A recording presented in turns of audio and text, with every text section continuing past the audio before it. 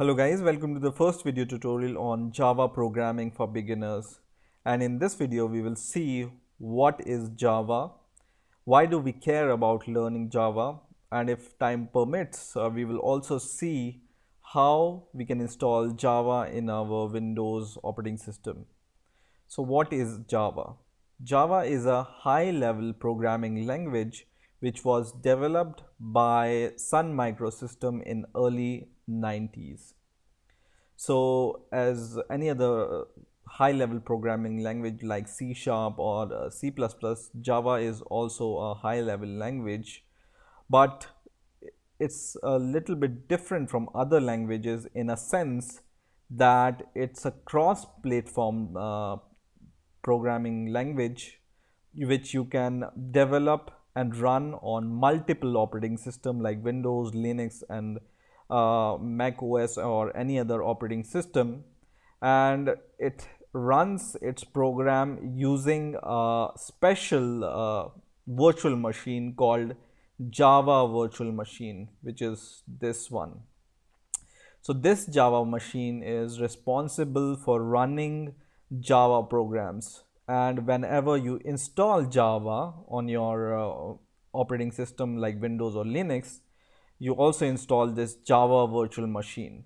And this Java virtual machine is same for every operating system. So your program runs on this Java virtual machine and not on the native Windows or Linux operating system. So this Java virtual machine is same for every operating system. That's why it runs on every operating system which Java supports, right? So if you compile a Java program on Windows, you can run it on Linux or Mac OS using this Java virtual machine. That's why before developing Java, we need to install Java, JDK, and JRE on our operating system. Okay, and Java is a object-oriented programming language. So we will see what object-oriented programming is and what are the features of object-oriented programming. But yeah, it's object-oriented programming, and I will teach you more about the programming, we will see what is this. So now, first of all, we need to install Java on our system, and it may be possible that Java is already installed on your system, or it may be possible that you have never installed Java on your system. So how to check whether Java is installed on your system? It's easy. So you just need to, if you are on Windows 8, you just need to right click your start menu button and open command prompt from here. And in here, you just need to give this command Java C. Okay, so give this command Java C and press enter. And if this command responds that Java C is not recognized as an internal or external command, then Java is most probably not installed in your system and you need to install Java on your system. Okay, so like my operating system, I don't have Java, so I will install it. So just open your browser and just search for Java JDK or simply Java also works. And in here, the first site will open hopefully from oracle.com. Just click this link, and in here you will be able to see two options. One is Java JDK, other is NetBeans with JDK. So Java is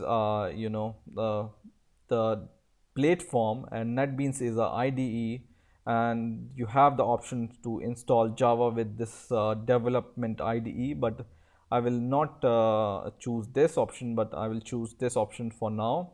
And at the time of making this video, Java 8 is the latest version, because yeah, it's the latest version, right? And when you click this Java button here, so once again Java button, I clicked. In here you need to accept this license and condition in order to download this Java. So just click the small radio button which calls accept license agreement, and then choose your operating system. So my operating system is Windows 64. If you have Windows 32-bit operating system, you need to choose x86. But right now I have x64 operating system, which is 64-bit operating system. That you can check if you are on Windows 8. You just need to go to systems. So search for systems, not like this, but systems, system. And in here I can see that my system type is 64-bit operating system. So if it's 32-bit operating system, you need to download 32-bit executable file. So mine is 64-bit, so I will just click the 64-bit link and I will save this.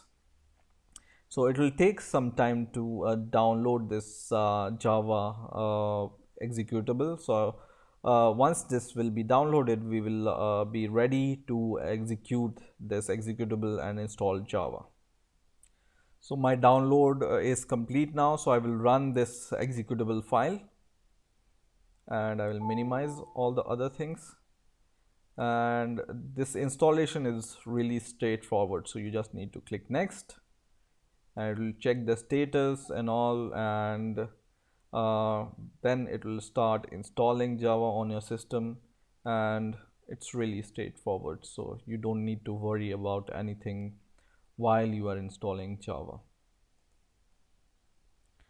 And while installing, it will ask you the destination folder wherever you want to install Java on your system and JRE on your system. JRE stands for Java Runtime Environment and JDK stands for Java Development Kit. So these are the two things which will be installed by this installer.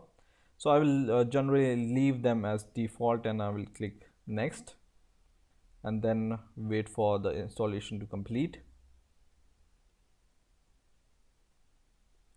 So now Java is successfully installed in our system. You will be able to see this message, and then I will close this. And once you install Java, you can check it while going to the C folder of your computer and then go to program files, and in here you will be able to see this Java folder. And in here you will be able to see two folders. One is JDK folder and the other is JRE folder. Okay, so JDK I already told you is Java Development Kit and JRE is Java Runtime Environment, right? So I will change the name of these JDK and JRE to make them short and really easy to understand. So I will rename my JDK folder as JDK8. Okay, so it's just JDK8, and I will rename my JRE folder as JRE8 because the version of this Java is Java 8. Okay, and here I can just make them view as large icon so you can see, or extra large, so you can see that I have named this as JDK8 and JRE8 folders, right? So once you have done that, you need to set your environment variable so that whenever you run your Java program, it will recognize these JDK and JRE and then you will be able to compile your programs, right? So for that, for setting your environment variable, what you need to do is you just need to go to your systems. So go to search and search for system once again.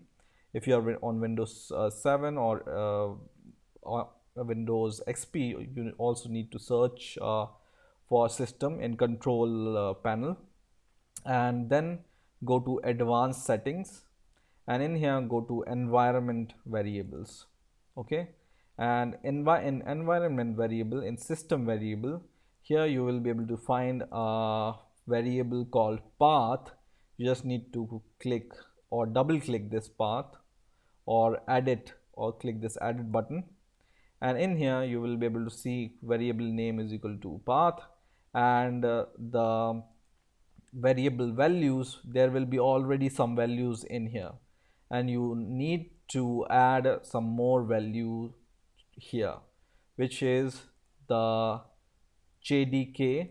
So go to once again program file and Java folder wherever you have installed it, and then go to JDK8, which is the folder we renamed, and in here inside this JDK8 go to bin folder, and this destination, which is C program file java /JDK8/bin, you just need to copy this path from here, and then in your variable value just give a semicolon and paste your path, which is the same path you have copied from here, right?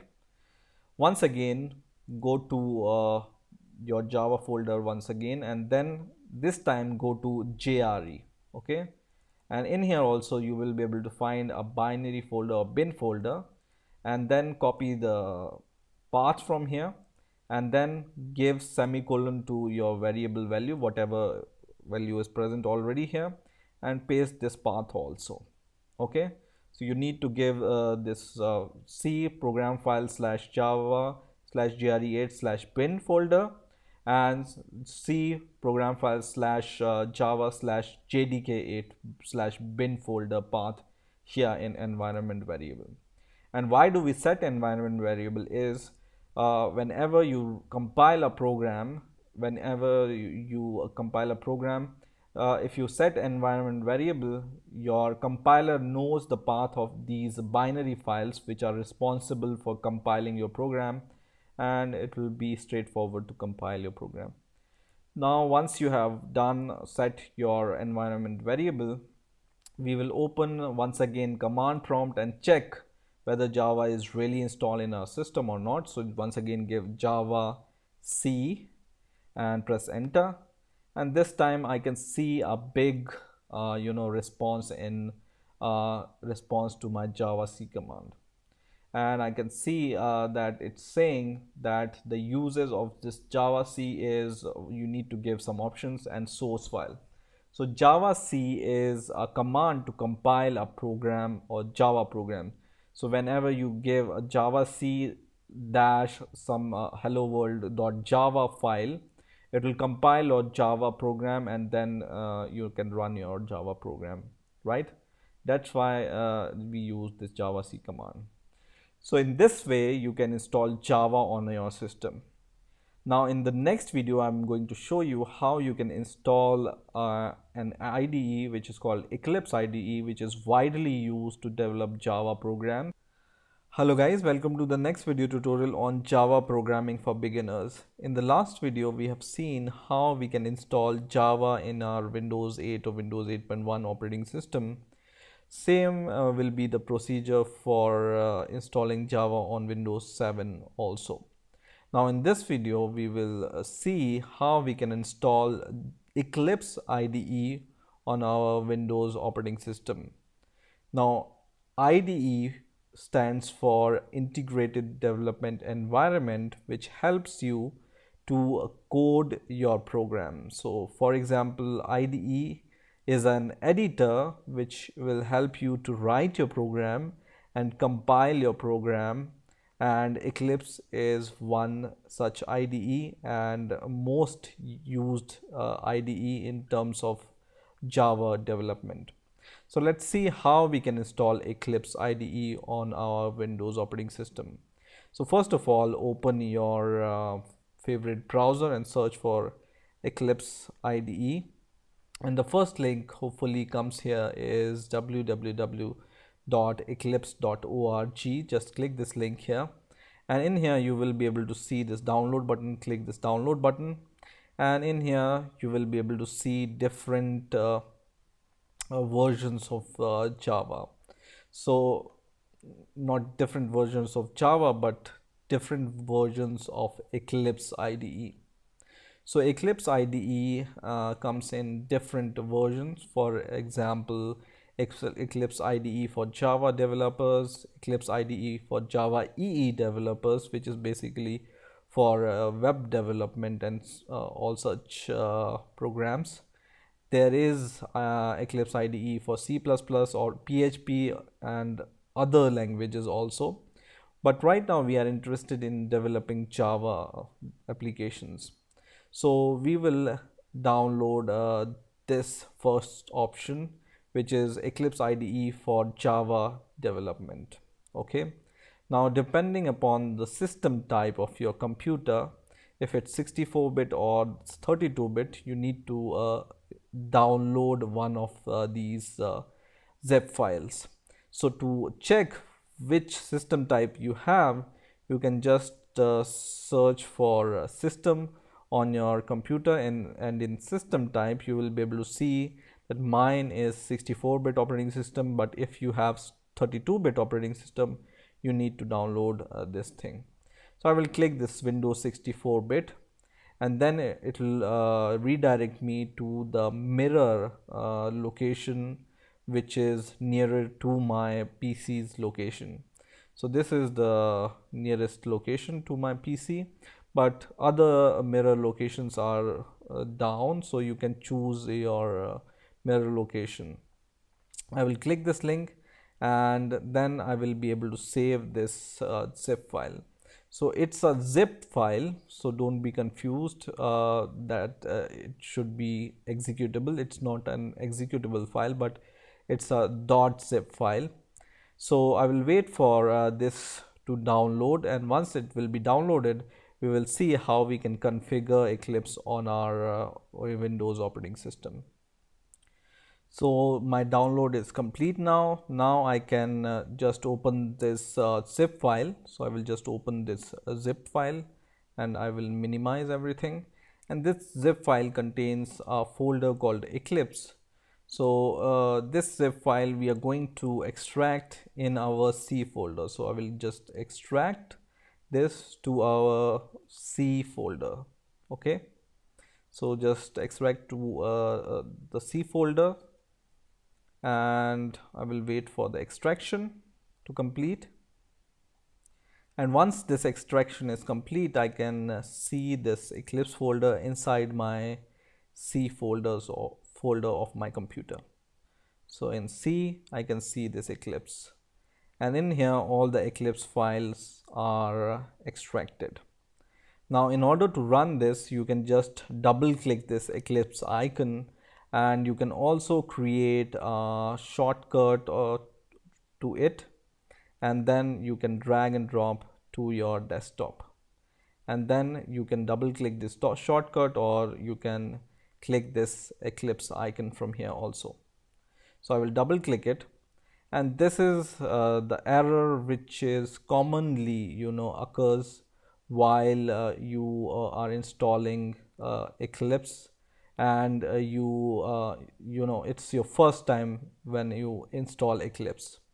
So don't worry, this error is JVM terminated exit code is equal to 2, and this error comes generally whenever you have something wrong configured in your path or environment variable, and generally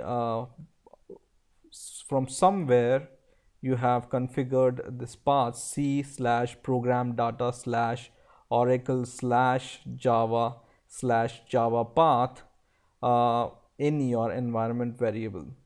Remember, in the last video I have told you to set environment variable for Java JDK 8 and JRE8. Those environment variable are not responsible for this error. This error is due to the environment variable setting of the C/program data/Java program and this. Okay, so I will open Notepad or WordPad to give this location to you so that you can see it exact path. So this path, if you see this error, then you need to go to this path and see whether this location exists or not. So I will just copy this path to my folder explorer, and I can see this path exists. So most probably this environment variable exists in my computer. So I will go to my system, search for system,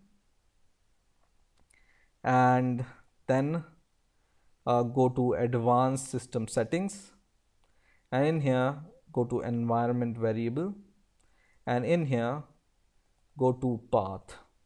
Okay, and I can see directly here the first path is c/program data/oracle/java/java path.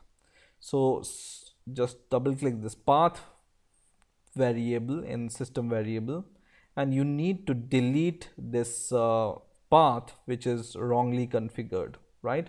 So just search for this path in your environment variable here. So I can easily find this path. I can see that this path is there.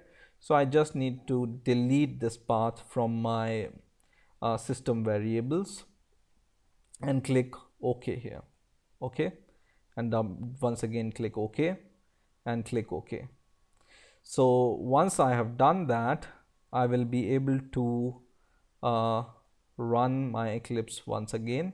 So I will click this Eclipse icon once again, and now Eclipse runs. So I wanted to intentionally reproduce this error. So if you see this error, you will be able to find the solution. Now for the first time, whenever Eclipse starts on your computer, it will ask for the location where all your projects will be saved, and by default it will be saved in c/users in /whatever your computer name is /workspace. So by default all your programs will be saved in this folder. If you want to change this folder, you can change it, but I will leave it as default for now. I will click OK, and then Eclipse will open in some moment.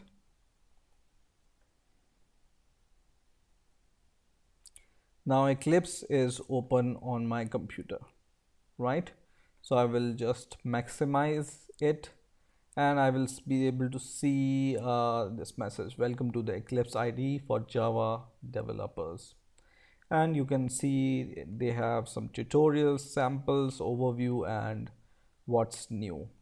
So to create a new project in Eclipse IDE, you just need to go to this file option here and go to new, and we are going to create a new Java project. So just click Java project,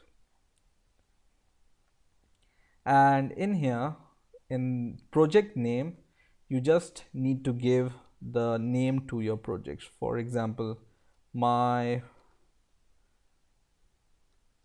first project. Okay, and just for the simplicity, you always give your name to your project in camel case, starting with the capital letter each word. So in my M is capital, first F is capital, project P is capital. So it's called camel case. So it's convention to give names like this, and just all things are okay. You can just click next, and in here you will be able to see that this will be your project folder, and in that there will be a source folder. It's okay. Click finish, and once you do that, Eclipse will create a my project folder for you. Okay, so you can click at the corner and open this perspective. It's called perspective, and in this my first project you will be able to see there is a folder called source. Now in this folder we can create a simple class, and this is just for testing whether Eclipse is working. In the next video I will show you how to properly configure a project and how to create your first Java project in a proper way. So in this source, just right click the source and create new class and give the class name. So you can give the name like my class, for example, and just click this option which is which method subs would you like to create. Just check this option which is public static void main option here. Okay, so just check this option here which will create a main method. We will see what are classes and main method in Java, but for now we just want to check whether it's working or not. Just click finish and it will create a class called my class called .java, and in here you will be able to see this kind of class, and in here we are going to print something. So for example, we want to print something, we can just write here system not sz but system dot out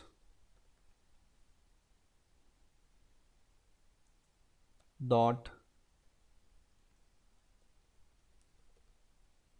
print ln for print line. Okay, and in this print line we will just print hello world. So I will just print this, but let me change it to my keyboard layout, and we will print hello world.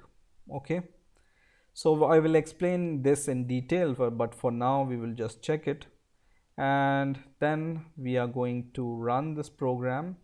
But first of all we will build this. So I will right click my project and I'm going to for example run as Java application, and then it will give me this save and launch option. I will click OK, and now I can see hello world printed on the console here.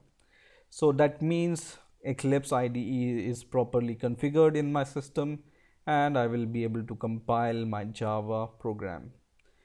So that's it for this video. In the next video we will see how to properly configure our first Java project, and what are all these names, classes and methods means in Java. Hello guys, welcome to the next video tutorial on Java programming for beginners. In the last video we have seen how we can download and install Eclipse IDE on our Windows operating system, and we have also seen how we can configure Eclipse to run our Java programs. Now in this video we will see in detail how to create a new project and what is the ecosystem of this Eclipse IDE, and we will see how to do some important settings in this Eclipse IDE. So let's get started. First of all, once again I'm going to create a new project, and then I will go to the file menu here and then select new and just select Java project, and in here in the project name I will give the name to my project, and this name should be, for example, first project, for example. Okay, and then everything remains same. So you can see use an execution environment JRE. By default Eclipse detects this JRE, and it also detects JDK8 folder for us, so we don't need to provide any path for executing our program, right? The next thing is we just press next button, And in here we will see that Eclipse will create a new project folder for us, and it will also create a subdirectory or subfolder for us which will contain all our source file. Okay, and the default output folder will be first projects / bin. We are going to see this folder in a moment. So just remember this, that your default folder will be default output folder will be first project, which is your project name, which is provided by you, /bin folder. You can change it also, but for now we will leave it as default. Okay, and then we will click finish. Now you can see I have two projects in here listed. So in Eclipse you can open as many projects you want, but you need to run these projects so that you can run one project at a time, right? So you can select this project and you can build and run this project, otherwise you can run this project. Okay, so it depends upon you which project do you want to run. And the other project which is open for now, you can close this project by right clicking this project and just go to this option called close project, and then this project will be closed. That means this project will not be visible or open in this Eclipse Pro perspective, right? To delete it, from your perspective or package explorer, you just need to right click it once again and you just need to click delete. This doesn't mean that it will be permanently deleted. There is the option to delete it permanently, which is this one, delete project content on the disk. So you can, when you check this, it will be deleted from your computer. Or if you uncheck, or if you leave this unchecked, it will be only deleted from this Eclipse project explorer for now. Okay, so I will click OK.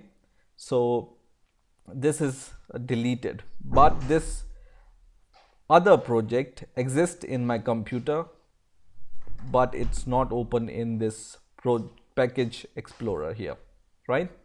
So I have this first project, and this have this source folder, right? You can just right click this folder, which is source folder, and then add packages to your folder. So what are packages? Packages are used to define different workspaces or different folder, you can say, in your class. So for example, you are working on two different different classes. I will explain you later, but for example, you want to make a program for two different cases in one project, then you can create a package for both of the cases. So for example, I want to create, for this first project, I want to create a lesson 1 case, for example. So I will just write lesson 1. Okay, and then I can just finish this. And as soon as I finish this, this will create a new folder inside my source folder. So let's see how does my folder structure looks like. So I will open my C folder, and remember where we have saved our project.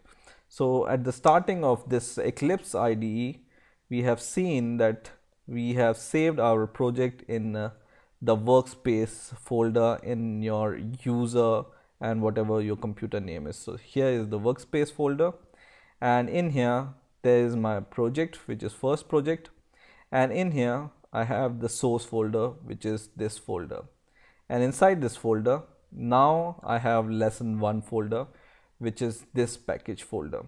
So whenever you create a folder, create a package, it will create a folder inside your source folder. And in here we have nothing for now, but we will create some code for this. Okay, so I will minimize this, and now inside our package we are going to add a new class, and this class we will name it as my class, for example. And just see how I have written the spelling of this my class. M in my is capital and C in class is capital, right? So it's camel case notation. So just remember this. And in here, which method stub would you like to create? You just need to check public static void main. And I will explain you in a moment what is the meaning of this, but just check this option. This is important for now. Okay, and then press finish, and then it created this class for us. Class name is my class. So every Java project or every Java program you make have at least one class, and inside this class you have at least one method which is called main. Okay, so let's I think this is not totally visible for now. So to change the font size of this text editor, what we can do is we will just go to the Windows folder and go to the preferences, and in here in the preferences there is a search box here. We will search for fonts, and in from fonts you can see in appearances there is a category called color and fonts. So just click this, and in here you will be able to find different categories. For example, basics, CVS, debug, git, and there is a folder or there is a category called Java. You need to go inside this category, and then inside this Java category there is a category called Java editor text font. Just select this and click edit, and in here you can change the font size or font styles or whatever fonts you like. So for example, I want to make it bold, and for example I want to make it 24 for now. Okay, and whenever I click apply, my font changes. Okay, in a similar way I can change the font of my console. Console is this space where your output will be shown. So hello world, I want to change the font size of this font of the output of the console. I can go to the category called debug, and in here console font. In console font you can edit it and make it bold or whatever size you want to give. Click OK, apply, and it becomes bold and the size you give. Now I was talking that every Java program has at least one class, whatever class you declare, and at least one method which is called main. A method is nothing but a small piece of code which performs some action. So this method and this public static void, I'm going to explain in detail what are these things, but just for now, just to understand that every program will have this main method, and whatever you write inside this curly braces after this main method will be executed. Okay, so for example, first of all, before writing any code, I should teach you about comments. So comments are important. For example, this is a comment, and comments are important to document your program. So for example, I want to define what is the purpose of this class or what this program is doing. I can provide comment easily. So to make a comment, you just give / and then this asterisk symbol and then press enter. And when I press enter, Eclipse is an intelligent IDE, so it knows that I want to give a command. So you can see it has automatically created this kind of comment for us. And whatever you write here, for example, this is my first program or something, this you can do it inside these comments. So these comments will not be executed by your program, but this is only the information you are documenting for your program. Okay, so this is not executed while you compile your program. So this is one way of writing comments. The other way of writing comment is writing 2 slashes like this.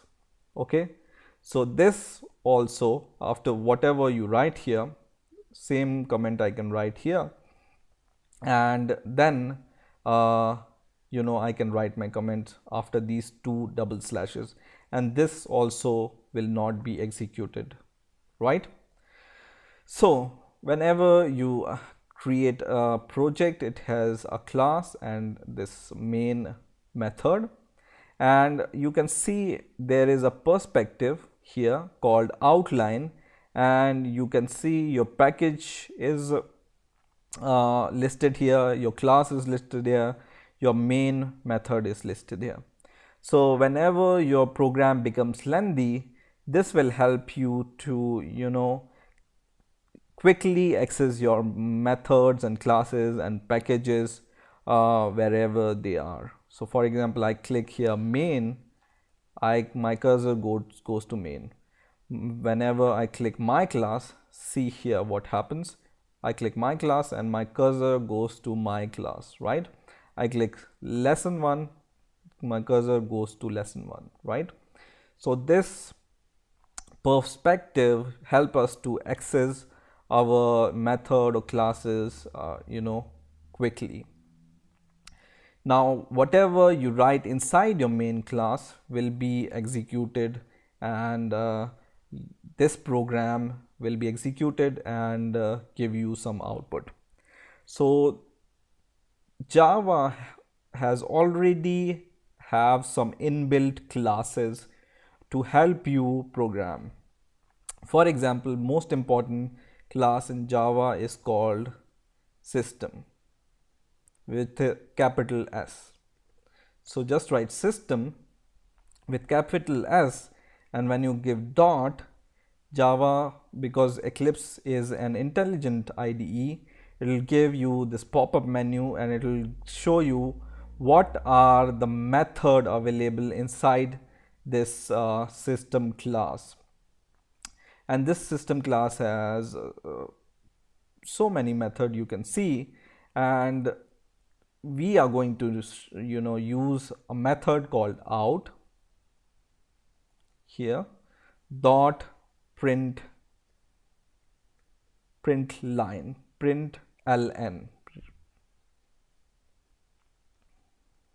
Okay, and inside this println, so you can see, you can just click this method of your choice and you can double click, and in here you can write your first comment. For example, you want to print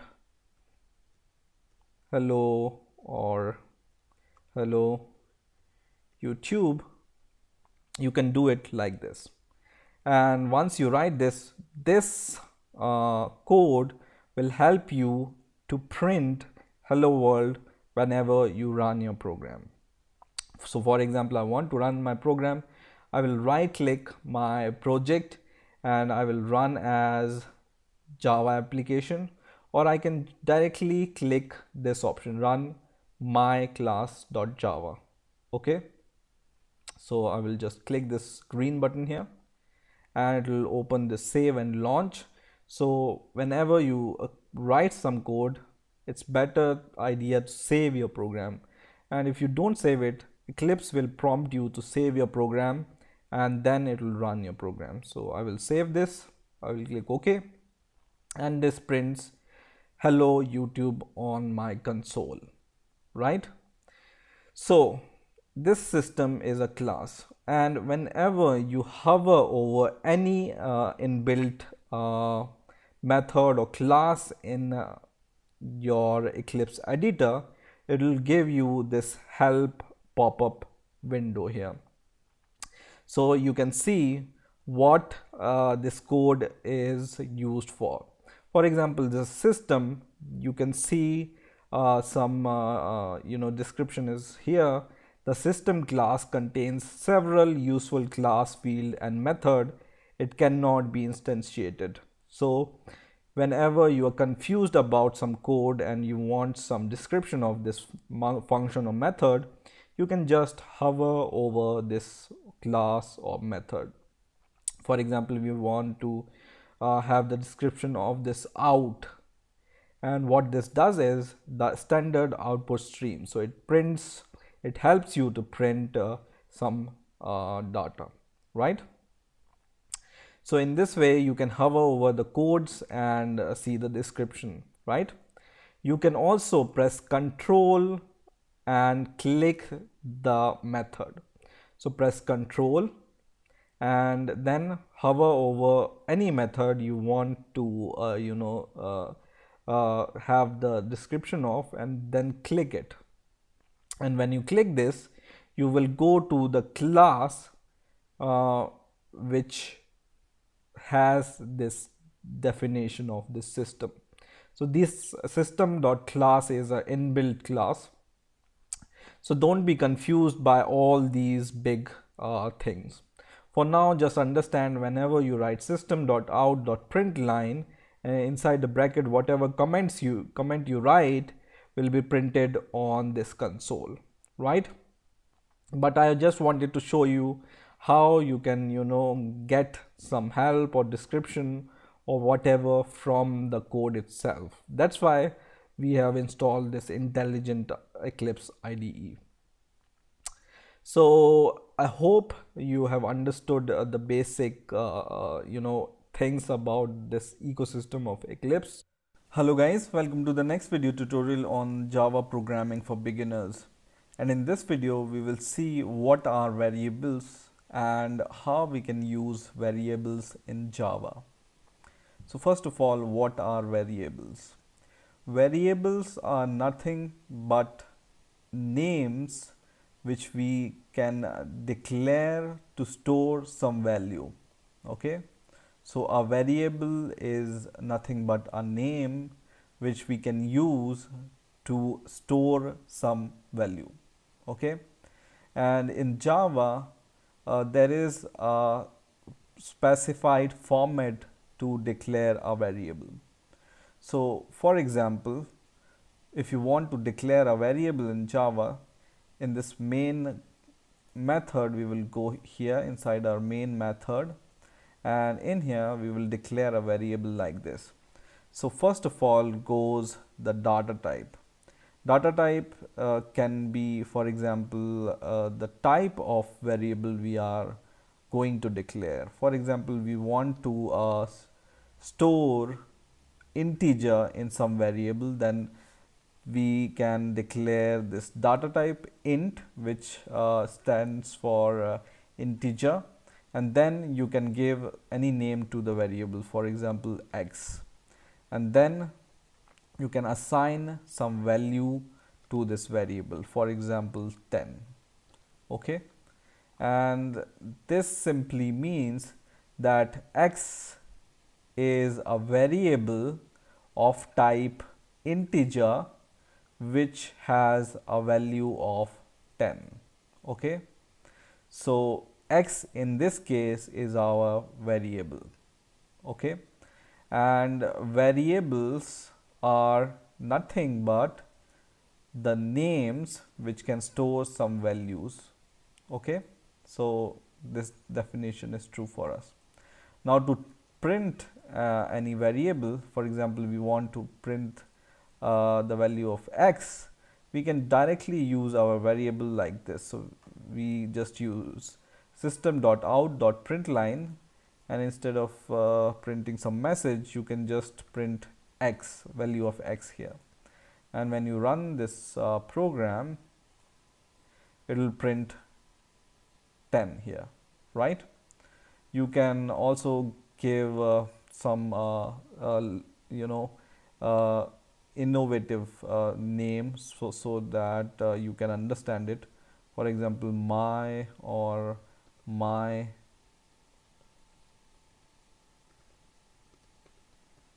variable. Okay, so it depends upon you what name you want to give to your variable, and then you can assign value to it, but the format will always be the same. First, the data type of your variable. Second, here is the name, and then whatever value you want to assign to your variable. Okay. Now in Java, there are different type of data types. Like we have declared a variable of type integer, but there are different type of data type which we can declare.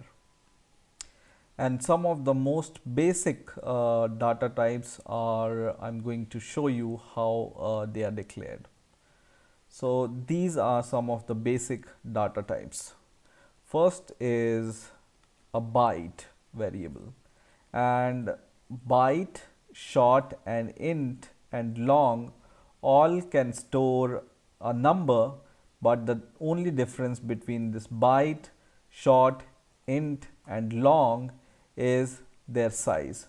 So byte can store 1 byte, a short can store 2 bytes, a integer can store 4 bytes, and a long can store 8 bytes. So the size differs in this case. Okay, so you can do something like this: byte my variable is equal to 10 also, right? Or you can also do short my variable is equal to 10, right? So a byte can be the range of byte can be minus 128 to plus 127, for example. And for example, for short, the range can be minus 32,000 or something like this. So the range of these increases in the ascending order. So smallest is the byte, then the short, then the int, and then the long. Okay, and all can store the numbers. Now to store some decimal point value, we use float. For example, we want to store some decimal value, we will write a data type called float, and my, for example, decimal is equal to 4.5, right? And this will store a decimal value. But the problem with a declaration of float in this case is you need to declare float something like this in Java, because this 4.5 is natively considered as a double, and double can also store a decimal point, but its range is 8 byte. Okay, so that's why we need to convert this double value, which is 4.5, to the float value. And the difference between this float and double value is float is 4 bytes and this double is 8 byte. Okay, and in the same way you can declare a double value. Double can also store some decimal points, for example 11.56, but in the case of double, so double can be declared as double data type. Okay, So in the case of double, you don't need to add this line. This float in the bracket means we are typecasting the double value to the float value, and that we will discuss in the further videos what is typecasting of values. The other data type is a char. So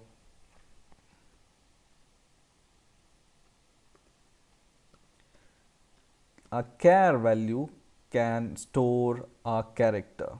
Okay, so for example, you want to store capital A or any single character, then you store in char value. Okay, and the last basic data type is a boolean. Boolean can store is true. For example, data type name. Boolean can store true or false. So it can be true or false. Okay. So these are some of the basic data types in Java, and these are the example how you can declare a variable in Java. And all these variable you can print something like this. So let's print all the variables. First of all, we will print my variable, second my decimal, third is my double, fourth is the character, and fifth is this boolean value. And let's compile the program and run it. And now the result is something like this. So the first line shows 10. So my variable contains the value 10, that's why it printed 10. Then the decimal value we are printing, which is 4.5. Then this double value, which is 11.56. Then we have printed this character value, which is A, which is true. And then we have printed the value of this boolean, which is false. Okay. So these are some of the basic data types and how we can declare variables and use variables in Java.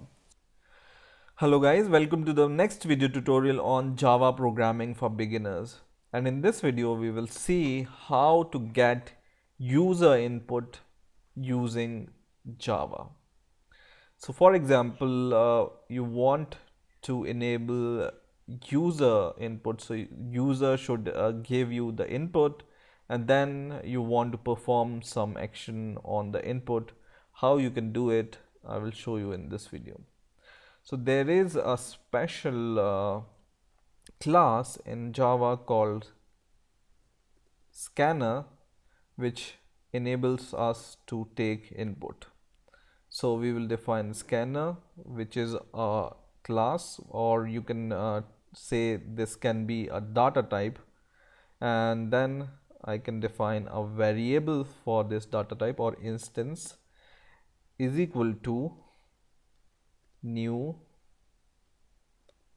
scanner, and it takes some input.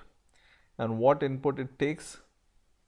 So to give the output on the console, we write system dot out, right? We have seen in the last videos. And to take input, we give system dot in. Okay. So this code will enable us to take the input from the user. Now, for the first time when you write this code, you can see a red squiggly line below this scanner. So this is because we need to add this class in our project or in our project file. That's why it's showing error. So when we compile this program, it will give us error. I'm going to compile it, and it says error exit in required project. Okay, so there is an error. When you go to the problem tab here, the error says scanner cannot be resolved. Okay, so to solve this problem, you just need to hover over the scanner, and then Eclipse, because it's an intelligent IDE, it will give you some suggestion to solve the problem. And the first suggestion is import scanner, and this is the solution of this problem. You just click import scanner and it will add this line to your code. And this line is nothing but it's importing the scanner class, which is already defined in Java. So this is provided by Java to you, which helps us to take the scan from the input from the user, right? So you don't need to even write anything, you just hover over this and click the first option and this will be added. Okay, now there will be no error. You see, there is no error right now. Okay, now to show what input the user has given, you can tell a user that you system, so we will write system dot out dot println, and in the brackets we can ask the user enter some number. Okay, and then in the next line we will define a variable. We have seen how to declare a variable in the last video. So for example, int user input number. This is the variable name. This is long, but it explains the use of this variable, right? And then you just need to use the scan object, which is this one, small scan, and then you just need to paste it here. Then just write dot, and when you write dot, it will give you some suggestions, right? And we are looking for taking a number as an input because this is integer, right? So we are interested in taking numbers as an input. So just search for next int.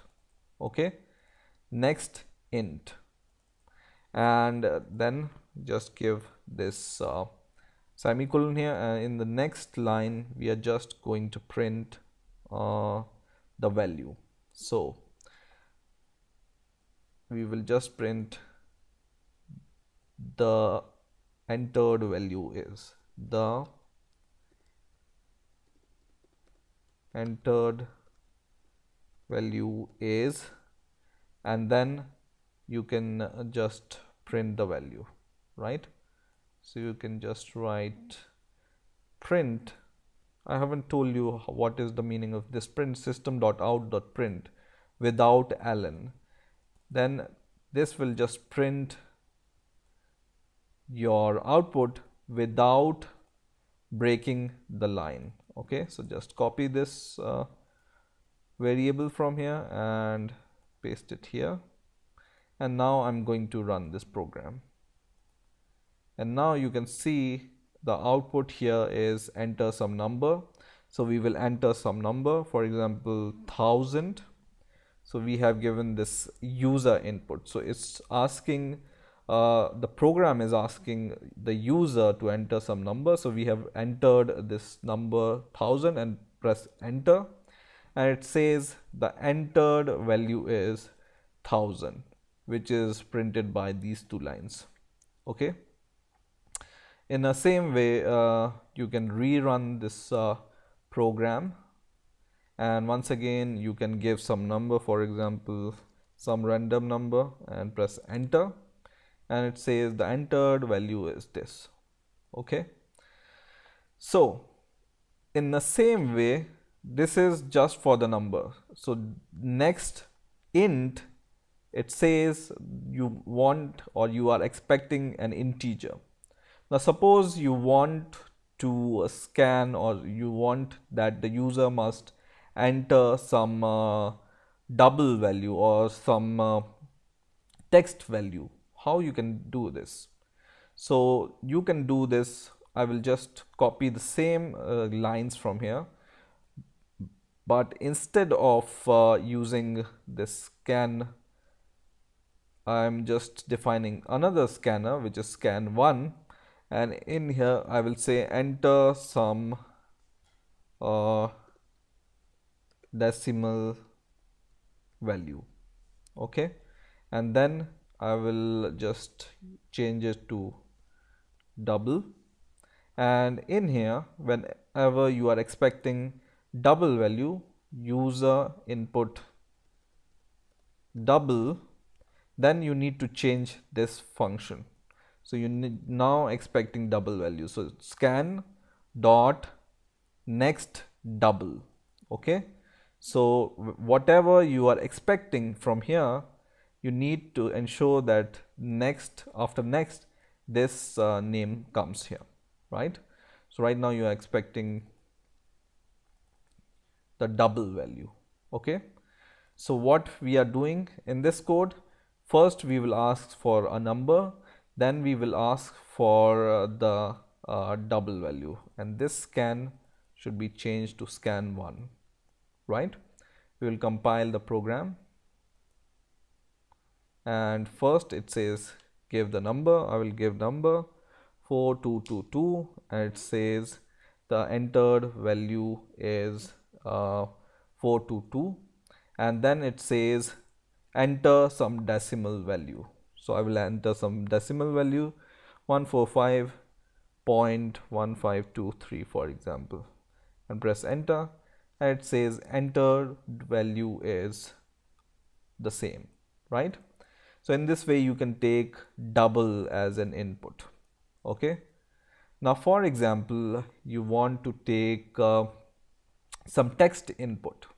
Okay, so to take a text input, what you need to do is you need to define here string, and a string is a data type which takes a string. String means the array of characters, right?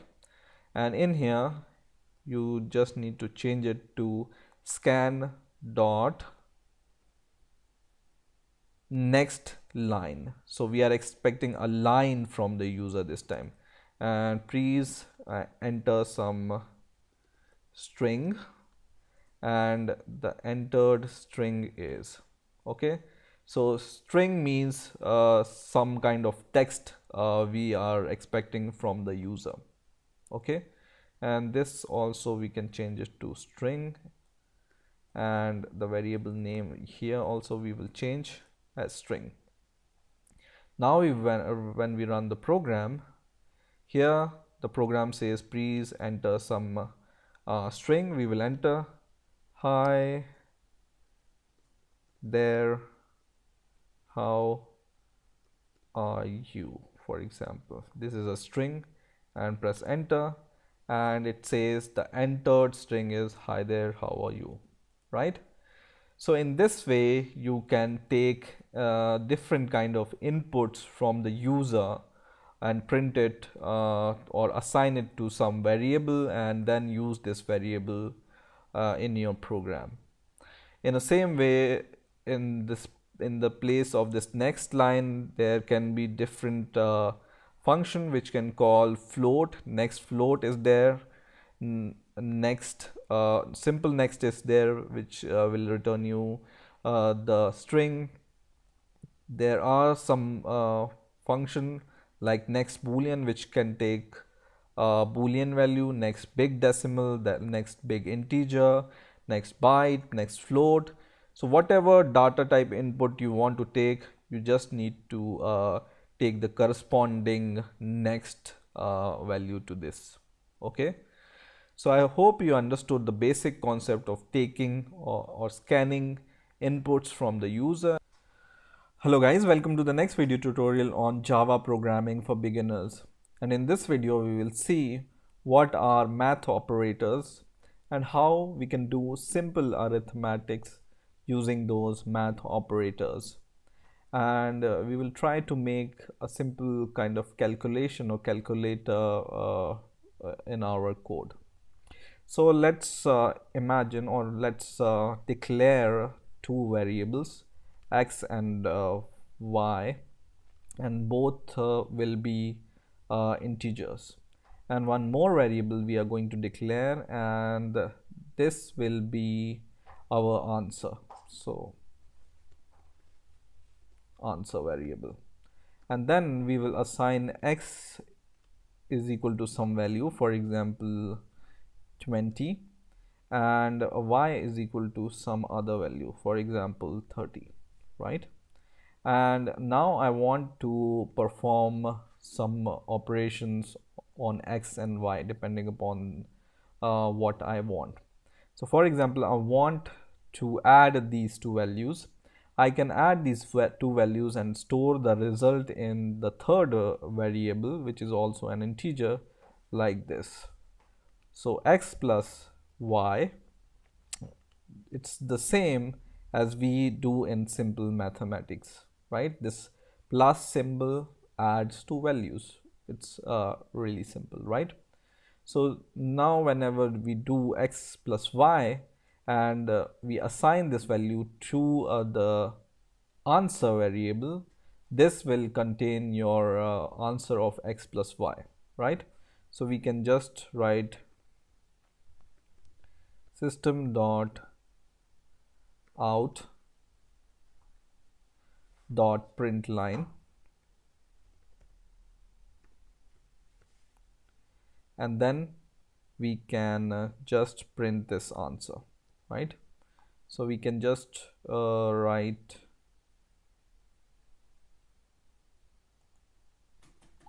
answer is equal to, so in double quotes we will say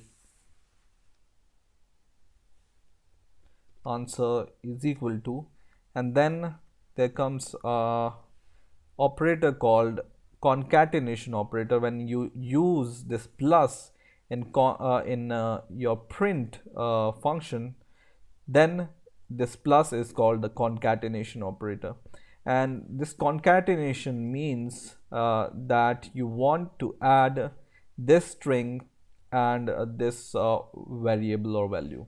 Okay, so this function is intelligent enough to sense that this is a string and this is your integer, but using this concatenation operator you can print them as a single line.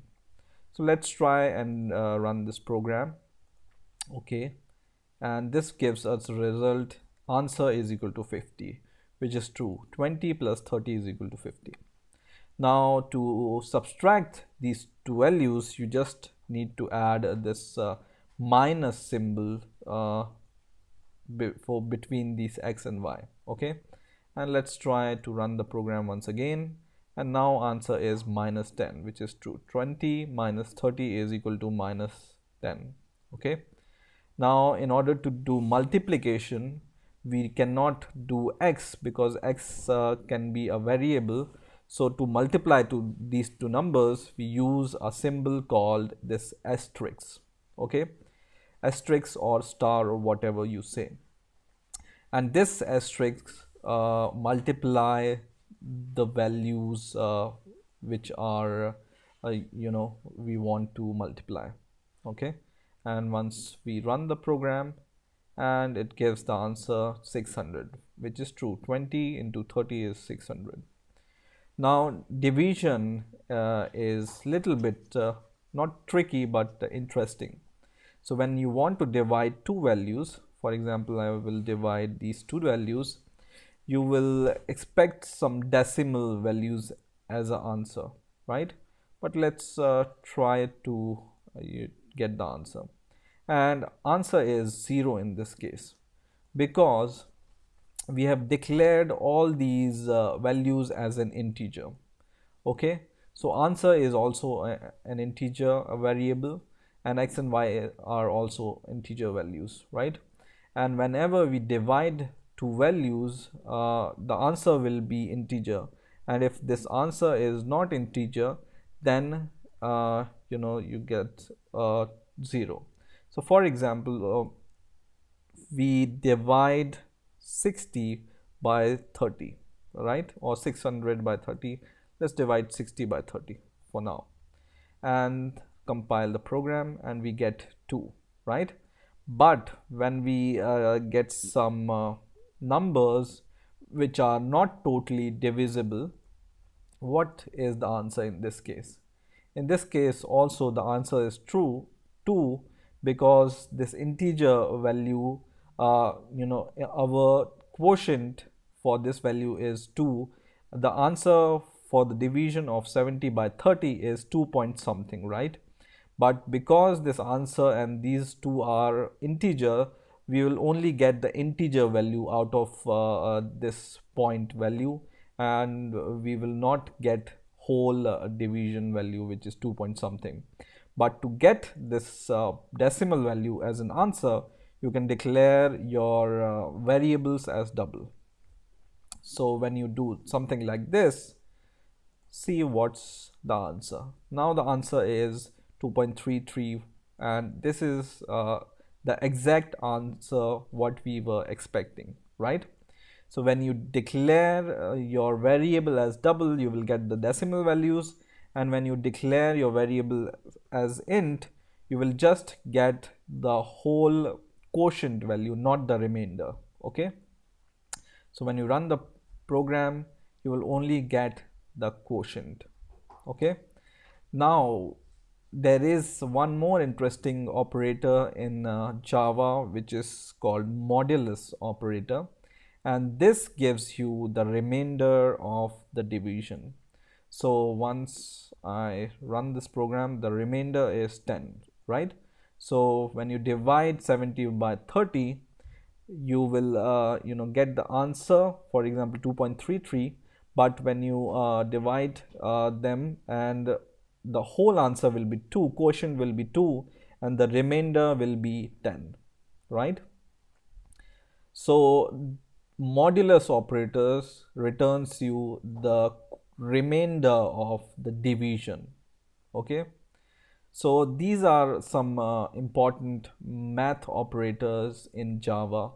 One is plus, second is minus, third is, so let's recap. So first math operator is minus, second math operator is minus, or first operator is plus and second is minus, third is multiplication, fourth is division, and the fifth one is this modulus.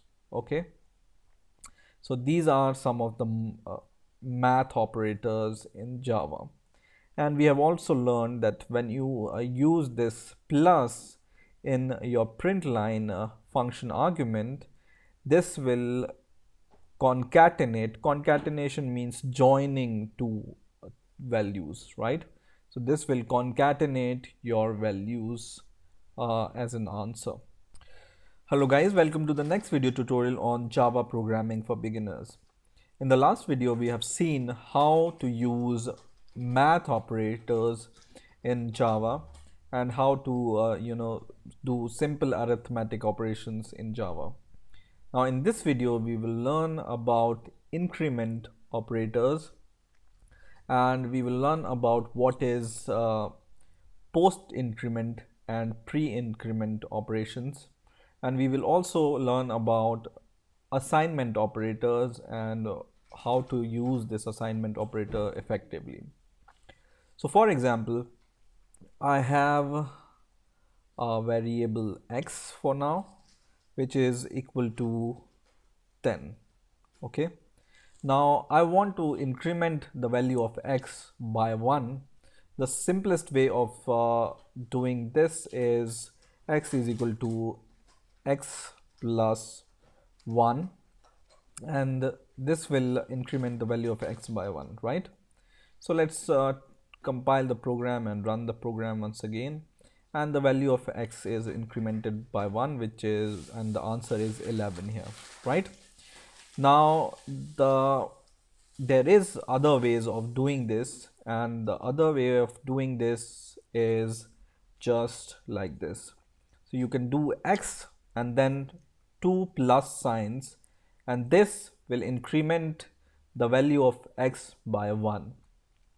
So let's try to run the program, and in answer you can see that the answer is still 11. So this operation, when you add 2 plus symbols before your variable, it will increment the value of the variable y1.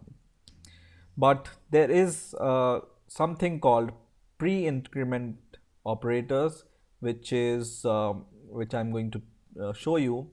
This kind of incrementation of the variable is called post-increment operation. So for example, when I do something like this, when I just want to print x plus plus in print line, see what's the answer. The answer is 10.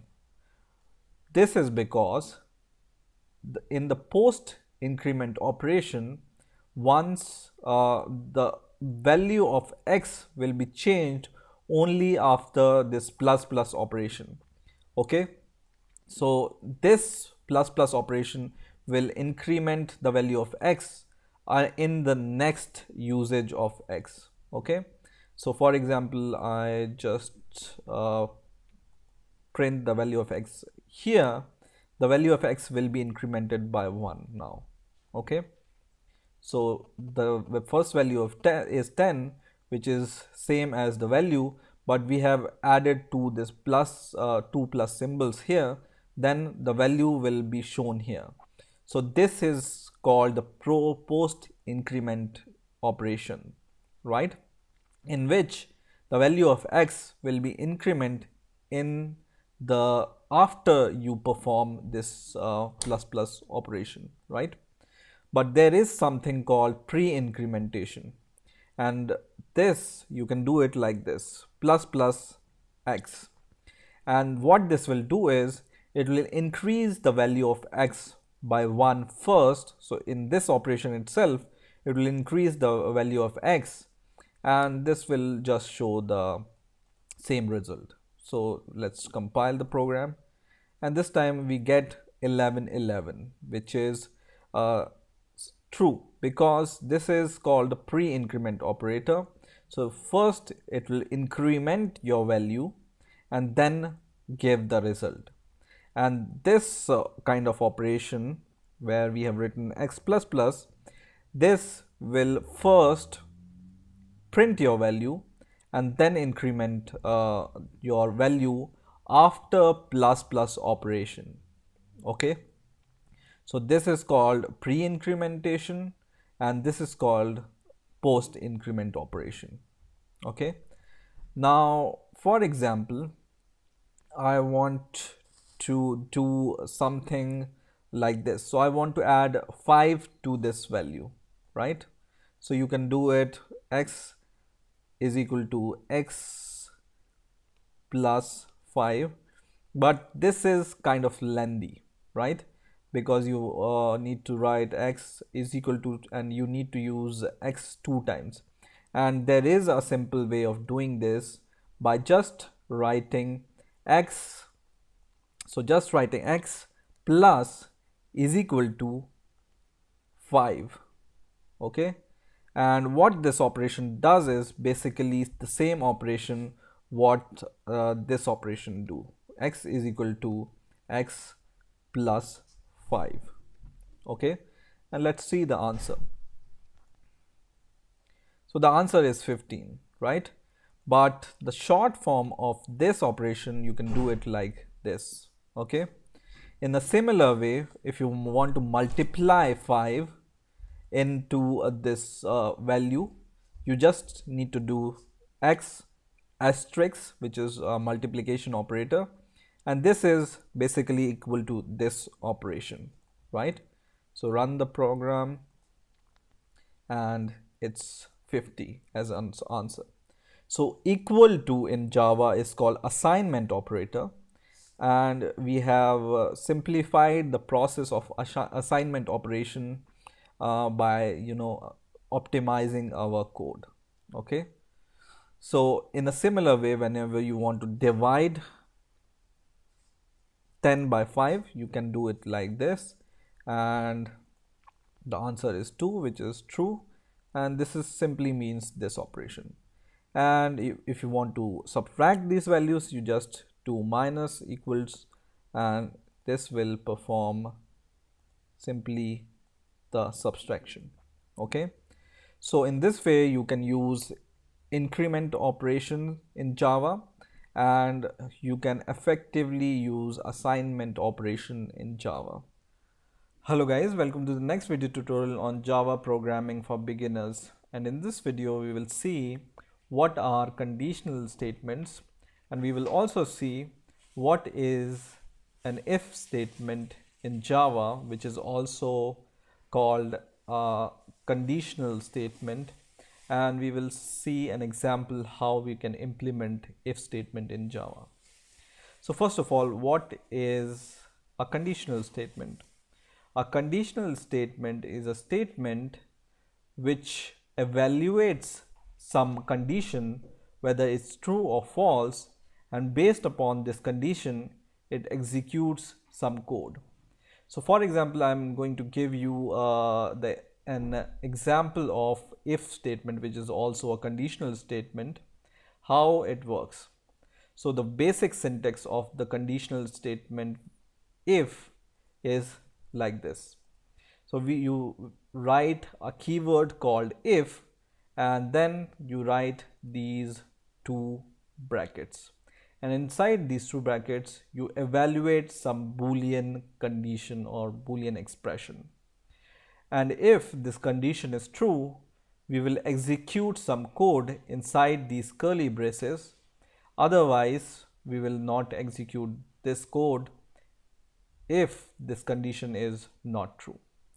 So for example, I have this integer called x, which is equal to 10, and I want to evaluate this x if it's really equal to 10 or not, and based upon this I want to execute some code or some other statement. So let's implement if statement in here. So we will write if x double equal to 10, then we will execute some code, okay, inside these curly braces. Okay, so first of all, what is this double equal to? Double equal to means this is a comparison operator, okay, which checks equality. Okay, so this double equal to, whenever you write inside your if condition, you are basically checking the equality of these two variables. Okay, so we are checking if x is really equal to 10 or not, and yes, if x is really equal to 10 because we have assigned 10 to x. And if this statement is true, we want to just print out system dot out dot print line. Okay, and we will say that yes, x equal to 10. Okay, so we will run this program and see whether our code is correct or not. So I will just compile this program, and it says yes, x is equal to 10, which means that this condition is true, and which is actually true because the value of x is equal to 10. So here, instead of x, we can replace the value of x, which is 10, and we are checking whether it's equal to 10, which is true. So this condition will be followed, and this statement will be executed. Otherwise nothing will be executed. So for example, we will check if x is equal to 20. This condition is false, right?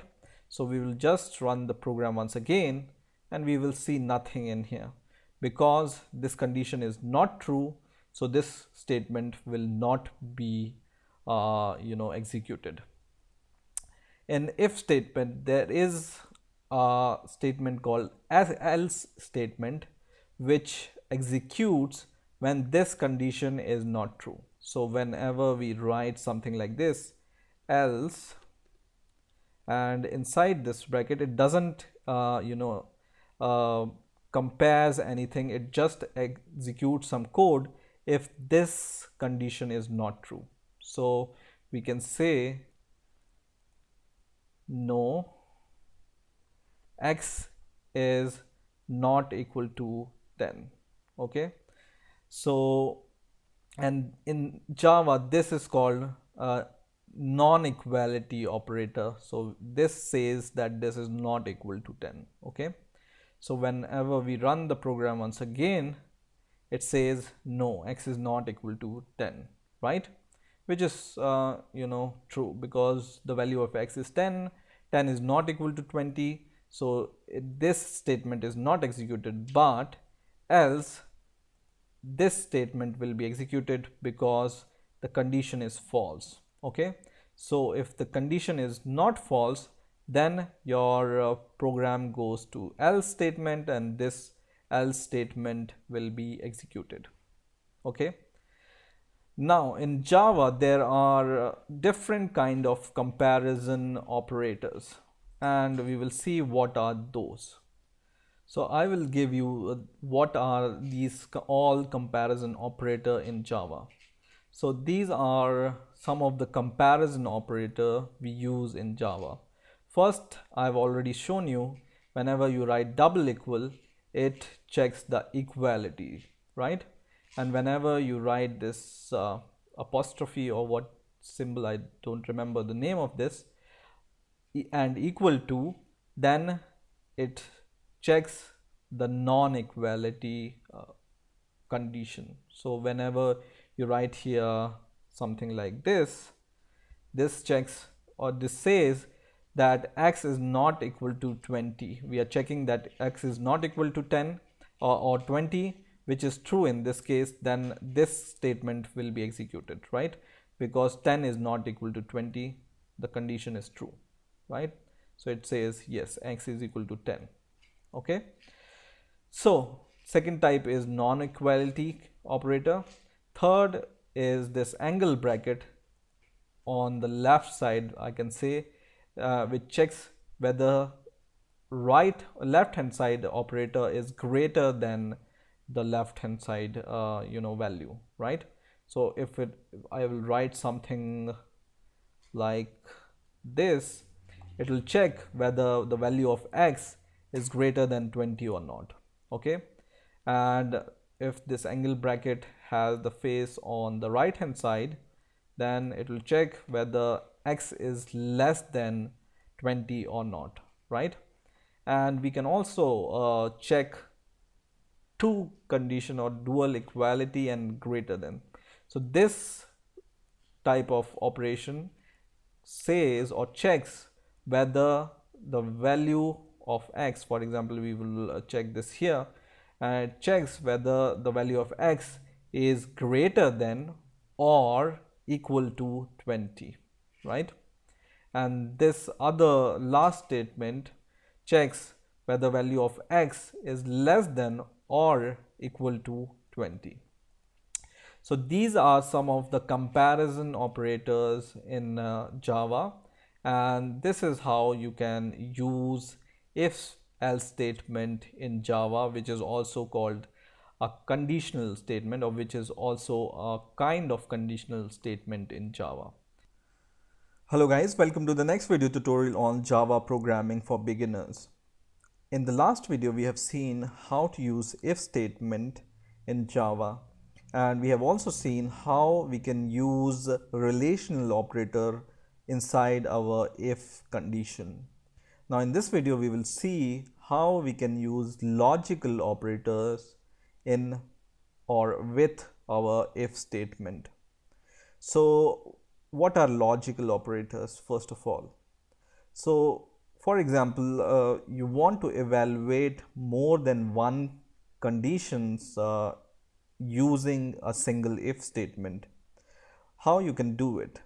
You can not simply do it like, for example, I want to check the scores of the student in some particular subject. So in subject 1, a particular student scores 40, and subject 2, a particular student, the same student scores 60 marks. And I want to check whether these two conditions are true or not. So I want to check if the subject 1 marks is greater than or equal to 35, and I want to also check if he has passed in second subject. So I want to check similar kind of condition with the second subject. Now, using logical operators, you can check multiple conditions inside single if statement. So how you can do it? First of all, there are two kind, or third kind is also possible, but most basics are two kinds of logical operators. First is AND operator. So these double ampersand shows the AND operator. And second type of operator is called OR operator. Okay, so second type is double pipe, and this is called OR operator. OR. Okay, and this should be AND operator. I can make it bold. Now, using AND operator, as the name suggests, it checks two conditions wherever it's used. For example, we use this AND operator. We can define two conditions. So first condition is this one, which is subject 1 marks should be greater than or equal to 35, and let's put them inside the bracket so there will be no confusion. And the second condition, we want to check that subject 2 marks should also be greater than or equal to 35, right? So using this AND operator, we are checking both the condition. So AND operator, whenever you use, you check first condition and the second condition, right? So whenever you run the program, it checks both the condition. So it says the condition is true. Okay, we can also add else statements, else, and we can just write the condition is false if this is not true, right? So here false. So for example, I want to check, or I will change the value of subject 1, for example 20, right? Now the subject 1 value is not greater than 35, but the second condition is true. Subject 2 value, which is 60, is greater than 35. So only one condition is true in this case and the other is not true, right? So let's try to run the program, and it says the condition is false. So the AND operator evaluates all the condition in the if statement, this and this, right? And in the same way, you can add multiple AND operators like this. So you just need to add this and you can evaluate this condition, then and other condition, then and other condition, right? So in this way you can evaluate multiple conditions using this AND operator. Now OR operator is, as the name suggests, it checks for either one of the conditions should be true. So either this should be true or this should be true. So at least one condition is true, then it will execute the statement in the if statement. For example, right now this condition in our case is true because subject 2 has 60 is greater than 35. This condition is true, but this condition is false because subject 1 is equal to 20, which is not greater than 35. So only one condition is true in this case. And when we run the program, it says, why it says, because here we need to add this OR operator here, right? Once again, run the program and it says the condition is true, right? So this OR operator checks only one condition or checks for both the condition, and if only one condition is true also, it will just execute your statement inside your if statement. So OR means just checking either, I mean, if this or this is true, it will execute the statement. But in AND statement, all conditions should be true, this and this, right? This is the basic difference in AND operator and OR operator. Now, for example, I have both the condition false. For example, this is 25. So student 1 is also not passed and student 2 is also not passed because both are below 32. Then the condition is false in this case. So using OR operator, we are checking even one condition is true, then it will print this. But in this case, both conditions are false. That's why it's printing this one. So in this case, in this way, you can use logical operator with if statements. Hello guys, welcome to the next video tutorial on Java programming for beginners. In the last few videos, we have been seeing how we can use if statement, which are condition based statement in Java. Now in this video, we will see other kind of conditional statement that are called switch statement in Java. So whenever you have to make multiple condition checking, then you can use switch statement. You can use switch statement in place of if else statement also, but generally we use a switch statement where you have multiple expression to check. So let's take an example. For example, I have a data type called score, which is integer and whose value is 90. So let's consider this is the score of some student. So in Java, let's first see how we can write switch statement. It's simple. You just need to write a keyword called switch, and then comes the round bracket which evaluates the expression, and then in curly braces you write some condition.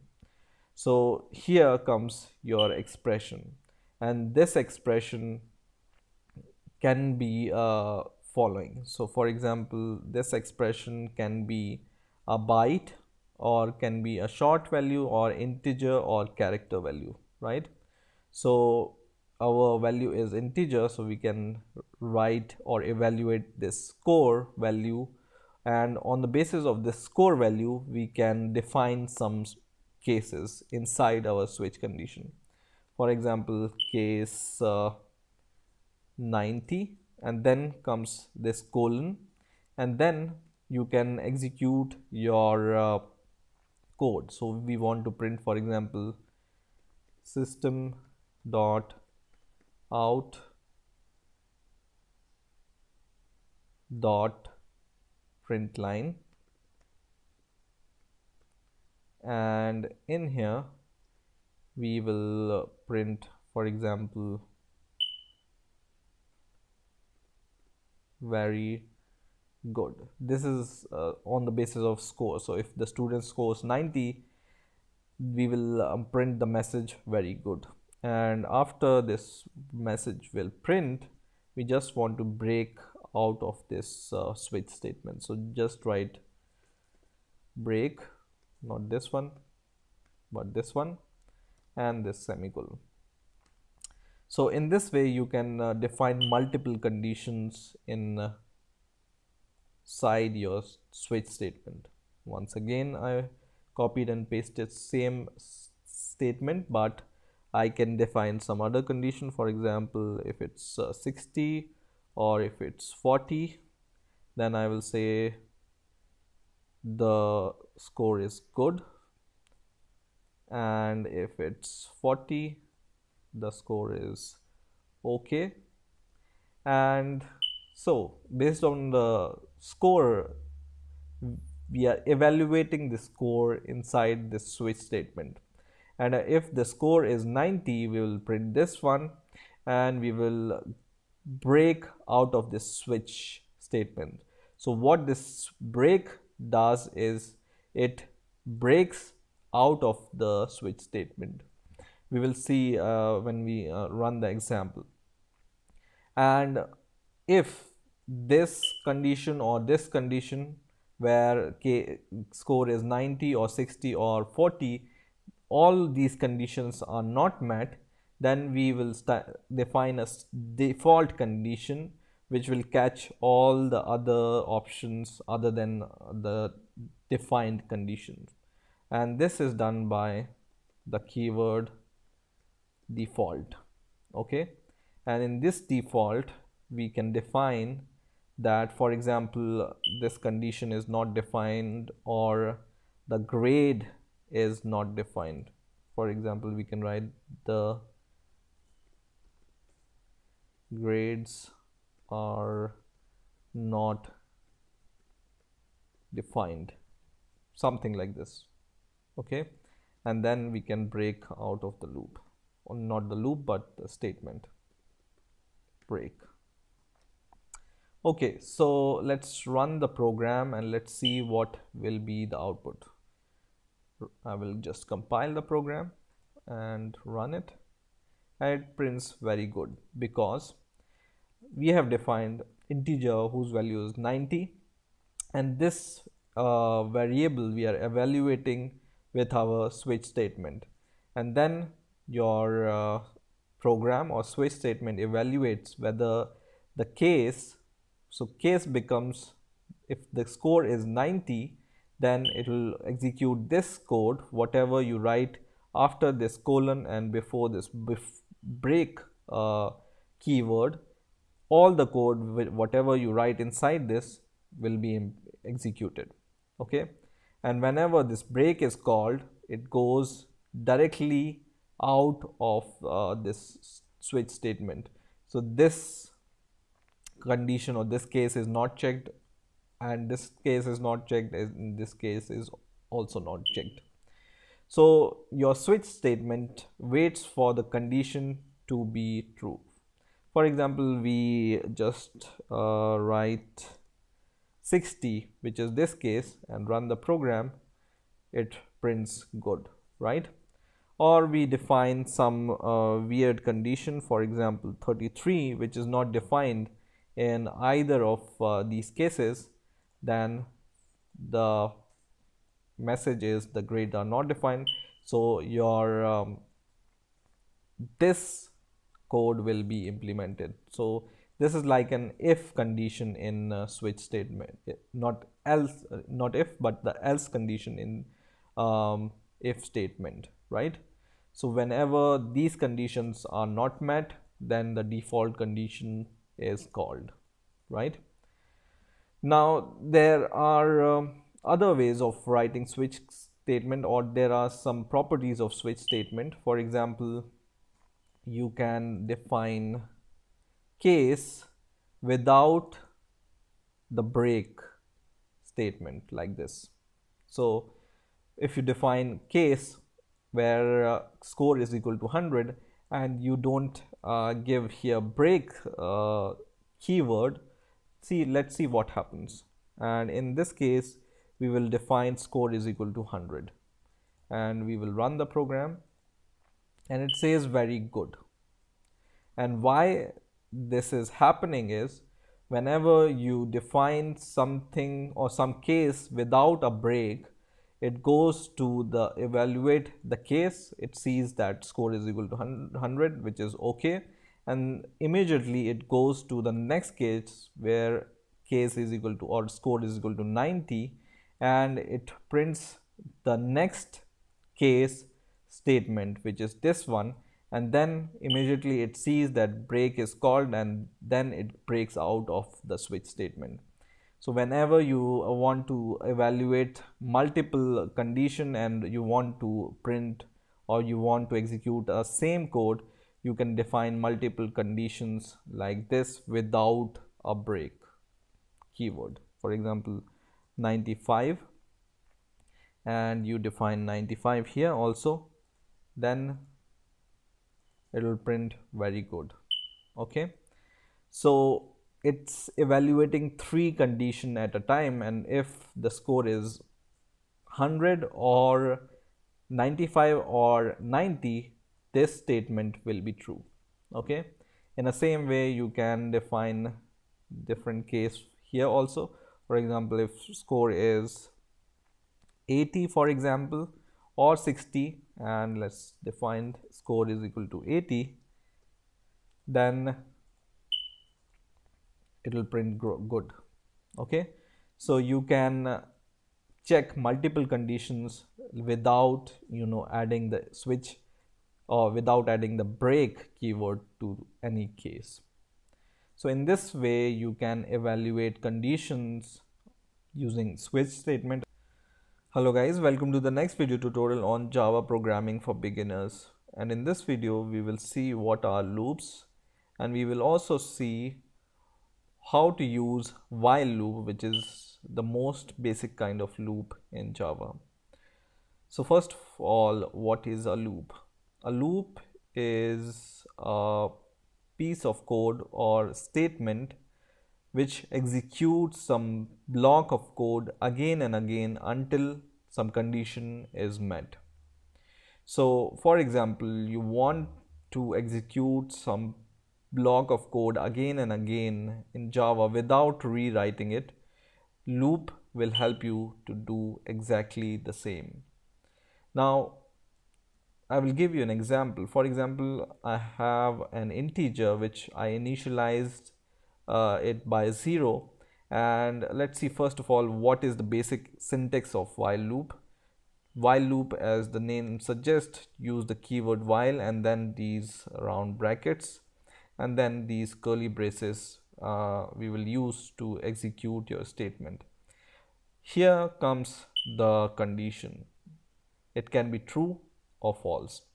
Whenever this condition is true, it executes your code here, and as soon as this condition becomes false, then this loop will break. So for example, I want to check whether the value of a is less than 10 or not. Okay, and right now I have initialized it by 0, so obviously it's less than 10. Then whatever I write here will be executed. Okay, and it will execute forever if I don't change the value of a. Okay, so this can be an infinite loop. If I, for example, write system.out.println and I just print the value of a here. Okay, this will become an infinite loop. Okay, infinite loops are also useful if you know how to use them, but right now we will see how to use this condition more effectively. So for example, I print the value of a and then I increase it by 1 like this. So then I run the program here, and what it did the same execution of code again and again unless this condition is met. So what this code has done, initially the value of a was 0, so it has printed the value of a here as 0 because 0 is less than 10, right? Then it increased the value of a by 1, and now the value of a became 1. Okay, and then it goes here once again, and 1 is less than 10, then it prints the value of a once again and it prints 1 here, and it execute the same statement again and again and again, and it increases the value of a again and again until the value of a becomes 10. So it printed the value of a until 9, but when the value of a becomes 10 here, 10 is not less than 10, then the condition is false and we will go out of the loop and program is terminated, right? In the same way, if you do something like this, is less than or equal to, this will print the value of a until 10. So let's execute the program and you can see it printed 0 to 10. Okay, and we have done using only a single line of code. We have printed these 10 or 11 values using a single line of code using this loop, right? We are just incrementing the value of a, and on the basis of this we are changing the value of a, and then we are checking these conditions. This will work in opposite direction also. For example, a is greater than or equal to 10. Let's initialize a by 10, and if a is greater than or equal to 10, we want to print the value of a, and here we can just minus the value of a by 1, and once again run the program and it will print a is equal to 10. But here when you change it to, for example, 0 or 1, let's see what happens. It has printed the value from 10 to 1 in decreasing order. Okay, so you can do or execute your code like this also. So what basically this while loop is doing is it's executing the code or this single line or these two lines again and again until and unless this condition is true. So if this condition is true, this statement will be executed. As soon as this condition becomes false, the while loop will break and it will go out of the loop. Okay, so this is the basic concept of loop. Hello guys, welcome to the next video tutorial on Java programming for beginners, and in this video we will see what is do while loop. In the last video we have seen how to use while loop like this. Do while loop is also a kind of loop, but it's slightly different from a while loop, and I will show you the difference once I show you how to use it. So I will leave this code as it is, which I have shown you in the last video. So if you don't know how to use while loop, just see the last video. And this I will leave it as it is to show the difference between while loop and do while loop. And just below this while loop, I will declare one more variable, int b, whose value is also 0. Okay, I have initialized a in the last video as 0, and now I am initializing b as 0. And let's see the syntax of do while loop now. So first of all, you write the keyword do, and then you write these curly braces, and at the end of your curly braces you just write while, and then in this round brackets comes your expression which you want to evaluate, and this will be the Boolean expression. Let's say in the last video we have given this condition. I will copy the same condition in this while loop expression, but this will be b. We are evaluating the value of b, right? So this is our basic syntax for do while loop. And I'm also going to print the value of b, and I will increase the value of b by 1 as I have done in the last video. So here I'm printing the value of b and I'm increasing the value of b by 1.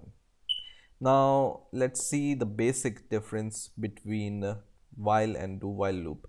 Let's print some line or something in between so that we know that while loop ends and do while loop starts. So this will be the separator between the two lines, right? So let's try to run the program, and now the program has successfully run, and now the result is this one. So for the first time when you see it, shows no difference between the results, right? But the basic difference between while loop and do while loop is that while loop first evaluates the condition and then executes your statement, and do while loop executes, so it do first, so executes your statement first and then evaluates your condition, right? So for example, I want to check if the value of a is for example -1 here, okay, which is not, and here also value of b is -1. Here I'm checking if it's less than or equal to -1, and in while loop also I'm checking if it's equal to or less than -1, and then I run the program. What it does, this while loop will not be executed because we are evaluating this condition, and in here the value of a is equal to 0, and this condition is false because 0 is not less than or equal to -1, so this will not be executed at all, right? And then our line prints, so this line prints, so above this line there is nothing as result, as you can see here, but below this line we have a result 0. So why this is printing 0 here? Because it first executes your statement. So the value of b is 0 and it prints your statement and then increase the value of b by 1, and then it evaluates the condition, right? So even if the condition is false, the do while loop at least once it will be executed. Do while loop statement, at least once it will be executed, and then your condition will be evaluated. So this is the basic difference between while and do while loop. While loop first evaluates the condition, and then if the condition is true, it executes the statement, and do while loop first executes your statement and then check if the condition is true or false, and then once again it will executes your statement if the condition is true. So do while loop at least once it will execute if the condition is false. So this is how you can use do while loop, and this is the difference between while and do while loop. Hello guys, welcome to the next video tutorial on Java programming for beginners. And in this video, we will see what are arrays and how we can declare and use arrays in Java. Now, what is an array? An array is same as a variable, but it can store more than one values at a time. But the only condition with array is you need to store, or you can only store same kind of values in an array. For example, you want to store 10 integer in an array, you can do it. But if you want to store 5 integers and 5 double values, you can not do it. So you can only store same kind of data type in an array. So let's see how we can declare array in Java. It's very simple. You just need to give the data type first of all. For example, we want to create an integer array, then we give the data type, and then we use these square brackets, and then we give the variable name. For example, my int array. Okay, and then you can initialize this array in these curly braces, and whatever comes inside these curly braces, for example 1 comma 3 comma 2 comma 4 comma 5, these are the values or elements of the array. So it can store multiple integer. So we have stored right now 5 integers in this array, right? And when you compile it, it will work fine.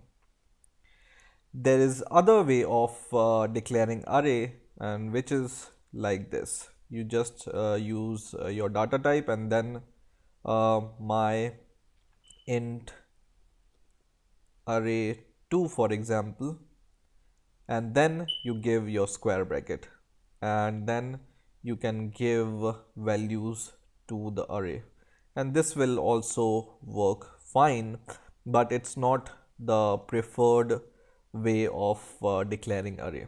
So this first way of declaring array is preferred. This is not preferred way of declaring array in Java, but it will work if you want to declare it. So we compile it and it will compile fine. It will not complain. Okay. Now there are different ways of declaring array. The most basic one is this one, but there are different ways of declaring arrays like this. The most used ways of declaring array are these three ways. So first is whatever I showed you here, like this, and which is like this, right? And you can declare an array like this: integer, square bracket, and the name, and is equal to new. We haven't learned what is new keyword here, so I will not go into deep in this and this kind of array. This we will learn when we will learn how to use classes and objects. So we will use this kind of array right now, but I wanted to show you that these declarations are also possible, right? So now if you declare an array, these are called the elements of the array, and right now our array contains 5 elements, and the index, so the position at which these values are stored, are called index. And the index of the array, if you think that it will start from 1, it will not. The index of an array starts from 0. So for example, I want to print the value, this one, 2, for example. So I can write system dot out dot print line, and then in here I can print my array like this, and in the square bracket you can give the index. So if you want to print this 2, you may think that the position is 1, 2, 3, third position, 2 is at the third position, and you can do it like this. But when you run this program, it will give you the value 4, which is this one. So index of the array starts from 0. So 0, 1 and 2. So the actual position of this value is 2, and whenever you write index 2, it will give you the value 2. Okay, let's take some bigger values: 3, 31, 26, 40 something, and 52. Okay, and we want to print 26 here. So the index of this is 0, 1, 2. So just write the name of your array, and then in square bracket the index of the array, and it will print the index of the array like this. Okay, so in this way you can access the value of array. If you want to access this 100, you can just write the position index 0, and then you can access the value 100 like this. Okay, And if you want to print all the values in the array, I have shown you how to use loops. And using, for example, while loop, you can print all the values in the array like this. For example, we want to print the value of all the elements.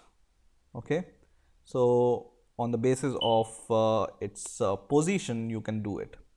For example, I declare one more variable, int I is equal to 0, which will be the index, or let's name it as index of the array. Okay, and if index is less than 5, right, because 0 1 2 3 4, it will go up to 4, but as soon as it goes to 5, it will be exhausted, right? If index is less than 5, we want to print the value of the array. So index, we will paste it here instead of 0, and then we will increase the value of index by 1 every time in the loop. And this, when we run this program, this will give you the value of this array like this. You see, all the elements are printed like using this while loop. First is 100, second is 31, third is 26, fourth is 48, and fifth element is 52.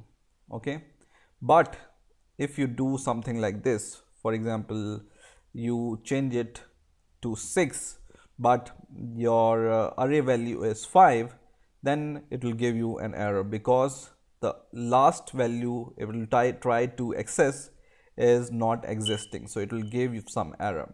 So always remember what is the size of your array, and depending upon the size of the array, consider making your program, then it will not give an error, right? So size of an array is important whenever you use the array. So I hope you have understood the basic declarations and how to use arrays. Hello guys, welcome to the next video tutorial on Java programming for beginners. And in this video, we will see how to use for loops in Java. In the last video, I have shown you how to use arrays in Java. And we will see in this video how we can use for loop effectively to, use them with arrays. So first of all, how to declare a for loop. For loop is same as while loop or do while loop in a way that it executes the same code again and again until some condition is met. But in here, you have more control over your conditions. Now let's see what is the basic declaration of for loop. So you just write the keyword for, and then you just write these round brackets, and then in curly braces you write your statement. And in here you can give 3 different expressions. One is called initialization, so I will just do it something like this. Comment. In comments, first of all, first expression is called init or initialization. Second is your expression, and third is called the increment value. Okay, so you give these 3 expressions inside your for loop. So let's try to declare these 3 expressions. So inside your for loop, you can define this integer value, for example int I. For printing these value, for example, we can declare the index of the array like this, int index. Or in the last video, if you remember what I have shown you. So in the last video, I've shown you how to use arrays and how to print the elements, all the elements of the array using this while loop.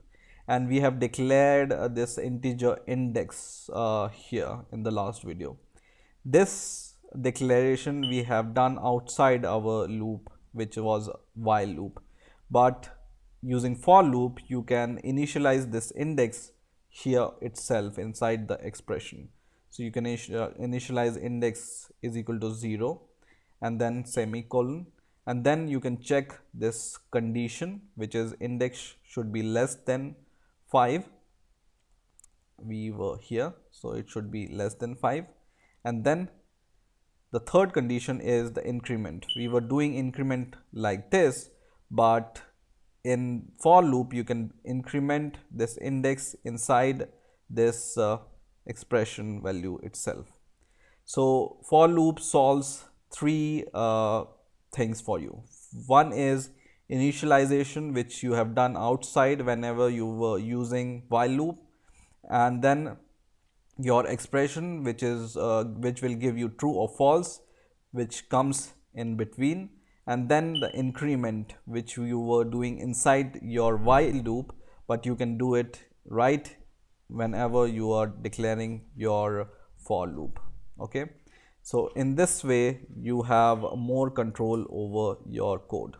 Okay, and then you can just print the value of your array, which is this one by one, based upon the index. So I will run the program and it prints all the values in the array, which is 100, 31, 26, 48 and 52, which are these. So how it works?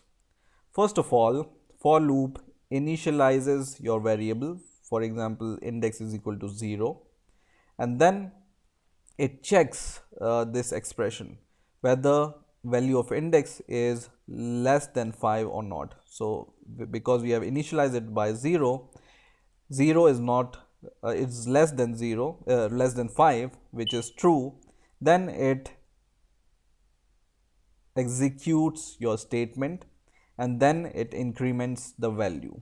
Okay, so first initialization, then expression checking, and then if the expression is true, it will print your value and then it will increment the value of index by 1. Okay, so first the value of index is 0, which is less than 5, it will print it, and the value of array at index 0 is 100, right? It print the 100, and then it will increment the value of index by 1, which makes the value of index is equal to 1. 0 plus 1 is equal to 1, and 1 is less than 5, so it will print the value of array at index 1, which is 31, and then it will increment the value of index by 1. Now index becomes 2. 2 is less than 5, it will just print this value again and again, right? So this is one way of using for loop. But there is one more way of using for loop, and which is like this. If you are using specifically arrays, then it's more easy to use this expression for loop. So the declaration is the same, but in the case of array, you can just directly use this array here. So for example, you can just write int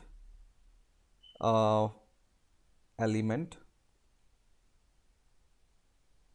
So this is your name of the variable which will hold the value one by one, right? And then you give this colon here, and then you give the name of your array, for example like this. So what this expression is doing is it will go over your array one by one, and it will store the value of this array one by one. So at first when this loop will start, the value in the increment or value which will be saved in this element will be 100, and then once again it will loop, and then value becomes 31 here, and then value becomes 26 here, and then value becomes 48. So it will iterate over your array, and one by one it will transfer the value of this array in this element, and then you can access this element like this. For example, you can just print this here like this, and I will just comment this for now, and let's see what happens. I'll run the program and it prints the same values like these. Okay, so this is other way of using for loop if you have arrays to access the values, right? So here comes the array and it will transfer one by one your element value in this element, and then you can access this element one by one whenever loop will iterate over the array. Okay, so this is intelligent way of iterate over arrays using for loop, and this is basic for loop which you can use to iterate over some values. So I hope you have understood the basic concept of for loop. Hello guys, welcome to the next video tutorial on Java programming for beginners. And in this video we will see what are strings and how we can use strings in Java. So first of all, what is a string?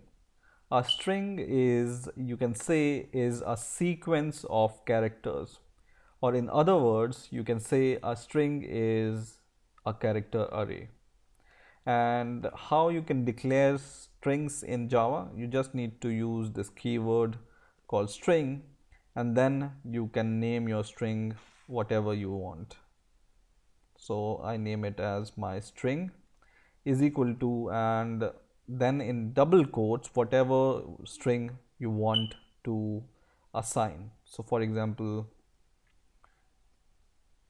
hello world, you can do it something like this, and this string you can just print it using system.out.println, system.out.println, and you can call your string here and it will print your string, right?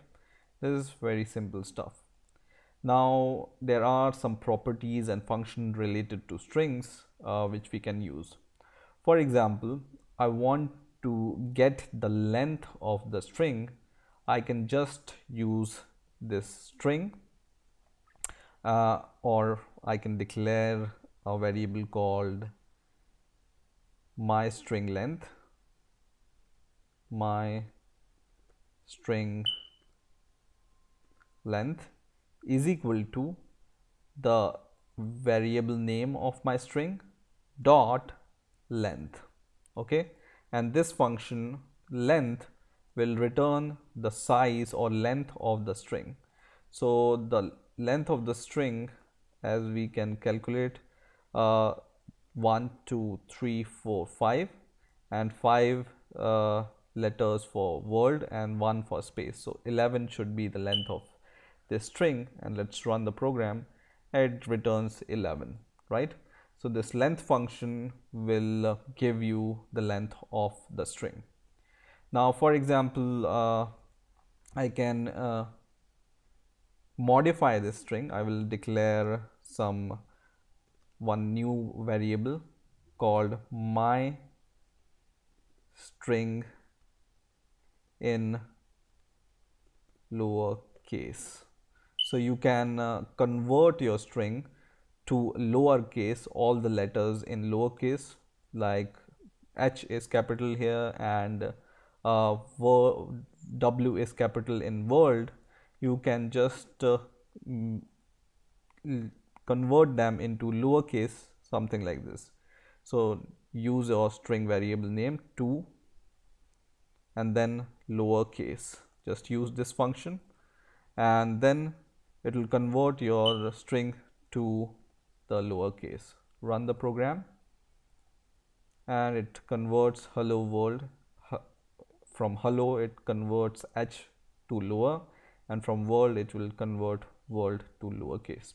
In the same way it will convert your string to the uppercase.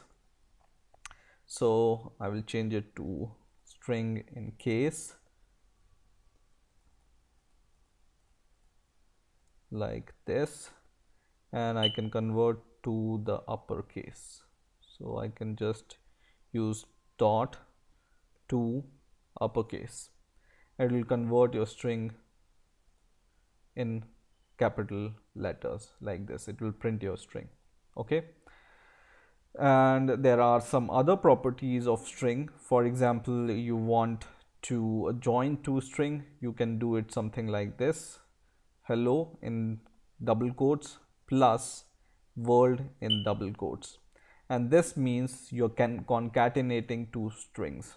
One string is hello and other string is world. And whenever you use this plus sign between them, it will concatenate or join these two strings. Okay, so it will not affect our result. It just removes the space because this world and hello doesn't contain any space. If I give any space here, then it will give you the space here. Okay, so the other function you can use with this array is not array, but the string is the replace function. For example, you want to replace some character from this string. I will change it to the original value, hello world, and I want to add, or I want to change this E to some other letter, for example A. Okay, so I can use something like this. I can use this my string, then dot replace, and I can replace my old character. So I will replace character E by, for example, character A. Okay, and it will search for all the E characters in this string and it will replace it by A. So when we run the program, it will give the result HALLO, hello world, instead of HELLO, right? For example, our string would contain more than one E here, and then we run the program, it will convert or replace our E by A. Okay, so you can replace the characters in the string using this replace function. You can do more things with this replace function. You just need to hover over this function and just see the examples which is suggested by Eclipse here. So examples are replace the characters, you can replace, or you can replace some more strings or something like this. Okay, so this is how you can use strings in Java. There are other functions in strings which you can use. You just need to add a dot to your variable and see what function suits your your requirements. You have this concat function which concatenates. You have this index of some character. If you want to find some index of the character, for example, I want to find the index of for example O, then I can just write a character O and then I can run this program, and it gives -1.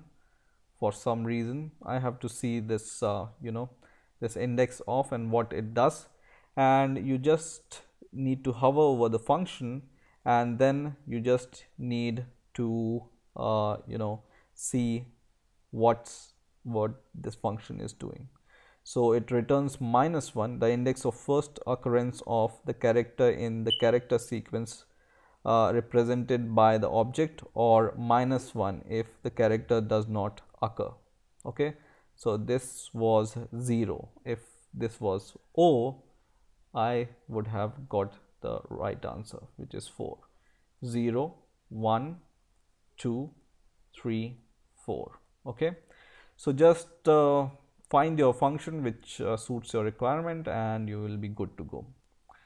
Hello guys, welcome to the next video tutorial on Java programming for beginners. In this video we will see what is a method and how to use a method in Java. Methods are also called functions in other languages. So if I use function or method, they can be used interchangeably. Okay, but in Java, this method is preferred, or method keyword is preferred.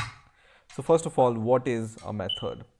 A method is a piece of code which executes some logic, and you can wrap this method with a name, and you can call this method again and again whenever you want to use it. Now, how to use a method?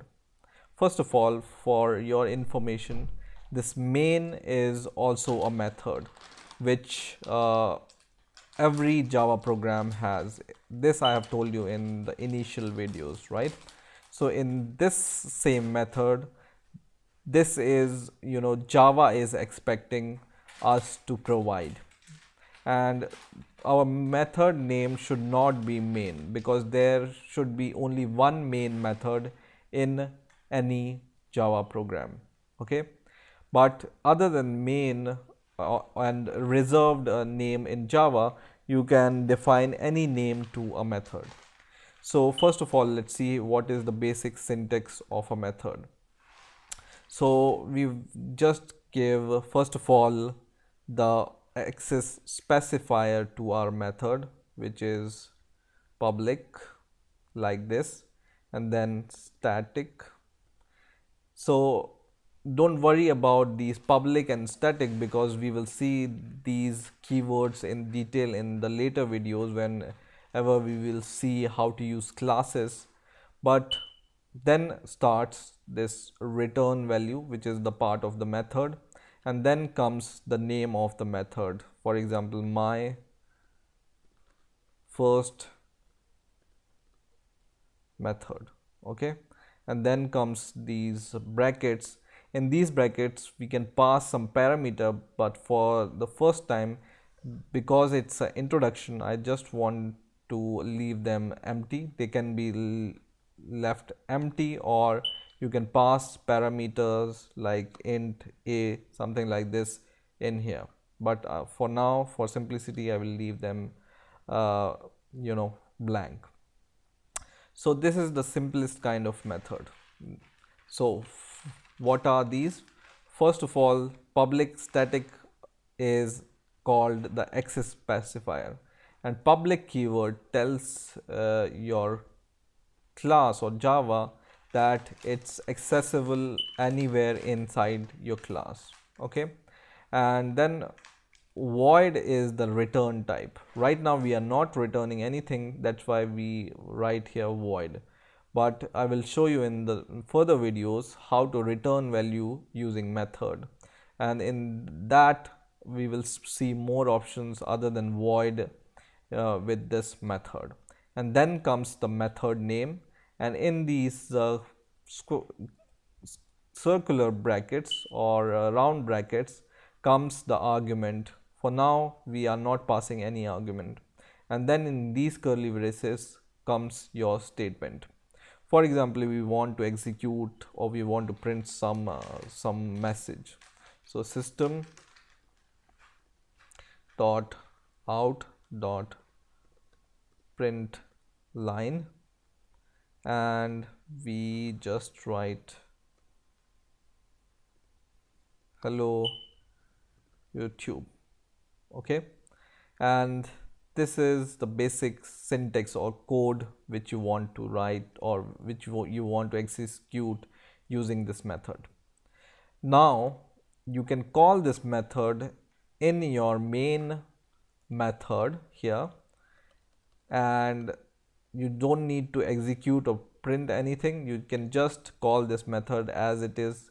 You just need to copy the name of the method like this, and then provide these two round brackets. Okay, and then when you run the program, it will print hello YouTube.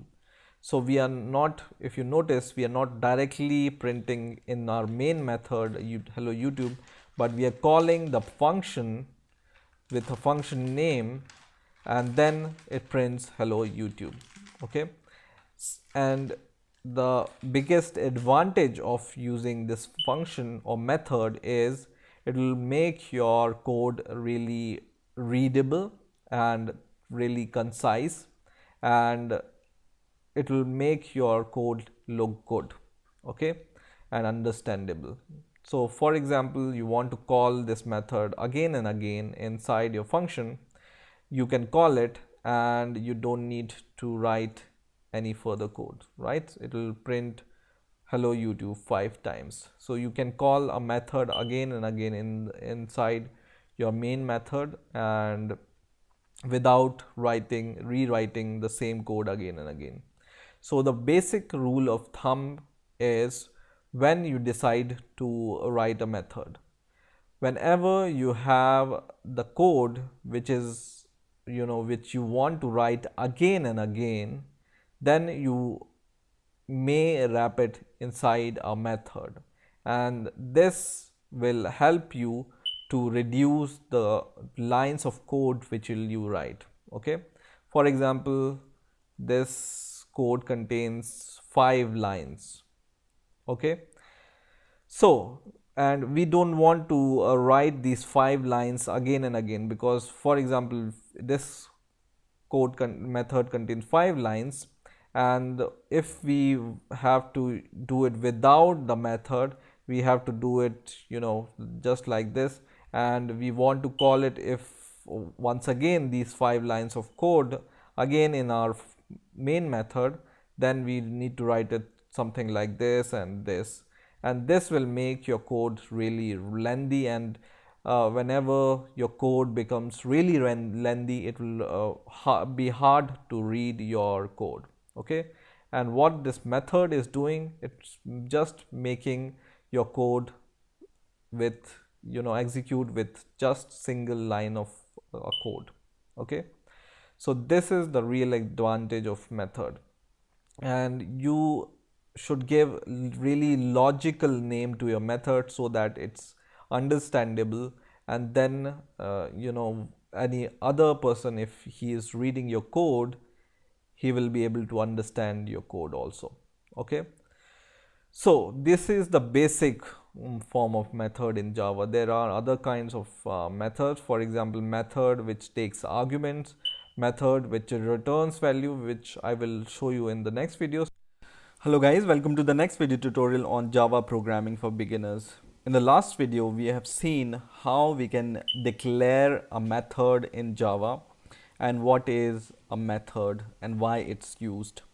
Now in this video, we will see some more properties we can add to a method. One I'm going to show you is called passing parameters to the method, and other is called the returning values from a method. So this was the simple method I have shown you in the last video. Now it doesn't solve much of the purpose, because every time it's not flexible, it's only printing hello YouTube every time. Now to make it more flexible, we can add an argument to this function we have made in the last video. So the declaration remains same. Public static is the access specifier, void is the return value. Void means we are returning no value, and the name of our function is this one, and in these round brackets we will pass our parameter in just a moment, and in here in these curly braces we write our statement. So for example, we want to greet some persons based upon their names. So we can pass an argument to this function like this. So we will pass the name in the form of string variable. So we just give the data type first, and then we give the value or variable name which we want to pass. So we can say name, okay.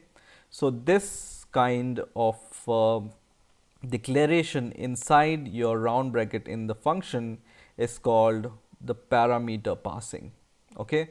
And this parameter name, which is a string, you can use inside your function. So if you want to say hello or whatever name is passed to the function, then it will print that name.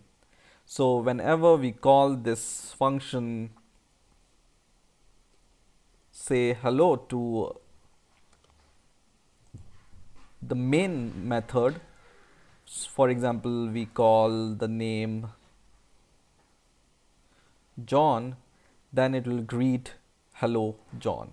Okay, so I will run the program and it says hello John. And this function can be used to greet more than one function, for example John, Tom, or for example some other name, Mark for example, and it will greet all three names: hello John, hello Tom, and hello Mark. Okay, so this makes our function a little bit flexible in a way that we can use it according to our use. Okay, the other use of this function, we can use it to add, for example, with integer. So here you can pass any number of parameter. It's not necessary that you need to pass only one parameter. You can pass multiple parameters in here as in parameter, right? So how we can do this? We will declare one more function, for example public. This should be public static void because we are not returning anything.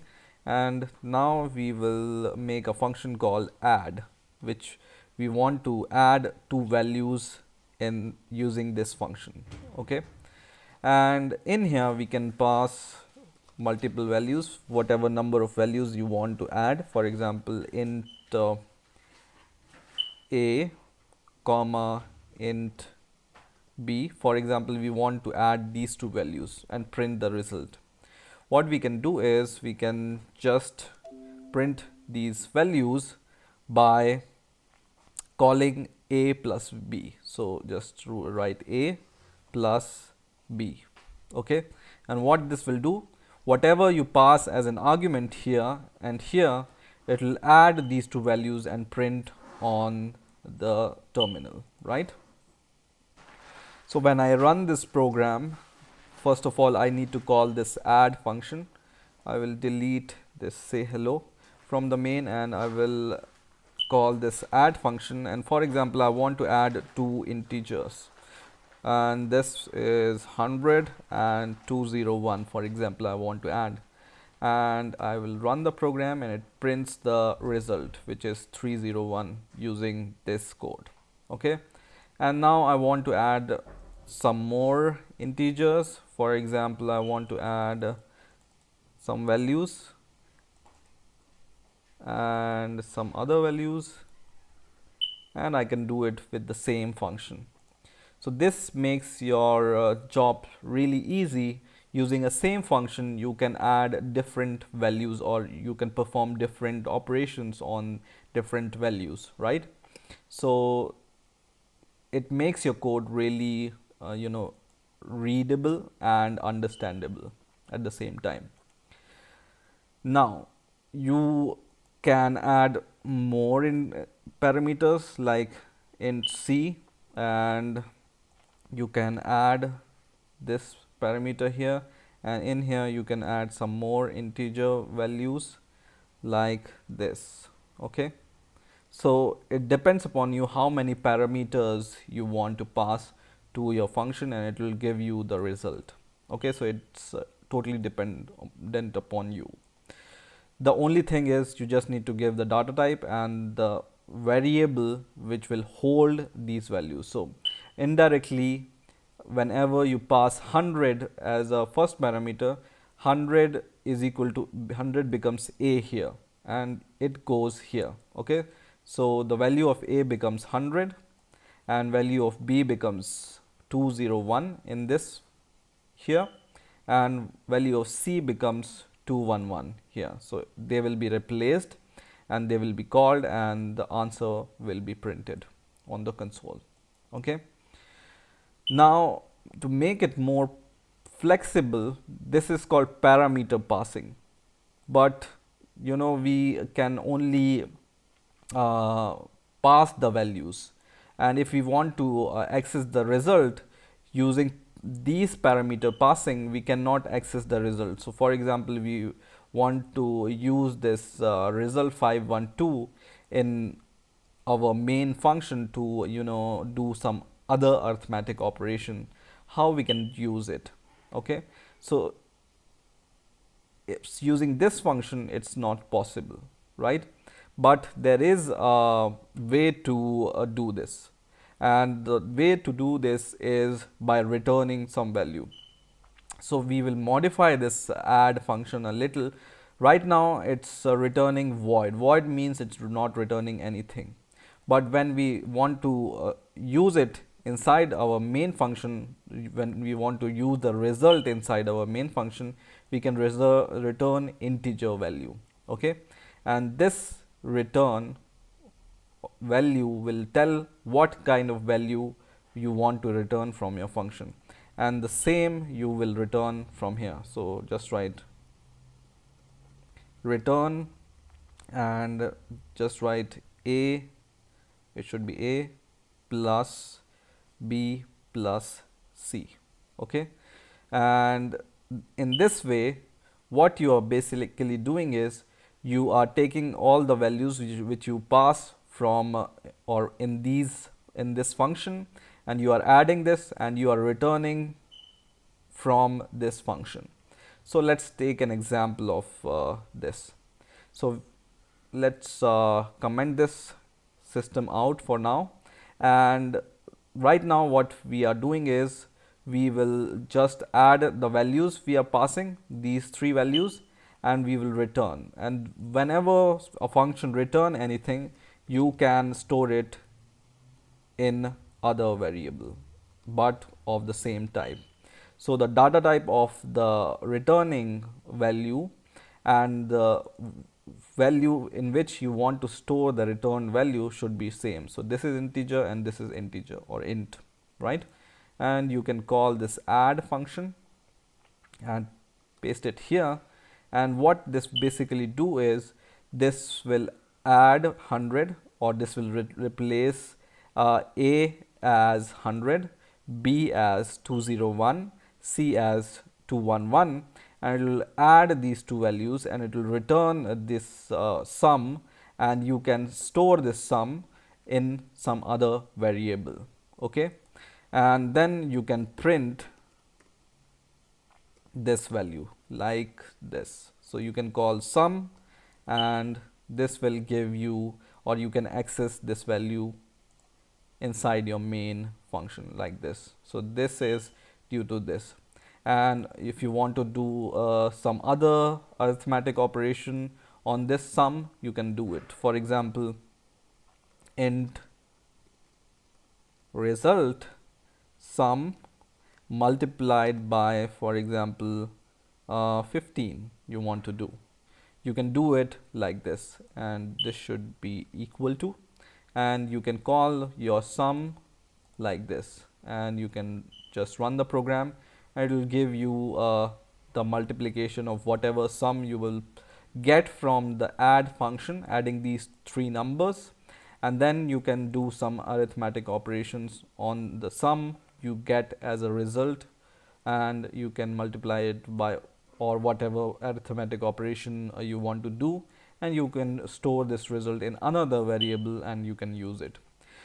So in this way, the function or methods made it really easy to organize your code and make it really concise, really readable, really understandable, and it also makes your code prettier.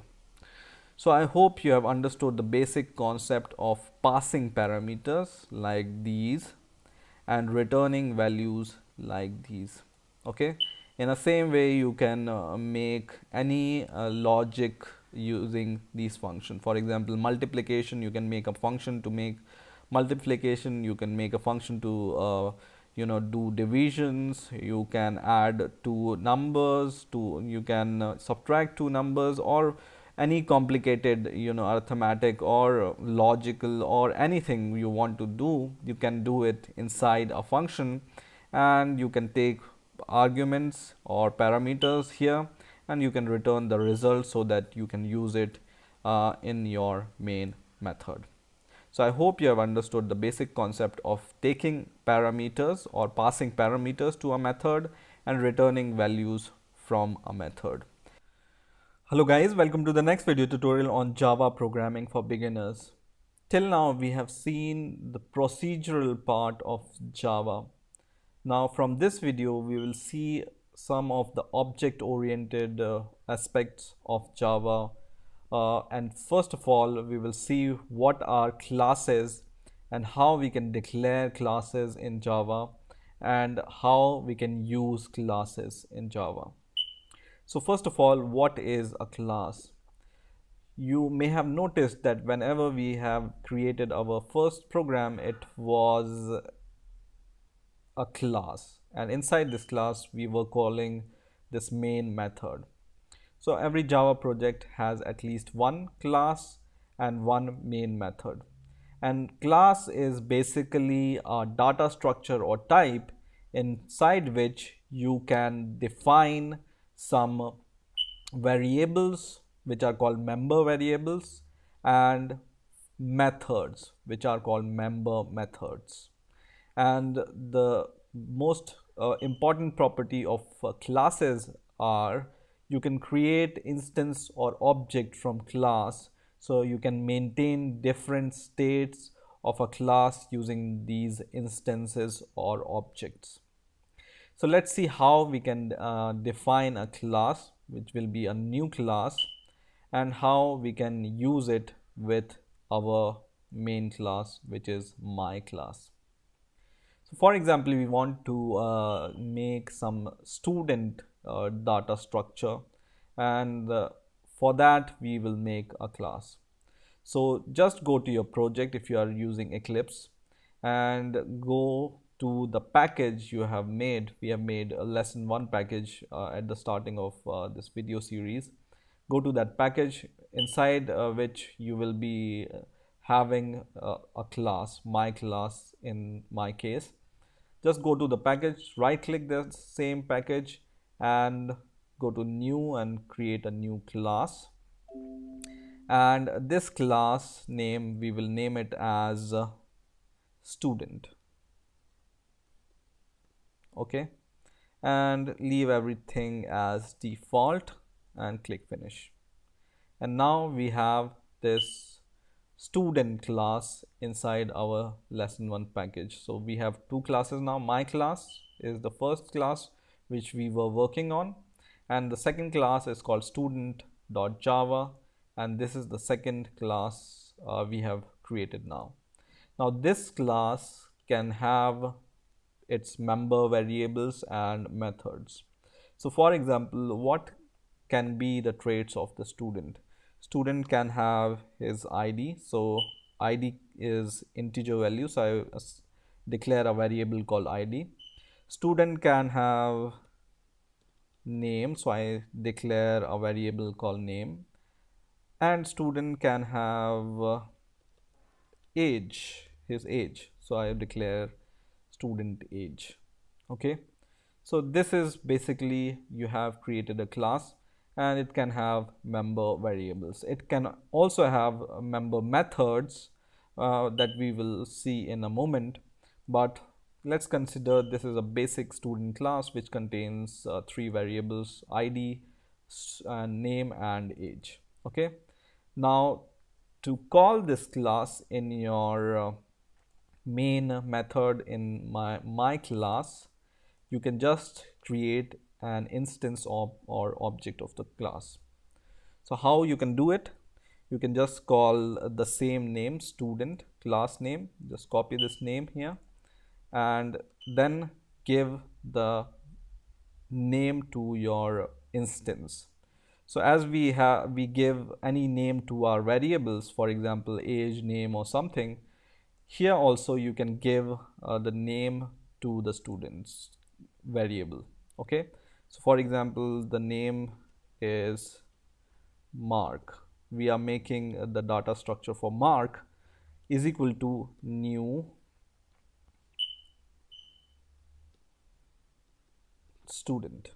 Okay, and this basically we have created an instance of student class which we name as mark. So this is a mark instance. So mark here is called object. Okay, or some people also call it as instance. Okay, instance. So mark is here called the object or instance, and this object we can use to assign values to the member variables of this student class. For example, marks id is so whenever you call this instance called mark, and whenever you use this dot separator, it will give you the options which is provided by Eclipse to you. So the student class contain age, id and name. So we will choose id. Student id is equal to, for example, 1. Mark is our first student, and in the same way you can call mark dot name, should be mark dot name is equal to, name is mark, we already know, and the age. So mark dot age is equal to, and he is 15-year-old, for example. So what we have done is we have created an instance of student class and we name it as mark, and then to this instance we have created or we have assigned some values, and these values we can access these values with the same names: mark.id, mark.name and mark.age. So you can just write sys o control shift, and then you can just write mark dot name is so you use plus or concatenation operator is, and then plus, and then mark dot age. So we will print mark is whatever his age is, years old. Okay,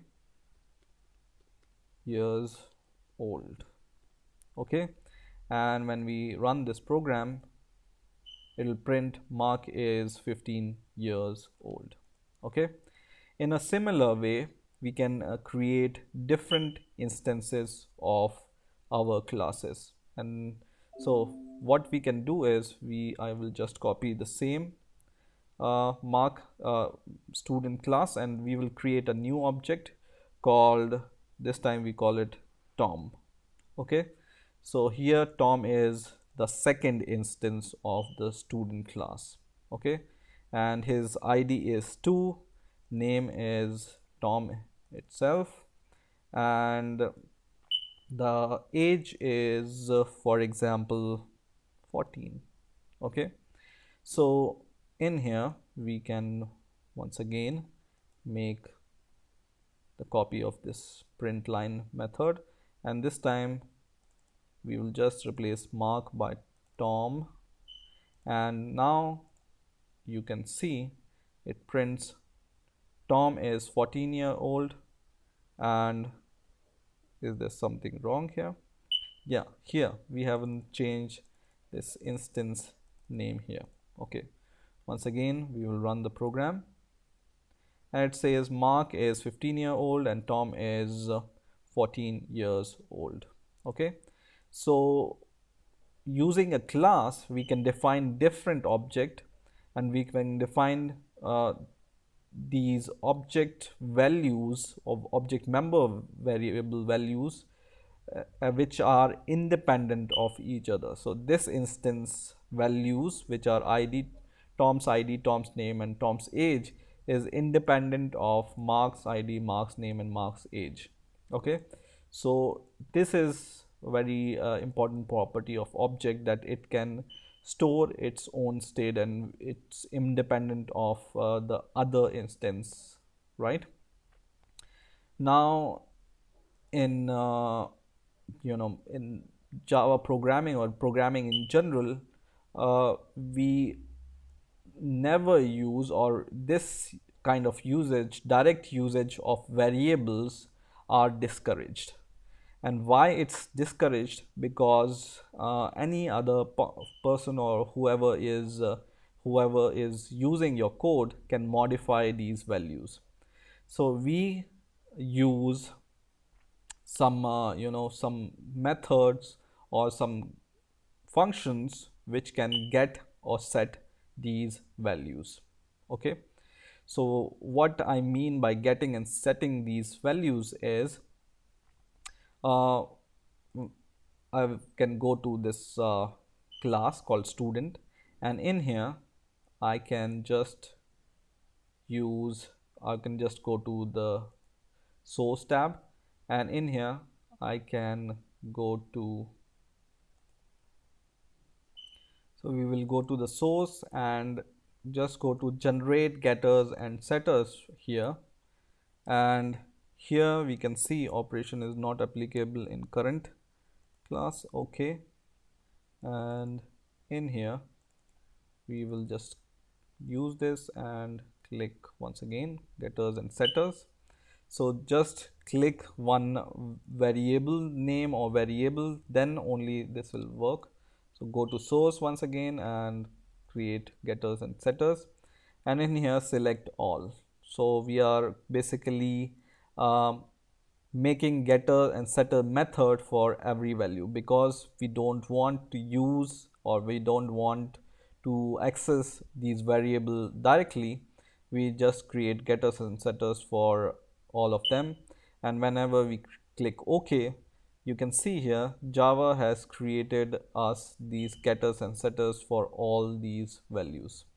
Okay, and what this is basically doing is, it has, we whenever we want to assign some value to the id, we will use set id method, and whenever we want to get the value of id, we will use get method, and this is called encapsulation of a variable. And this is important because we don't want to give access to our variables to some other user which is unknown to us, right?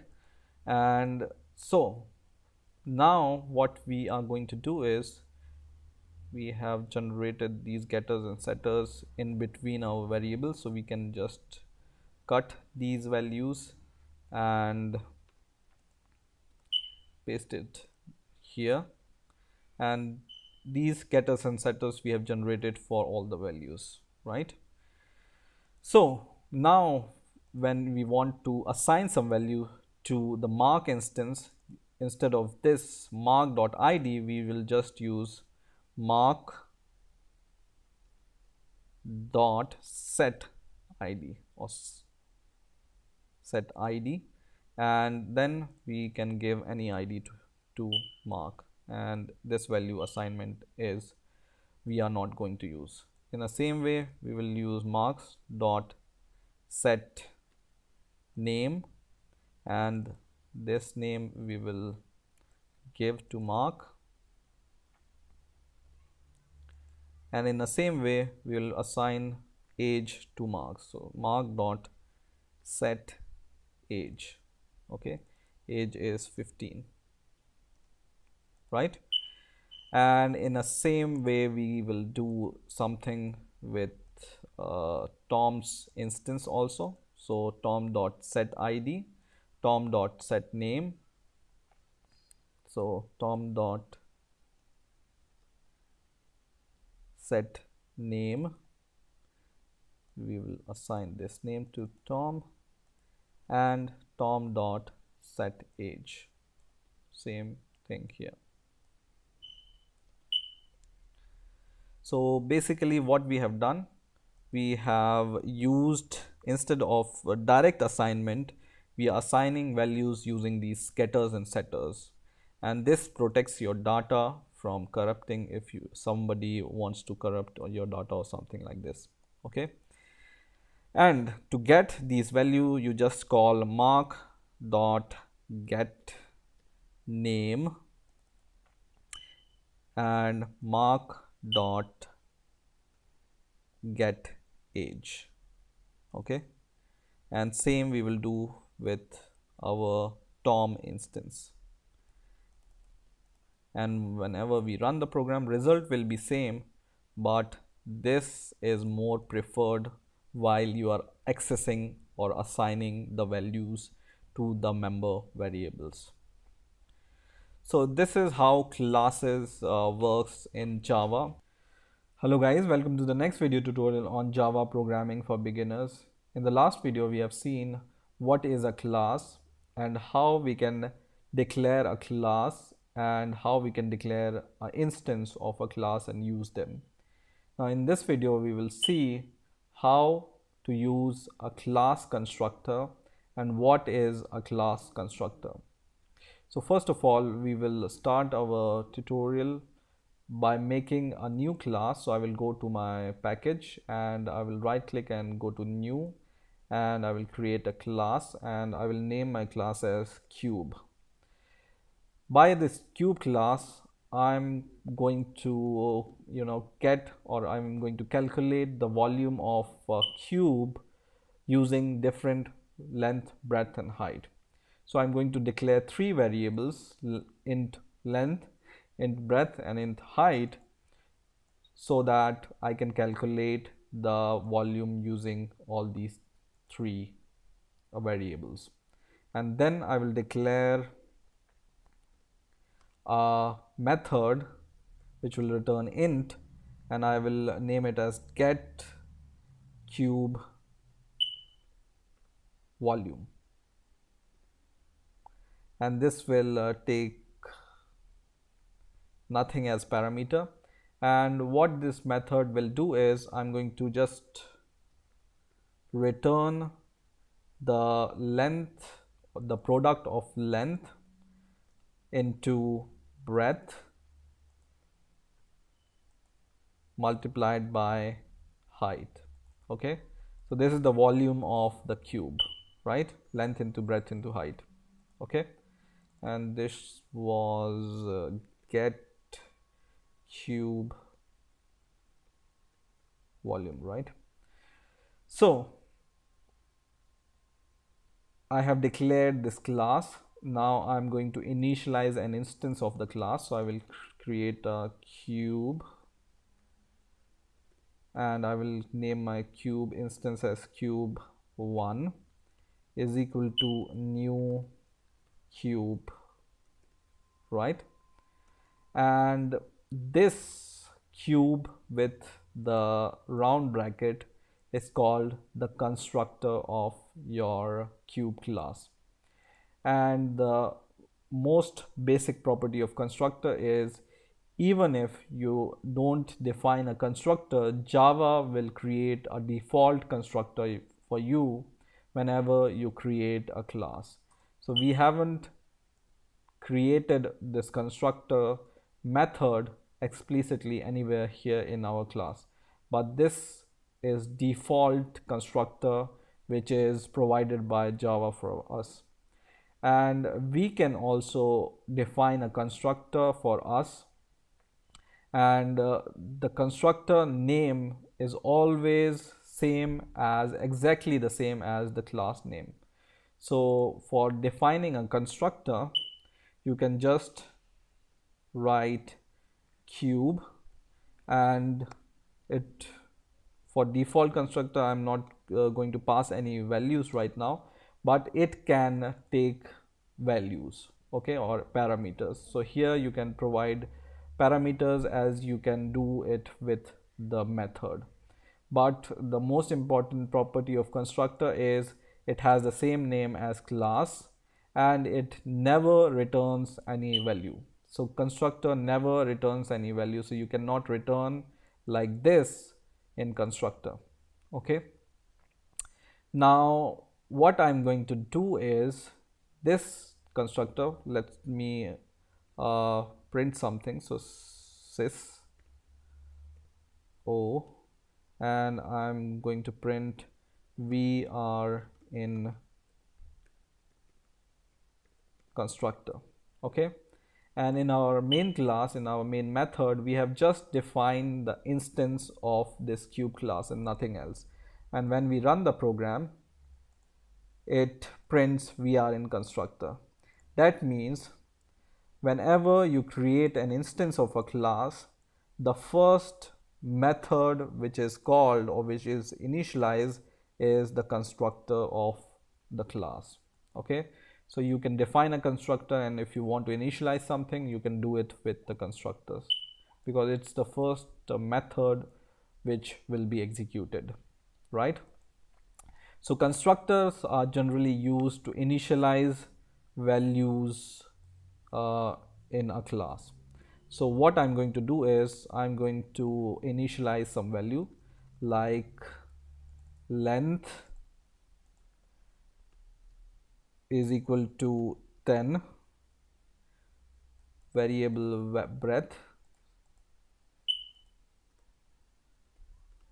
is equal to, for example, 20, and variable height is equal to 30, for example.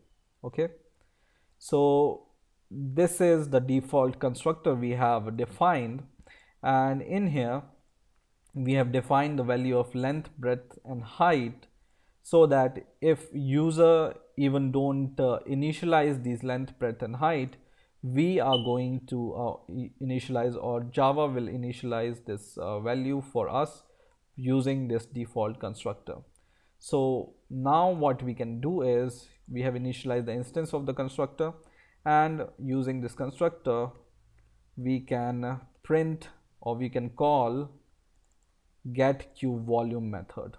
Okay, so not here but here, cube, which is the instance of this cube class, dot get cube volume, and this will return us the product of 10 into 20 into 100, which we have initialized these values as, right?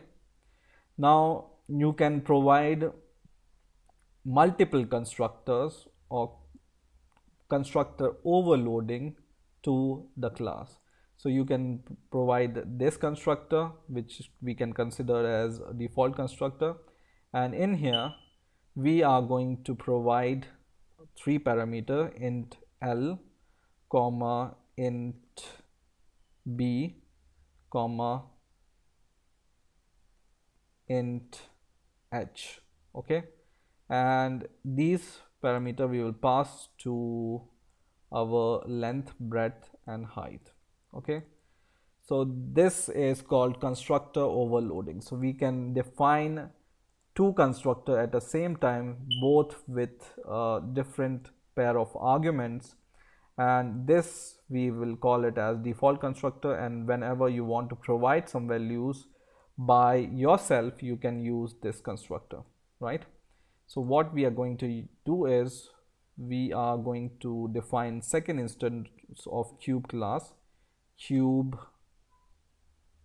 2, which is second instance, is equal to new cube, right?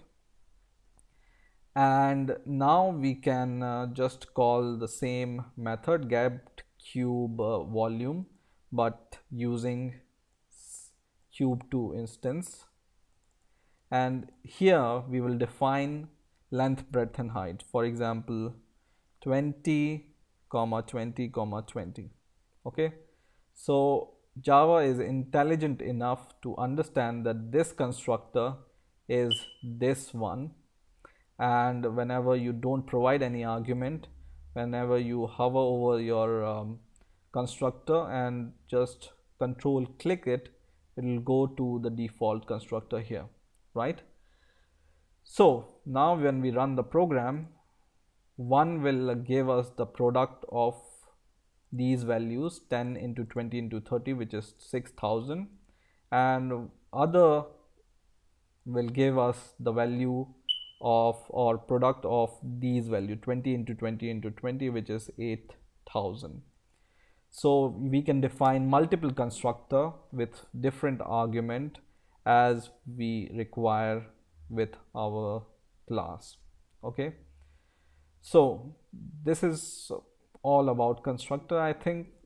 And once again, I'm going to review what are constructor. Constructor are the member method in a class which have the same name as your class, exactly the same.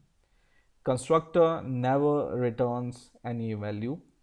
Constructor can take parameter or they cannot. You can, it's totally on you if you want to provide any parameter to a constructor or not. You can define multiple constructor and use them with the class. So I have defined constructor with no parameter, so I can define it like this. And I have defined a constructor with 3 parameter, length, breadth and height, so I can define it by like this. Okay. Hello guys, welcome to the next video tutorial on Java programming for beginners. In this video we will learn about method overloading. In the last videos I have shown you how to use a method. Now method overloading is same as declaring method, but the main thing is you can define different method with the same name. So two method you can define with the same name which can perform two different different logic. So for example, I want to add two values and I want to declare some method for this. So I will declare a function called public static, and it will return integer value, and I will name it as add. Okay, and what it's going to do is it's going to add two values. Okay, and it will return these two values, and then I will pass int a comma int b as the parameters, and I will return the sum of these two values, right? A plus b, and I can call it in here, right? But in real world programming, the situation may occur that you want to add not only two integer values, you may want to add two double values or decimal values, or you may want to add two strings, because plus you can be used as a concatenation operators also. So what you can do in Java is you can define the method, two different method with the same name, but for example different parameters and different values. Okay, so you can define add something like this, or you can define add something like this, and this is called method overloading. Whenever you define different method with the same name which performs some different logic, but they have the same name, they can perform mostly same logic, but data type you want to use them or parameter you want to pass them can be different. And whenever you will call these method, for example something like this, you want to add two values, you can just call add two integer 1 comma 36. So it will by default Java knows that whenever you pass two integers here in a method, you are calling this method because you are passing two integers. In the same way, whenever you pass two double values, for example 5 point something and 40 point something, then your Java program knows that you are calling this video. So Java is intelligent enough to deduce your method by your initialization of the method. In the same way, you can pass whenever you want to pass two names, for example hello, and second parameter as world. Then also it it can know that you are calling this function because it takes string values, and whenever you run the program it will give you different result. And so in the first case, this add is calling this function. In the second case, this add function is calling this function, and in the third case, this add is calling this function. So the method overloading, or the basic logic of method overloading, is you can define different method with the same name to perform different operations, okay, but logically they will be doing some same kind of work. So this is method overloading in Java. Hello guys, welcome to the next video tutorial on Java programming for beginners, and in this video we will see what does the static keyword do in a class. So in the last videos which I have been showing you, you may have seen the usage of this keyword static with some member method or member variables of a class. And you may be curious, what is the meaning of this? This is not just we are putting like this. It has some meaning. So the meaning behind the static keyword is, whenever you declare your member as static, the static member belongs to the class instance instead of some specific instance of a class. So let me give you an example and then we will see it once again. So I have a class called hello, and which contains two methods. One is a static method and other is a non-static method. Static method means I have added static keyword to this, and this method is not doing much. It's just taking string as an argument and it's returning this string in as whatever we pass back. And the same method we are using here, it has a different name which is do something else, and this does not have any static keyword in it, okay. So whenever we declare the instance of a class, for example hello is equal to new hello, the static member is shared by, so whenever you create an instance, you can create many instances of, for example hello 1, hello 2. The static member method will be shared by every instance, okay, and the static member only belongs to the class, not to the instance. So it will not belong to the instance of a class, but it will only belong to the class itself. So if you want to do something like this, say dot do something, which is a static method, and we want to pass some message, hi YouTube, for example, it will work, and it will work fine, but it will give some warning here, and the warning is the static method do something from the type hello should not be accessed in static way, okay. So you cannot access, or you can access this, but it's a wrong way of accessing this method, which is declared as static method. So for accessing your static method, whatever you define as static, you can access this method directly from a class like hello dot do something, and this is the right way. And once you do this, your warning message will be gone.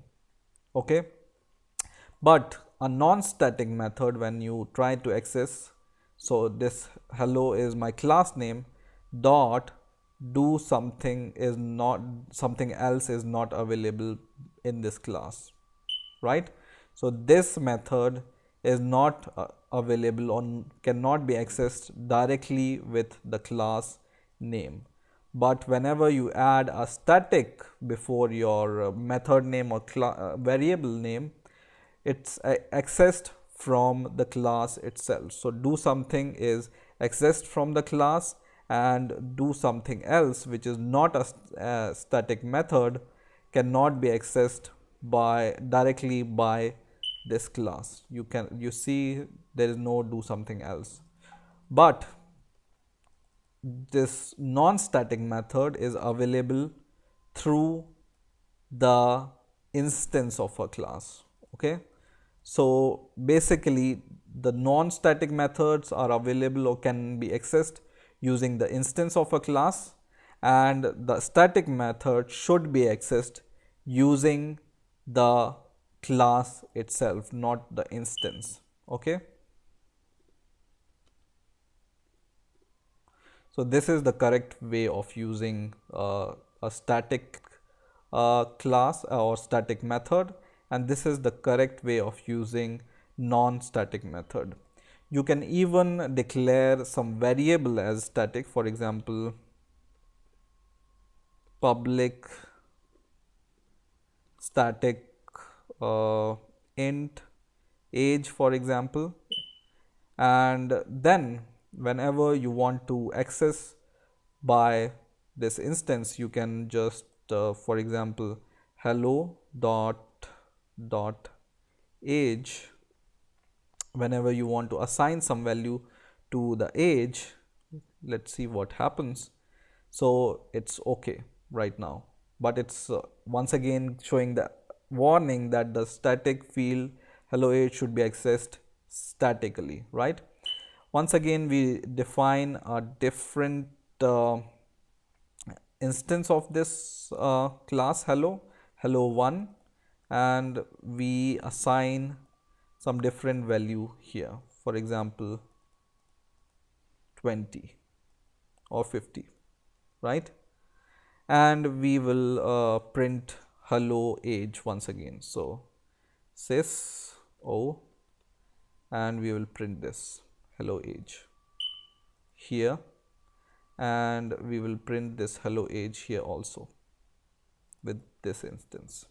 Okay, and for now let's comment these two, and when we run the program, it gives you the same, the answer, but it's preferred because it's a instance, or not the instance, but it's the X member of the class.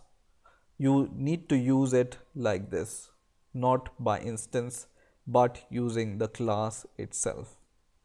Okay, so whenever you want to declare a variable or a method static, just access them using a class, and whenever you are using non-static method or variable, access them with the instance of a class.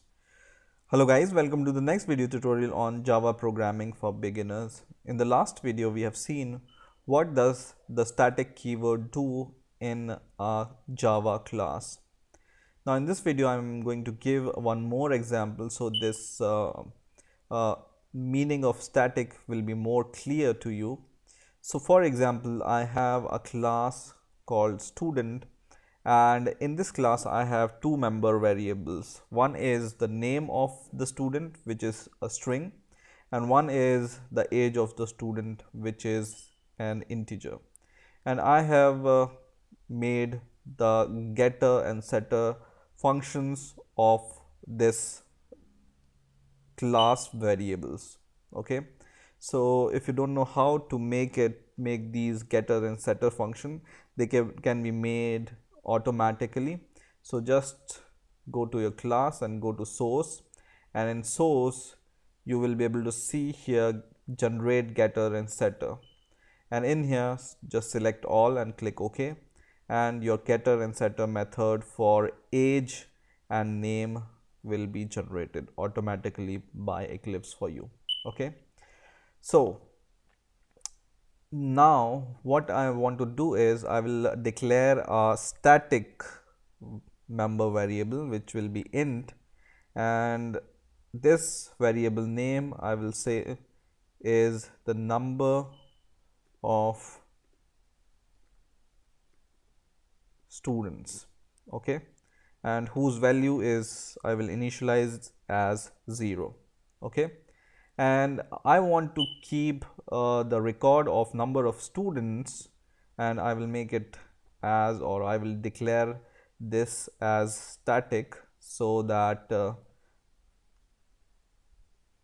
it can be shared by all the instances. Okay, so static, so it's a static member. Okay, and now I'm going to define a constructor which is same as the name of your class, student, and here whenever this constructor is called, I want to increase the value of number of student by 1. So whenever somebody makes or initialize a student class, I want to increase the value by 1 so that we can keep the track of number of students, right? And for this we are going to make a function to get the value of number of student. Okay, so we are going to make a public function, public int, and I will say get number of students, and this basically is going to return the number of student, which is this variable, right? So number of students return. Okay, so whenever we call this function, let's define this function also as static function so that we don't need to call it by any instance, we can call it by the class itself. Okay, now we go to the main class, and in here we are going to define some instances of this student class. Student, for example, Mark is equal to new student, and once again student Tom is equal to new student, right? And now we are going to call our get number of student, because whenever this constructor is called, we are increasing the number of student by 1, right? So now we will just write sys o control shift, and in here we will call the student class itself, because it's a static member function. This is, so we can directly call it with the class itself. We don't need to use any instance, right? You can use instance, but it's not necessary. Okay, and when we run the program, you see the answer is 2, right?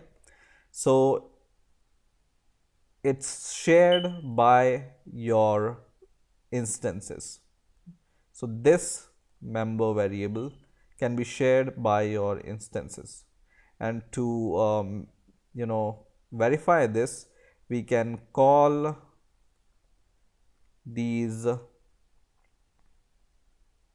member function using instances also. Okay, so for example, when we add Mark instance and when we call this get number of student by Tom instance, then what is the value of the number of students, right?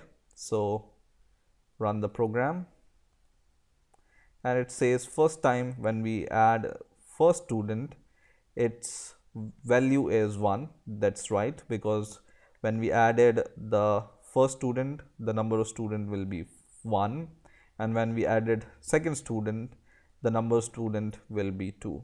So this member variable, which was static, was shared by both the instances, and also this can be called by the class itself, right? So this is the very basic and important property of static member, that it can be shared by the instances also, and you can call it using your class itself. Hello guys, welcome to the next video tutorial on Java programming for beginners. In this video we will see what are access modifiers and how we can use access modifiers in Java. So you may have seen the use of public whenever I define some class or some method in a class, and this public or private, or this can be protected, these are called access modifier. And what access modifier mean is, it basically allows you to access this method or whatever class in a package. Depending upon the keyword or access modifier, we can access it inside the class or inside our package or inside whatever inside our project. So how we can grant the access and what keyword means what, we will see now. Okay, so basically we have three kinds of access modifier. One is called public, other is called protected, and third one is called private.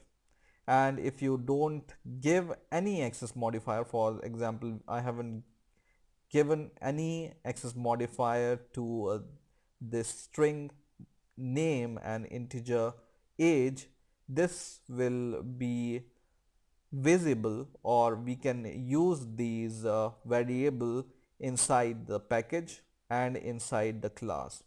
So because my class, which is this one, and student class are in the same package, I can use these inside here. So let me delete these, we don't need them anymore.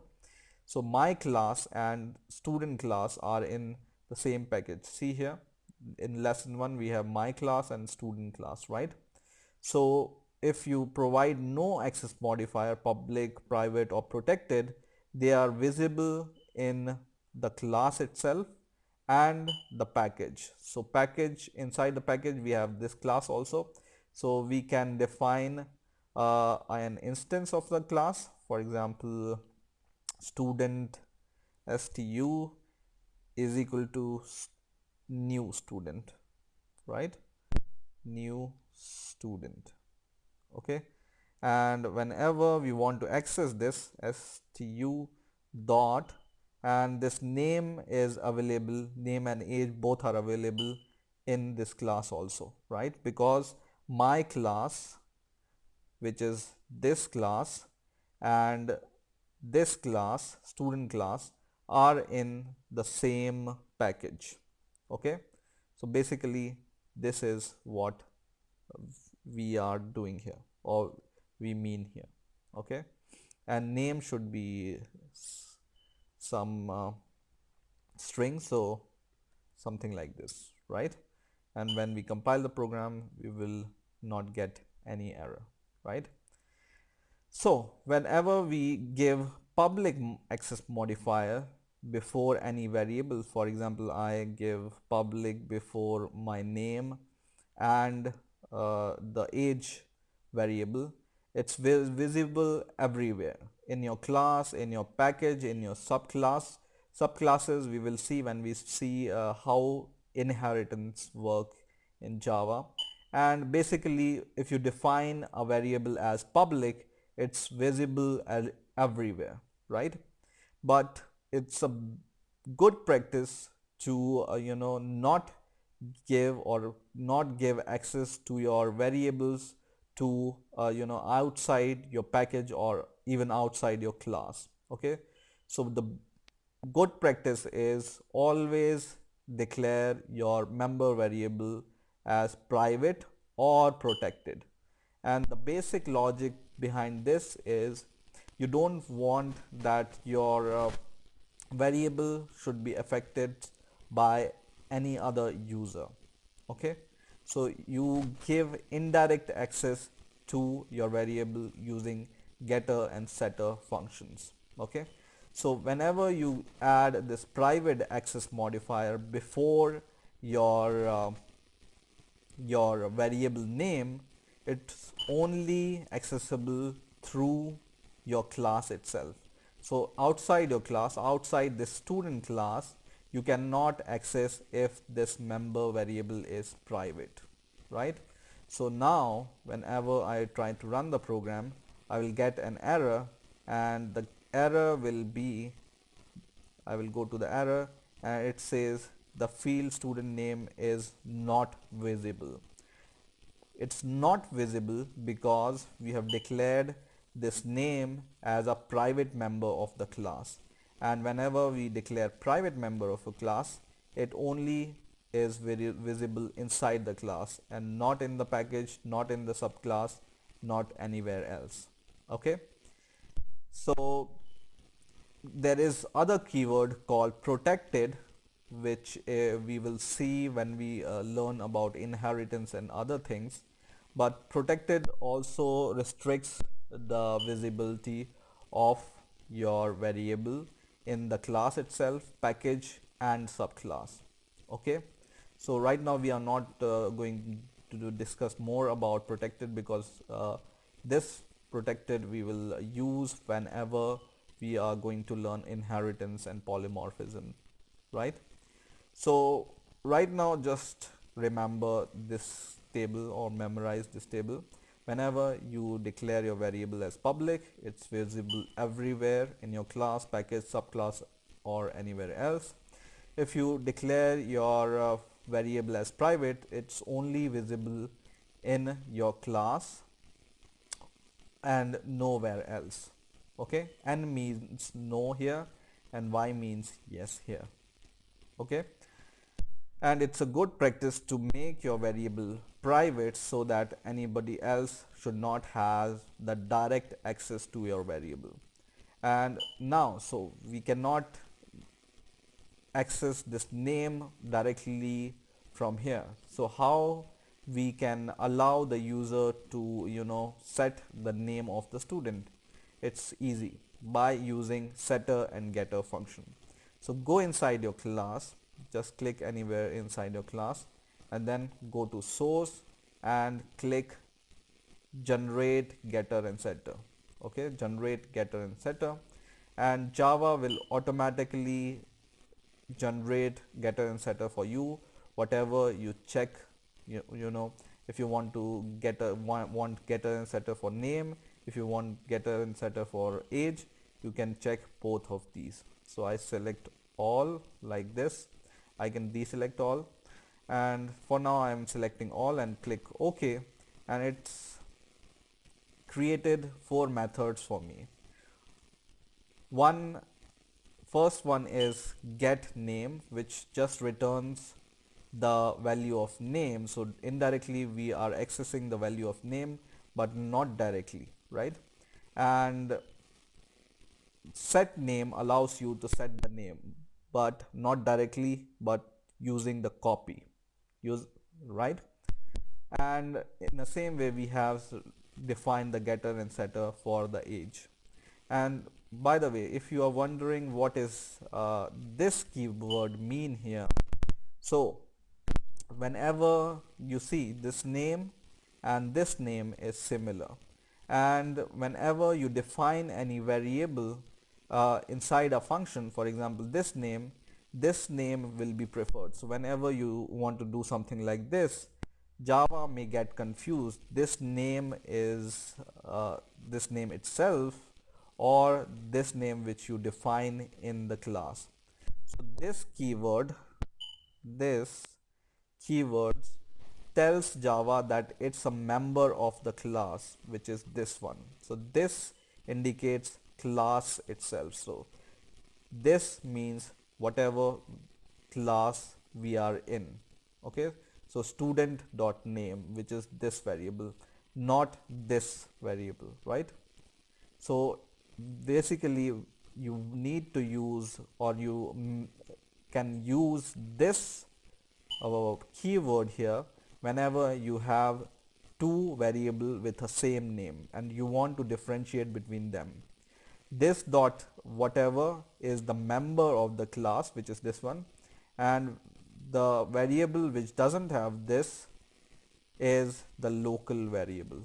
Like, so this, the name here is the local variable, this one, and this name which is preceded by this is the member variable, this one. So this is what this means. This means the class itself, student dot name. Indirectly you can say, instead of this you can just imagine it like student dot name. Okay, but this keyword indicates the class itself.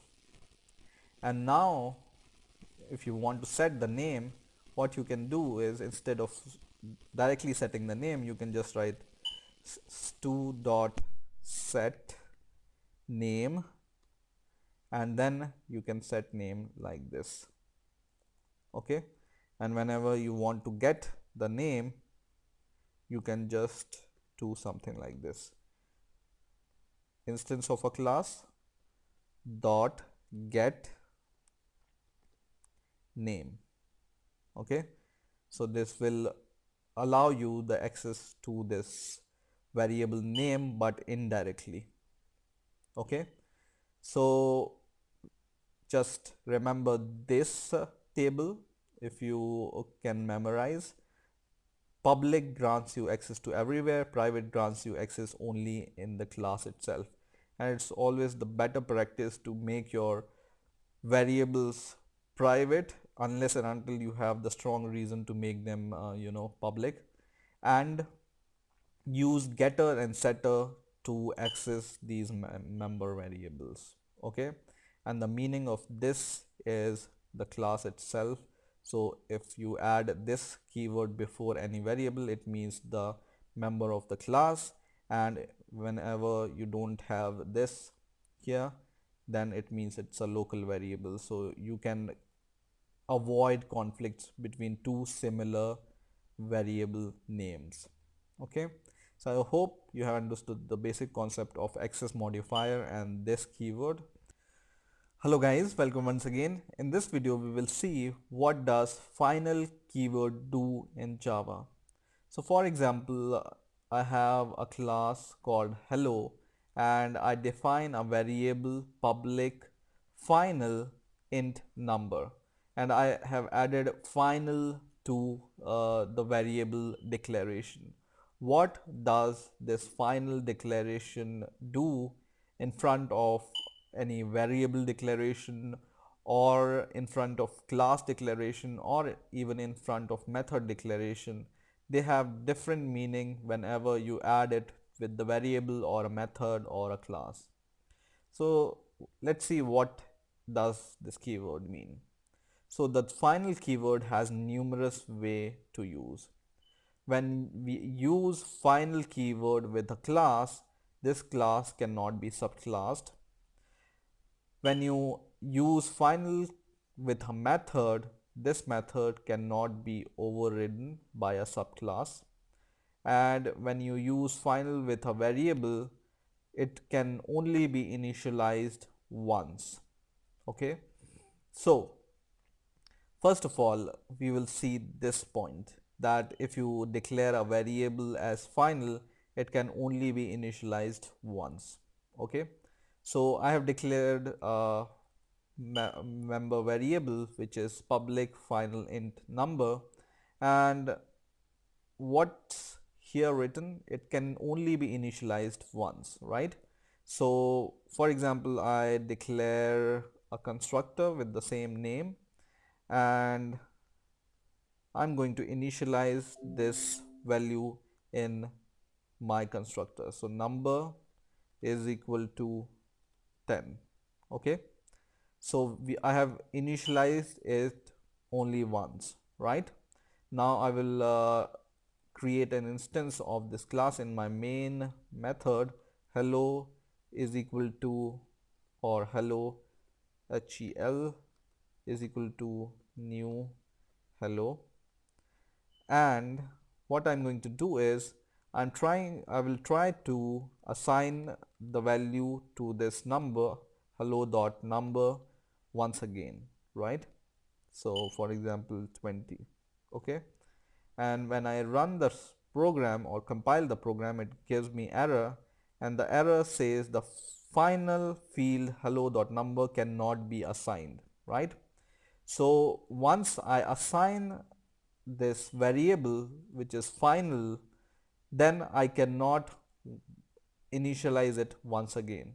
Okay, so if I comment this, this will compile perfectly fine. So it has compiled perfectly fine, but if I try to reinitialize or reassign a value to a final variable, then it's not allowed. So generally, you whatever value or whatever variable you want to declare it as a constant, you can add final keyword before this. Okay, now the first point, the final class cannot be subclassed. When we will learn about inheritance, we will also learn about what is subclassing. And what the subclassing means is you can have the properties of one class into another class by the means of inheritance. So for example, I have the student class, which whose property I want to use it, or property or member variables or member method inside my hello class. I can use it like extends and then student class, not this one but student, not this but this student, right? And this is totally fine. If you write extend student, this means that we are inheriting from student class to hello class, and this inheritance we will learn in the further video, but I want to show you what this final keyword mean, right? And when we compile the program, it will give us the error. And what is the error? Final cannot be initialized. Let's comment this and then once again compile the program, and it compiles totally fine, right? Because student class is not final, right? So if you add this final keyword before the declaration of a class, for example, I will write public class student instead of public class student, I write public final class student, final class student. So I have made this class as final, right? So if I made this class as final, now see what happens. It shows whenever I compile the program, it will show error. And what is the error here? The type hello cannot subclass the final class student. Okay. So whenever you declare a class as final, you cannot subclass it from it. Yeah. Okay. So you cannot extend from that class. Okay. And the point in the middle, that the final method cannot be overridden by the subclass, this we will learn when we learn how to use inheritance and how to use overriding in a class. Okay, so just remember these three key sentences and you will be good to go. Hello guys, welcome to the next video tutorial on Java programming for beginners. And in this video we will see what is class inheritance in Java and how to use class inheritance in Java. So classes in Java can be extended, and how they can be extended? By creating new classes which can retain the characteristics of the base class. And base class, I mean here, is the class from which we are inheriting. Now, to understand it fully, I have a little diagram to explain. Now, for example, I want to make a class which can calculate the area of some shapes. So, it can be rectangle, square, circle, or triangle, or anything, right? So, I can make a class called polygon because they share, rectangle and triangle shares a similar property. And what is this property? They both have width and height, right? So I can define two variables in my polygon class, and I can set these width and height of these value in this polygon class using a method set value. And in this rectangle or and triangle class, I can create two methods which can calculate the area of triangle and area of rectangle. So the common properties which they both share, which is height and width, we don't need to define it in separate places in rectangle also and triangle also. We can define them at the single place, and we can use them using the inheritance property. And how you can know that these shapes or whatever classes you are going to make shares a inheritance property. So if the classes you are making have is a relationship, is a means, what I mean to say is a relationship, like this. So rectangle is a polygon, right? And triangle is a polygon. So they share is a property in between them. So this relationship, whenever some class inherits from some other class, they share is a property or relationship. So rectangle is a polygon and triangle is a polygon, right? So let's go towards the code part of it. So what we are going to do is we are going to make three classes. So we will go to the package, one class, first class we are going to make, and I will call it as polygon, right? And I'm going to make two more classes. One is rectangle and one is triangle.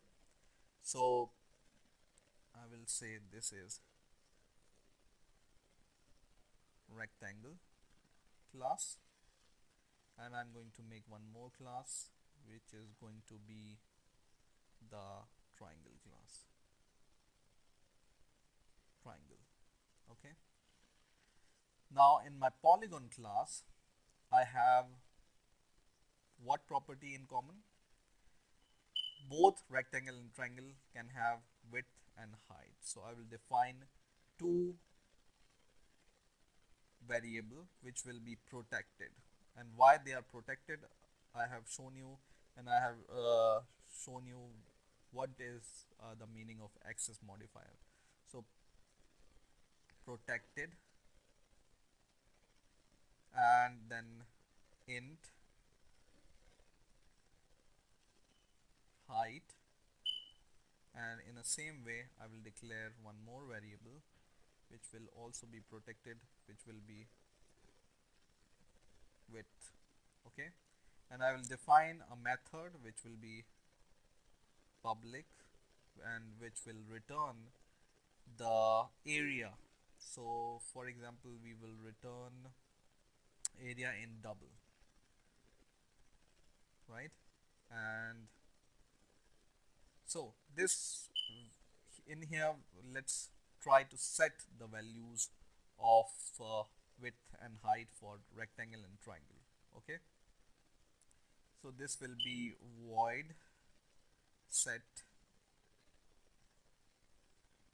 values, and in here we will define int a comma int b, and whatever user will pass the value of a, we will just say height is equal to a and width is equal to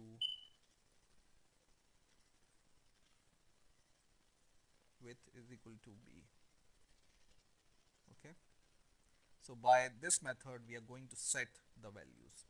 Okay, now in my rectangle class, how we can inherit from this polygon class? We can inherit from polygon class in my rectangle class by using keyword extends.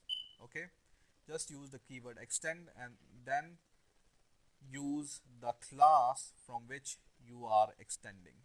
Okay, so rectangle class is inheriting from your polygon class, and polygon class is in here is called derived class, and rectangle class here is a class which is deriving, right?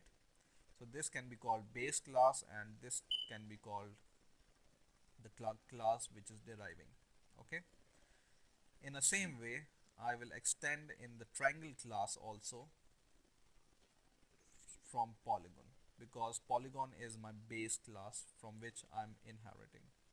And now in my rectangle class I'm just going to calculate the area. Now whenever or if you are inheriting from a base class to a derived class, then all its protected members and public members are accessible in your derived class. Okay, so these member height and width and set values are accessed, can be accessed by this rectangle class because we are extending from it.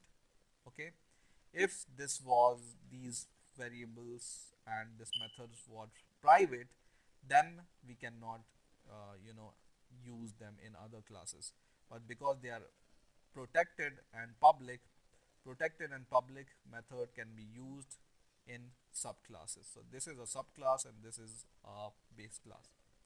So we can just define a method public, and this will be the area. So double area, and what this method is going to do, it will just return the area. So return height into width, and which height and which width we are talking about here, because we haven't declared width and height inside this class, in this rectangle class, right? But whenever you hover over and click on this height, you will go to the height in polygon class. Okay, so this height in polygon class is accessible in this rectangle class also. Okay, and width also from polygon class is accessible in the rectangle class also. Okay, in a similar way, the area of the triangle is half, so height into width divided by 2, right? So we will just divide it by 2. Okay, so we have everything. We have the area of triangle, we have area of rectangle, and we are setting these value via this polygon class.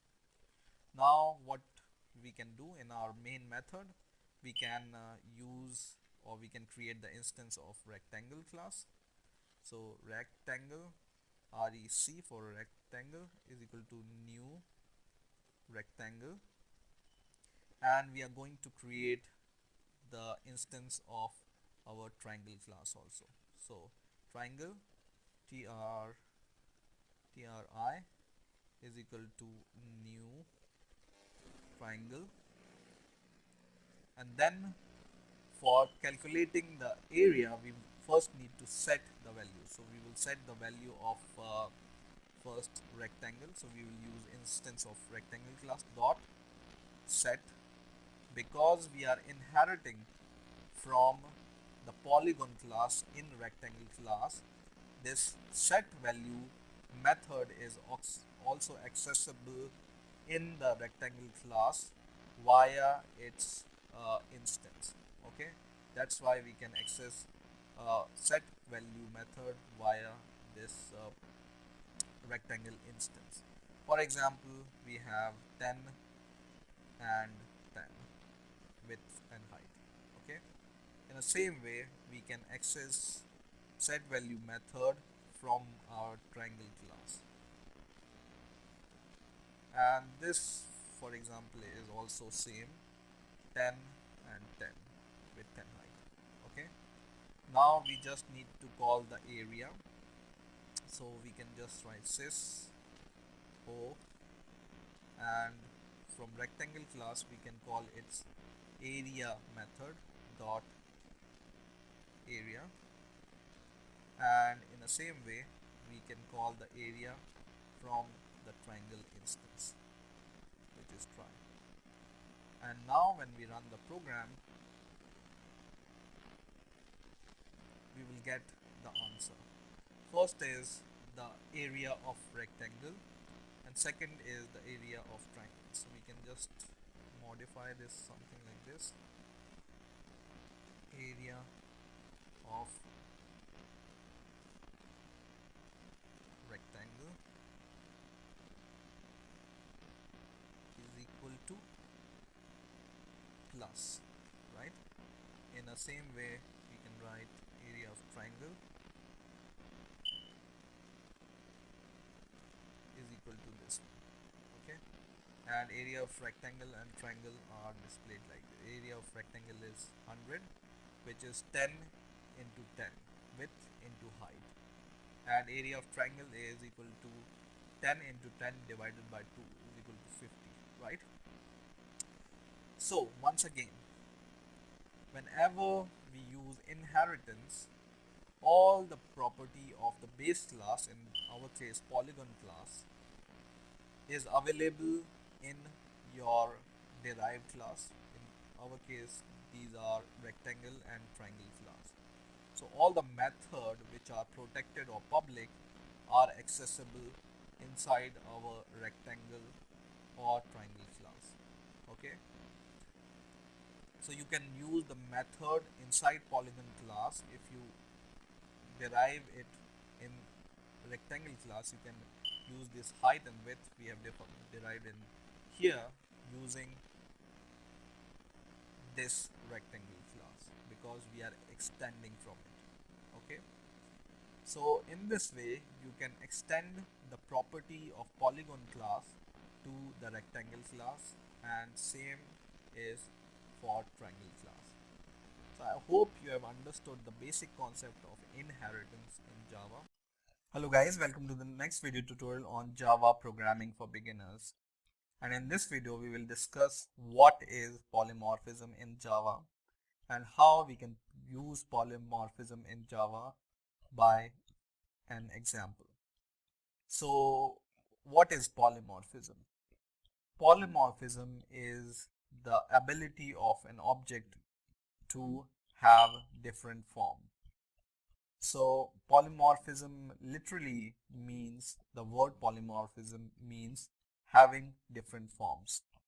And whenever you define an object, class object I should say, and its property or its quality of having many forms is called polymorphism. And how we can make our classes polymorphism, or how we can define an object which follows polymorphism, I'm going to give an example. So I have 4 classes defined. One is called the bank class, which will be my base class. Okay, so there is a bank class which is my base class, and this contains three or one method, and this method just gives the rate of interest. So I define this method as get interest rate, and because it's a base class, I'm returning 0 as an interest rate. Okay, I also have defined bank underscore ABC class, bank underscore DEF class, and bank underscore XYZ class. Okay, so if you don't know how to make a class, just right click new and go to class, and in here give the name of the class. So this is how I have created these classes. Okay, so one is called bank class, which will be my main class. Second class is called bank underscore ABC, which extends from bank class, because bank class is our base class and bank ABC is our derived class. And this also contains the same method, and but this returns the rate of interest, or this bank has a rate of interest is equal to 5%, for example. Okay, bank DEF, which also extends from bank class, have the rate of interest 6%. So I have defined a method here which returns 6 simply. Okay, and bank class XYZ, which is also extending from bank, so this is a derived class and this is a base class, also have the same method get interest rate, and the interest rate in this bank is 10%. So I have the same method in all the four classes, get interest rate, and the only difference between this function is the rate of interest. Bank itself has 0, bank ABC has 5% interest rate, bank DEF has 6% interest rate, and bank XYZ has 10% interest rate. Now there is a property in Java called polymorphism, by which you can define the reference, or you can point the reference to a base class to any object of the derived class. So what I mean by that is, so when a reference object or reference of parent class points to the object of the subclass, it's called upcasting, and this is the basic extract of polymorphism. So we will define the reference of our bank class. So we will just define bank B1 is equal to, or bank ABC is equal to, so this is the reference of bank class which will point to the object of bank ABC, which is a child class, right? Like this. And this is what we call polymorphism, when a object can have different form. So here the object of bank class is having the form of bank ABC, right? So the reference of bank class is pointing to the object of bank ABC class. In the same way, we can define different objects. So here we can define bank DEF, and here also bank DEF, and bank XYZ, and bank XYZ. Okay, so, and let's see if it has the same name or not. Yeah, and bank XYZ, it should be underscore, right? Okay, so we have defined three references of bank class itself, which points to the subclasses or object of subclasses. reference ABC points to the object of a bank ABC class. Reference DEF points to the reference or object of DEF class, and reference XYZ points to the object of XYZ class.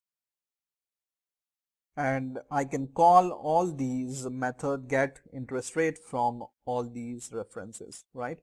So I can just write sys o control shift, and in the same way I will do it 3 times, and first time I will take ABC as my object and I will just call get interest rate, and in a second statement I will paste def dot get interest rate, and third time I will paste xyz as my instance and I will call get interest rate.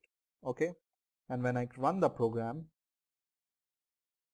I get 5, 6 and 10. So this type of defining reference from the object of subclasses is called polymorphism, and all the member function are available through this reference. So this get interest rate are available in here, in this class also, in this class also, in this class also, and this bank ABC gives us 5% interest rate, so it returns 5. Bank DEF gives us 6% interest rate, so it returns 10, and bank XYZ gives us 10% interest rate, so it returns 10. But the interesting thing here is all are the object of bank. Yeah, all references are pointing to different objects, but all objects are from bank class, right? So this is how polymorphism work in Java. Hello guys, welcome to the next video tutorial on Java programming for beginners, and in this video we will see what is method overriding and how it's different from method overloading. So in the last video I have shown you how and what is polymorphism and how we can use it, right?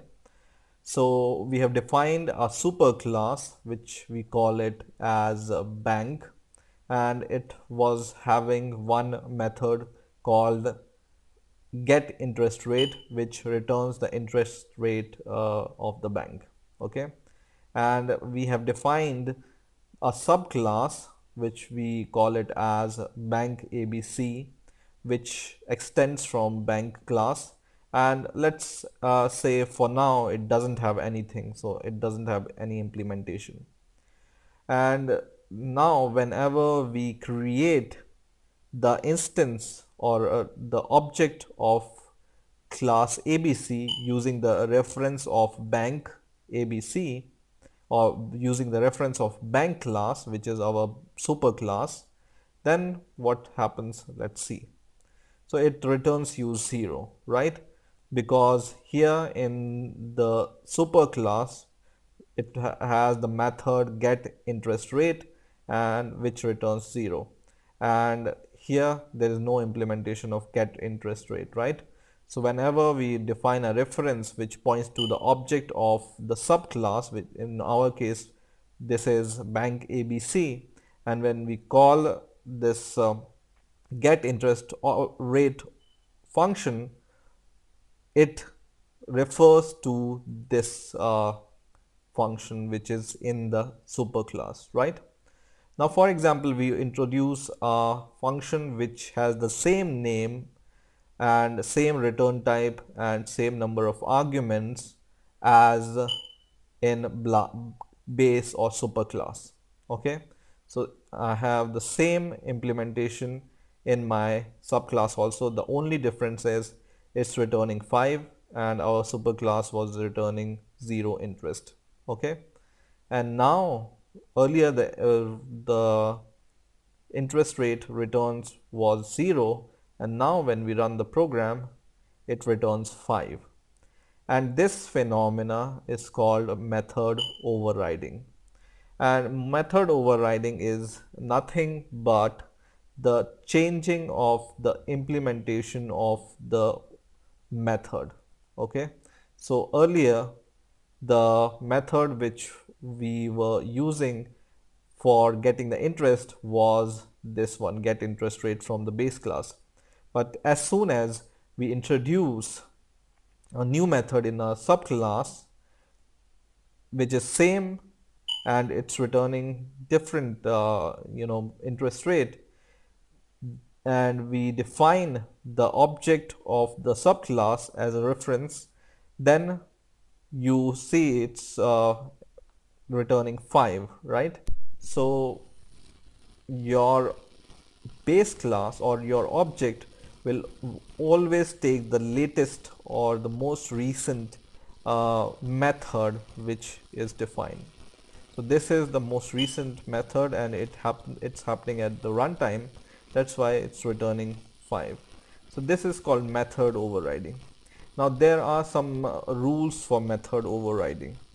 The rule of method overriding is you must have same number of arguments, same name, and same return data type for overriding a method. So for example, this get interest method was returning integer and it doesn't take any argument.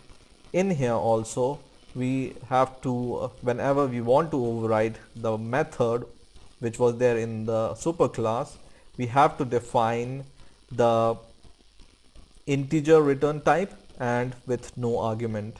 If we do it something like this, int for example this thing, this will be called method overloading, and this will not be called method overriding. So this takes us to what is the difference between method overloading and method overriding, right? So generally method overloading we use in a same class, right? So in this, if we want to do it, we can do it something like this, and we can return int abc, something like this. Okay, and this two method are called the method overloading. So this method is overloading our previous method, right? So this generally happens in the same class, and whenever you do the method overloading, this return type can be different,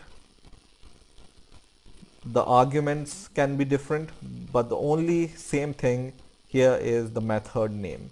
So in method overloading, only method name should be same, but you can change the return type or number of argument also. But in the method overriding, you cannot change the return type or the number of argument. Okay, so this is the main difference between method overloading and method overriding. So I hope you have understood the basic concept of method overriding and what is the difference between method overloading and method overriding. Hello guys, welcome to the next video tutorial on Java programming for beginners, and in this video we will see what is an abstract class and why and where we will use abstract classes in Java. So what is an abstract class? An abstract class is a class which cannot be instantiated. So for example, if you make some class as abstract class, you cannot make an object of this class. And what is the reason behind this is, for example, I have been showing you this bank class in the last two videos for showing the polymorphism example. So I have this superclass called base bank, which is my superclass which contains a method, and I have a subclass which extends from my superclass, which is inheriting the superclass, and it also contains a method, okay, which is get interest rate. Now a bank is abstract in a way that bank is a general term, or we can say bank itself is very abstract word, because we cannot deduce which bank we are talking about from this class bank. But we have bank ABC which have some name, and this can give you some interest rates or whatever uh, other facilities which can be related to the bank, right? So in a way, this bank class is serving as an abstract for other classes. So it's just facilitating to the other classes its method or member variables.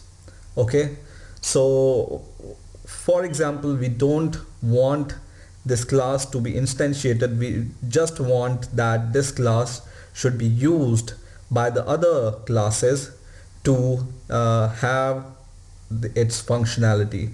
For example, we can add some more function to the abstract bank, and we can add those method, or when we can use those method using the inheritance property in our subclasses. Okay, so bank is a very abstract class, and these kind of class, sometimes we don't want the other user to make and make the instance of this class, because whenever you make the instance of the class, the interest rate here, for example, we are returning 0, which means no interest, right? So whenever we make an instance of this class like this, and when we run the program, it gives us 0, which doesn't really mean anything, right? So if we define this class and abstract, so how to define a class and as an abstract class? You just need to write abstract keyword before your class. So this keyword, when you add to a class, it makes your class abstract. And as soon as you add this keyword to your superclass, which is a bank, you see here that this object creation is not possible anymore, because this is the basic property of abstract class, that you cannot create any object from the abstract class, but you can create a reference from its subclasses. Okay, so you can create a reference which points to the subclasses, because bank ABC is not an abstract class. So you can use this bank ABC like this. Okay, and this error will be gone. Okay, so you can make a reference which points to the class which is not abstract, but indirectly this bank class is an abstract class which cannot be instantiated, or we cannot make an object.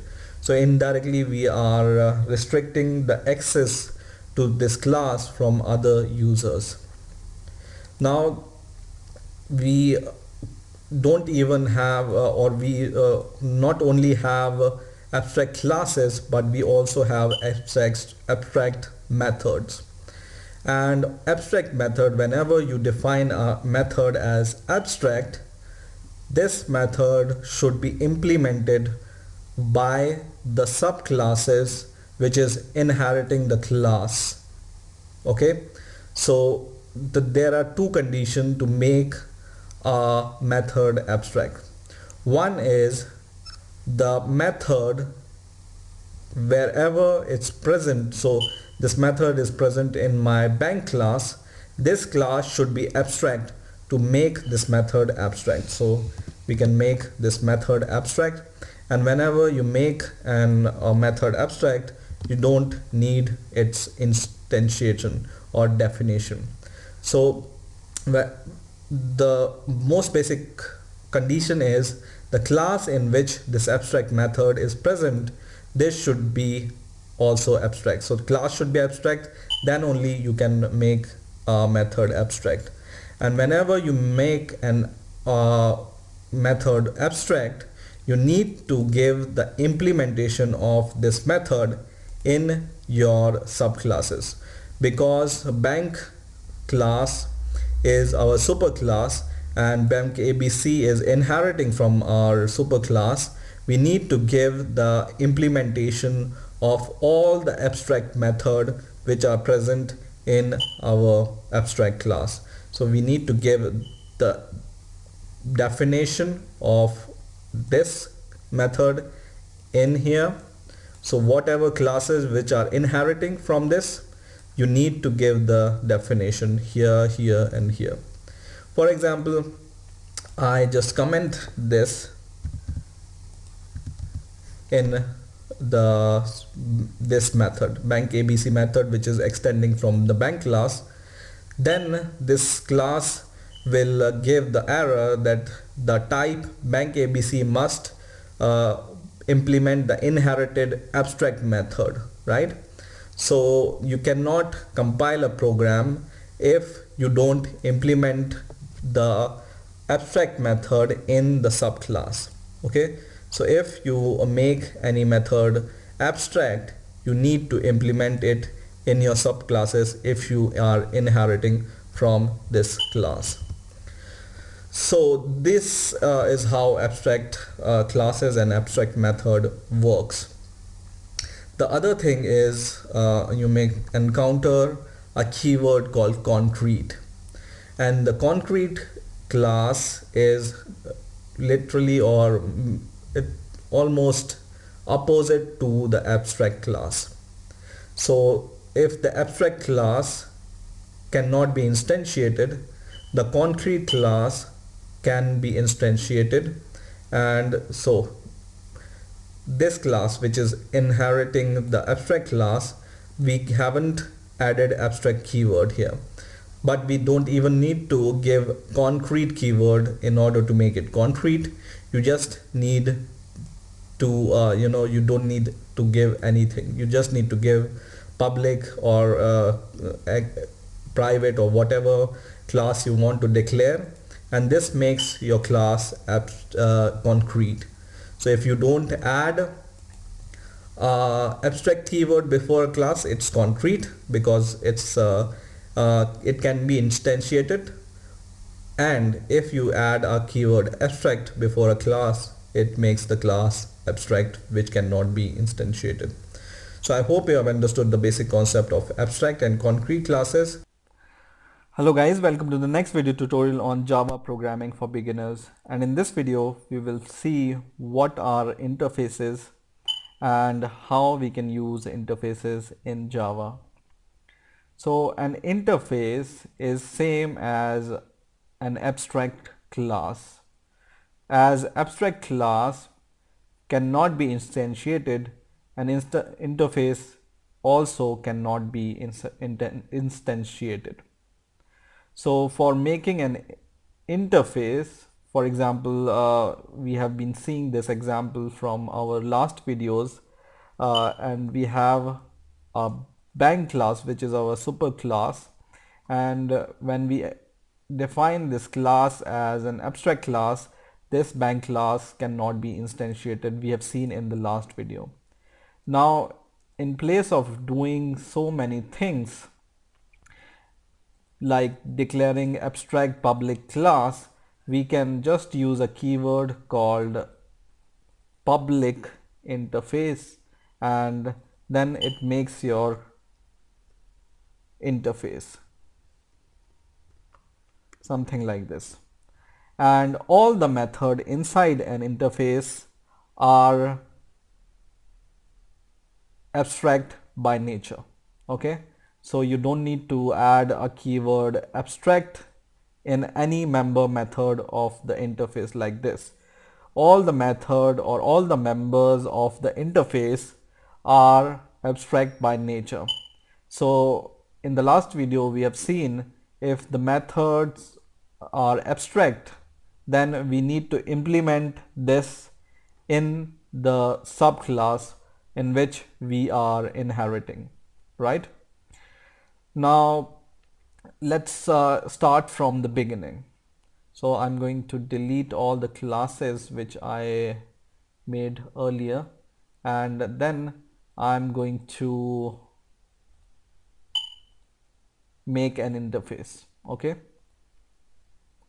so in Eclipse you can make interface by just going to the package in which your main class is or main method is, and just right click it, and you can just go to new and click interface here, and you can give the name to your interface. For example, we will give the name to our interface as bank, as we have given in the last video to our abstract superclass. Okay, so this is the basic definition of interface, and whatever method you define inside the interface, like get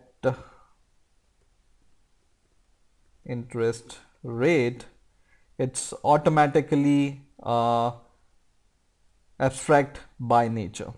Okay, so whenever you want to inherit from the interface, so interface only can be implemented, not can be extended. So when we define a class, for example, we will define a new class for bank interface, and this class we will name it as bank ABC, for example, and we want to inherit from the interface. This interface, because this is an interface, there is no class keyword in here in the bank interface, right? So you cannot extend from interface in a class. You need to implement the interface, so you need to use the keyword implements, something like this. Okay, and then you can implement your bank interface and you will be good to go. Now, because we have this get interface or get interest rate method inside our interface, we need to define or give the definition of this get interest rate in our subclass also, because all the methods inside our interface are abstract by nature, right? So you need to give definition something like this and return some interest rate, and then your definition will be okay. Now it says you cannot reduce the visibility, let's say by, because this should be public by nature, so we just need to add public keyword and then it's okay. So whenever you want to inherit from the interface, use the keyword implement rather than extends.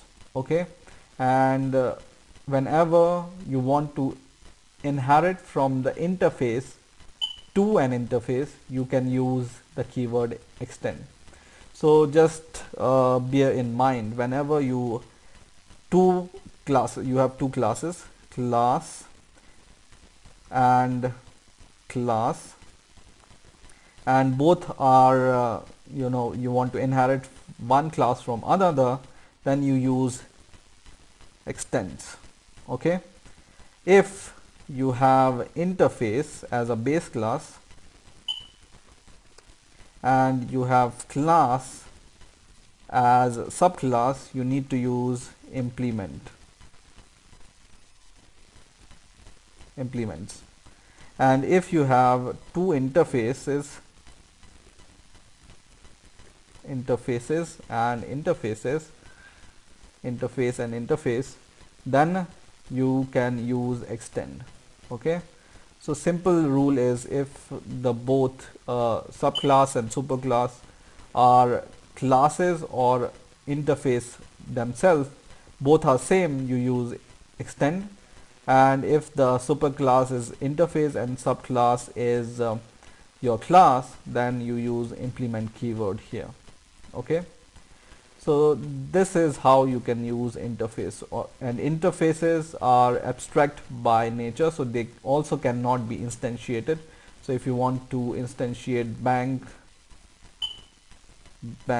something like this is equal to new bank, it's not possible because it's just an interface and interfaces are abstract by nature. Okay. Hello guys, welcome to the next video tutorial on Java programming for beginners. And in this video we will see what is recursion and how we can use recursion in Java. So it's very common practice to call one method from another. For example, we create a static method add and we can call it inside our main method, right? So it's very common and everybody knows that. Java also allows to call a method from itself.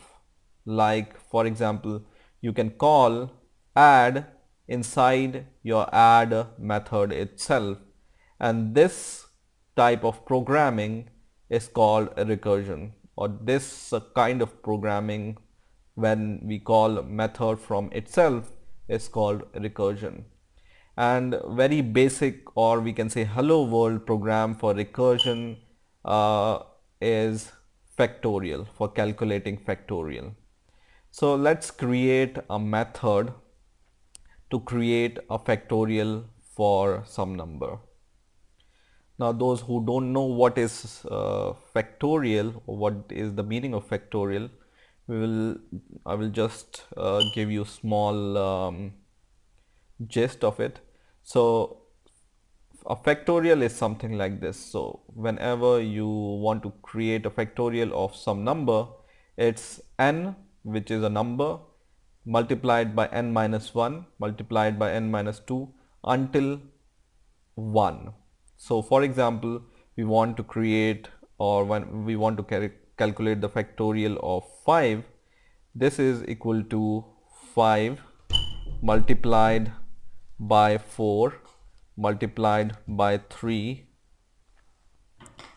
multiplied by 2 and multiplied by 1. Okay, so this is how we can calculate factorial. Now let's create a method to calculate the factorial of a number. So we can create this like this: public static, this should be public static, and this is going to return integer value, and we name our factorial as factorial itself, and it takes an integer int n, for example, or capital N as we are showing here, and then we will try to find some algorithm which calculates the factorial. So if the number is 0, if if we want to find the factorial of 0, it's 1, right? So if n is less than or equal to 1, then we will say that the answer, or we will return the answer as 1, right? So something like this, and here we will return 1. Okay, otherwise else we will return the value of n, which we will take it inside the bracket, then the value of n minus 1, right? So we can say indirectly that we want to calculate the factorial of n minus 1. Okay, so we will call the method itself and we will pass n minus 1 here. Okay, and then we will just close this, and here we just want to return, so I will just add return.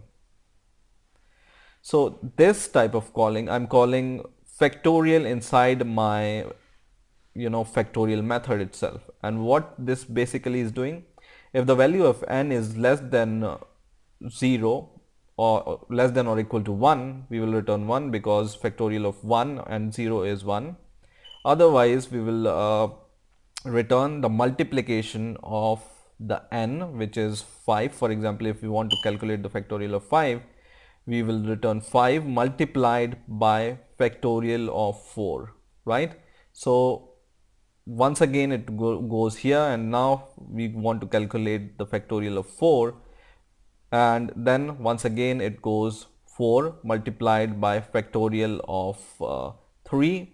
It goes once again here 3 and factorial of 2, and it goes once again factorial of 2 multiplied by factorial of 1, and factorial of 1 here, when n becomes 1 or 0, we will return 1.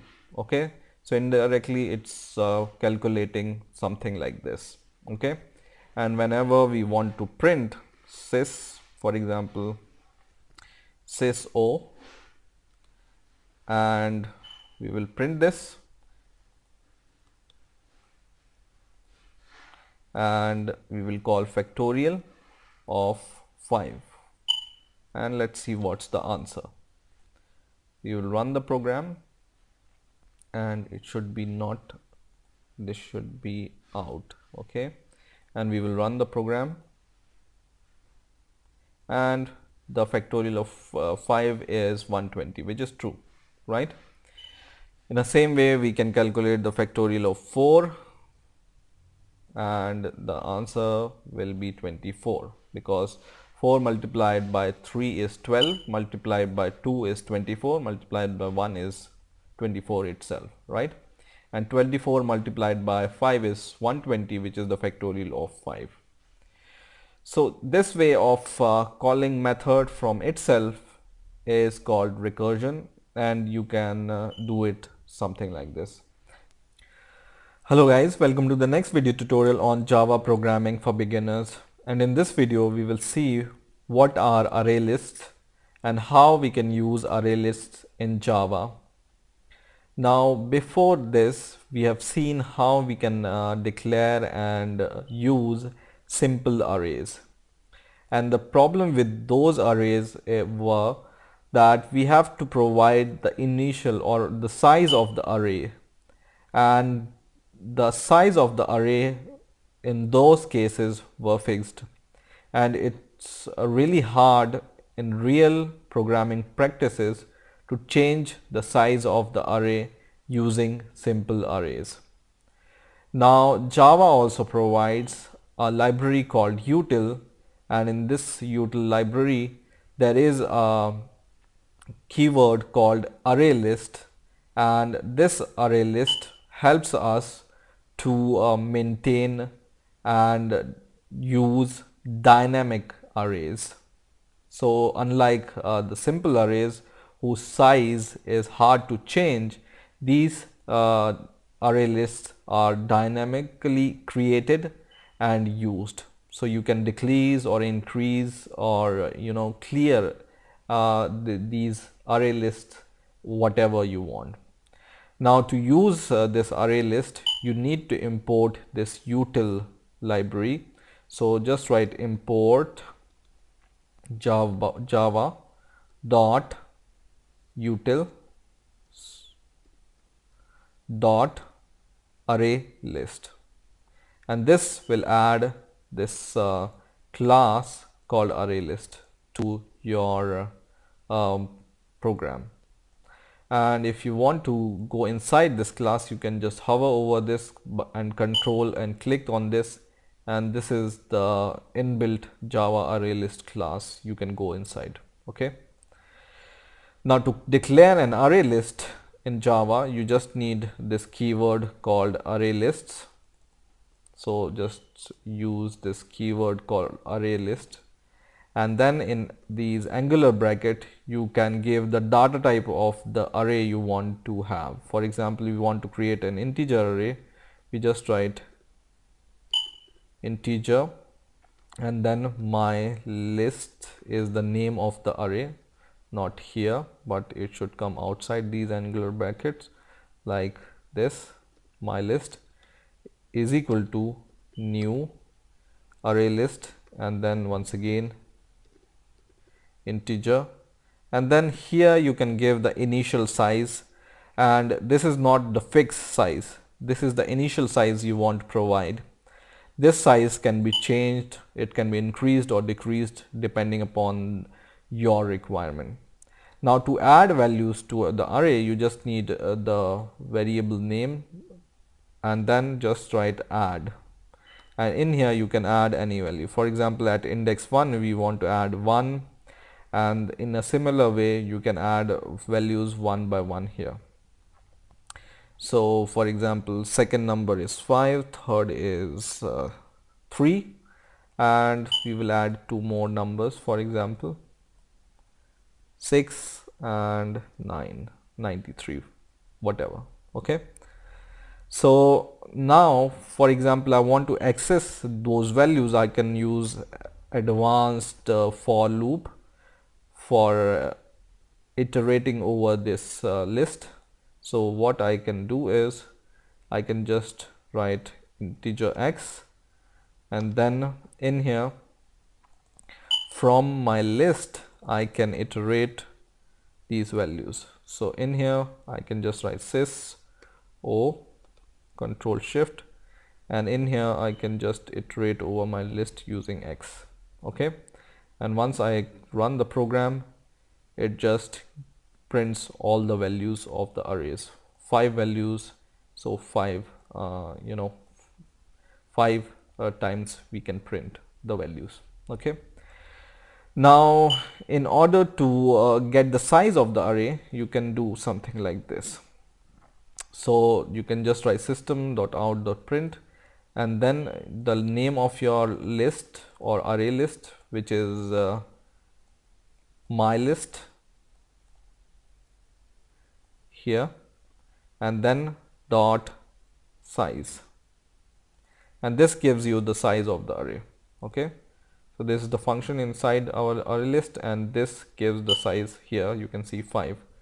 To make it more clear, I can just say size is equal to and then this plus, so that we can see the size.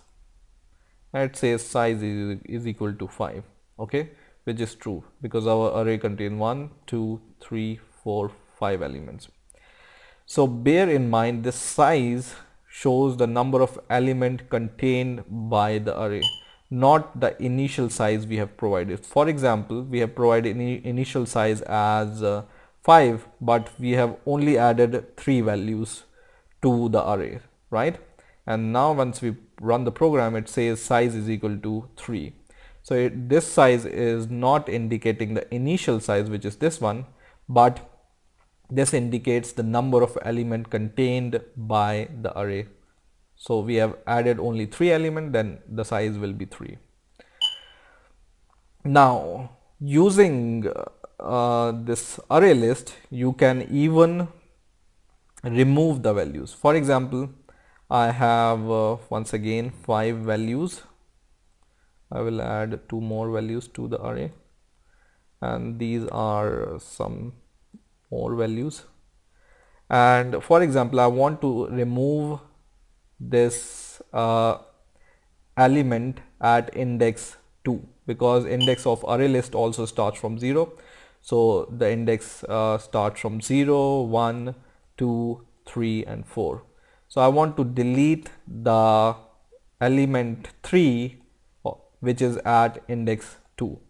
So I can just use the array, my array, which is this one, and then I can call a method called dot remove, and here I can give the index. So I want to remove, for example, here at index 2 the value is 555, and I want to remove this 555 from here. So I will just write 2, index 2, and then I will just once again print this array after removing the value, and I will also see the size, what is the size of this array after removing this value. So I will run this program, and you can see initially our array contains 5 values and size was 5, but when we call this method remove 2 at index 2, then our size becomes 4 and 555 is removed from the array. from here, right? You can see here. Now there is a method called clear, by which you can even clear all the values from the array. So just mylist dot clear, and then using this clear you can just clear all the values from the array. So initially the size of the array was 5, but when you call this method on your list, the size becomes 0, right? Now for example, you want to change some value in your array. For example, I want to change this value 1, which is at index 0, to 100. I can do this something like this. So your array name, then set, and then it takes two arguments. One is the index, so I want to change the value at index 0 because 1 is at index 0, and I want to change the value of 1 to 100. So second value is 100, or second argument is 100. And now when I run the program, the size remains same, but the value here, earlier it was 1, now it became 100. Okay. So in this way you can use these array list in Java. It contains many more methods. For example, when I just use this variable name mylist, and when I just use dot separator, it will give you suggestions, and here it will give you some more suggestions, like you can clone this, or you can check if this array is empty or not, or you can check, or you can trim this array to the size of something. So let's try to trim this. List dot trim to size. Okay, and what this method is doing is it trims the size of the array to the number of element it contains. For example, initial size of this array was 5, and we have just provided 3, then it trims your array to 3 itself instead of initial size. Okay, so trimming means just cutting the size of the array to the number of element it contains, which is 3. So in this way you can use many more method on this list. Hello guys, welcome to the next video tutorial on Java programming for beginners. In this video we will see how linked lists work in Java.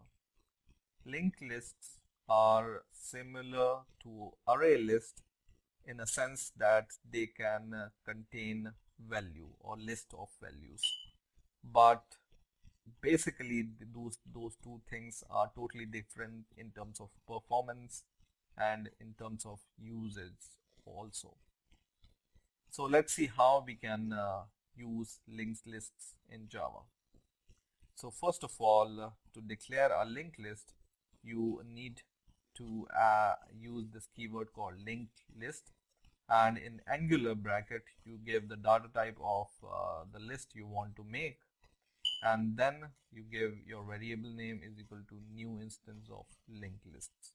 Okay, and for the first time when you write this code, it will give you little error because you haven't included this linked list class which is there in java.util. So you just need to hover over linked list, and then you just need to import linked list. So just click this, and it will import linked list class in your program. Now to add the values, you can just do it something like this, name dot add, and then you can add your name. So for example, some name you can add, and some more name you can add like these. And to access the values in the list, you can use this for loop or advanced for loop, as we can say, and we can just use this something like this. Name is our list name, and then you can just print this X. and when you run this program, you will be able to see your list, something like this. Now, in order to add some more values, if you want to add the more value at the top, you can just use this list dot add first, and you can add a value at the top of this list, something like this. Okay. If you want to add the value at the bottom, you can do it something like this, name dot add at the last. Okay, so you can add this to the last. For example, I want to add Zach at the last. So whenever I run the program, you see in my list at the top the name Jack is there, which we added at the add first using add first method, and at the last of my list there is a name called Zach, which we added using add last method. In a similar way, you can remove first and last value by using remove method. So name dot remove last, it will remove the last value, name dot remove first, and it will remove the first value. Okay, so once again run the program and it removes Jack and Zach from the list. Okay, now if you want to remove all the data, you can just write name dot clear and it will clear all the data from the list. So something like this, and nothing is printed. If you want to get the size of this list, you can just print it like this. So name dot size, and it will print the size of the list. Run the program, and our size of the list is 6 because it contains 6 elements. Okay, there are some other methods. For example, you want to add at some particular position, you can add it also. For example, I can add name dot add, and add can be overloaded, so you can give the index of the element. For example, I want to add at index 1 some element, for example index 1 element. Okay, and run the program, and now at the index 1 I have this index 1 0 1, right? So you can add on the basis of index also. In a similar way, you can remove on the basis of index. So name dot remove at index 1, it will remove Patrick because at first or 0th index Jack is there, and at first place or first index Patrick is there. So now it's removed and we have only 5 elements. Okay, so there are some other methods like set and get methods which you can use to set and get the values. For example, you are not happy with the name Patrick with small p at the starting, you can change it to Patrick to the capital P. So you can just write set at the index 1 because Patrick is at the index 1, 0th is this one, Patrick is 1, and we will remove this, otherwise it will remove the first index. And then we can just write here Patrick with capital P. Okay, and then semicolon and run the program, and it adds Patrick with capital P, so it changed this name with this name. So setting changed the name or modified your list at the particular index. So there are some other method and which you can search by yourself. You just need to write the name of the list and dot, and here comes all the method which you can use to access the values to the list, insert values in the list, sort value. There is a method called sort, so you can sort it, and you can even check if the list is empty or not. And there are so many methods which you can just use and see what suits your requirement. Hello guys, welcome to the next video tutorial on Java programming for beginners. In this video we will see what is the difference between array lists and linked list. We have seen both kind of list in the last two videos, and now we will see what is the difference between them and when we can use them. So let's see the first difference. First difference is linked list element insertion is faster compared to array list.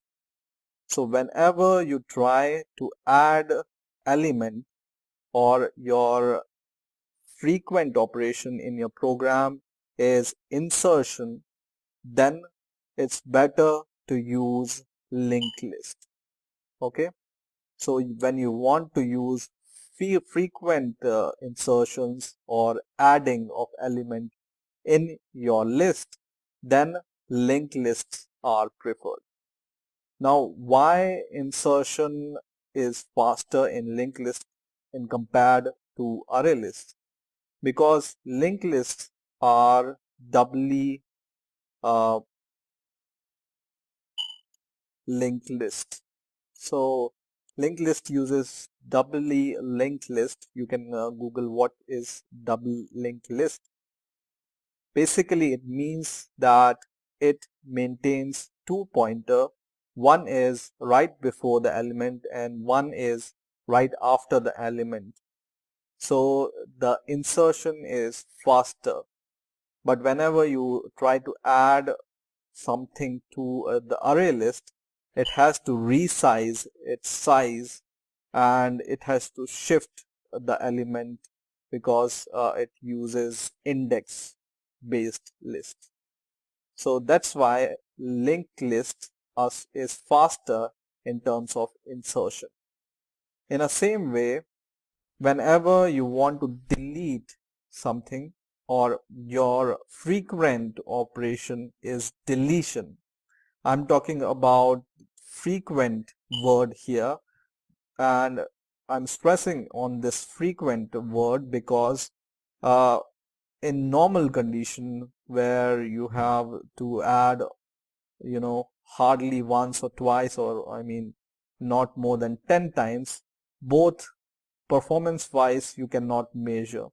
But the frequent operation, by frequent operation I mean somewhere around 10 to the power 5 addition or deletion or something like this. So it's frequent, right? So whenever you have frequent deletion also, linked lists are faster than array lists. Okay, so whenever you have frequent deletion operation or whenever you have frequent insertion operation in your program, then use linked list. Okay, now when array lists are good to use, so whenever your frequent operation is searching in the list, then array lists are better. So array list search operation is pretty fast compared to linked list search operation.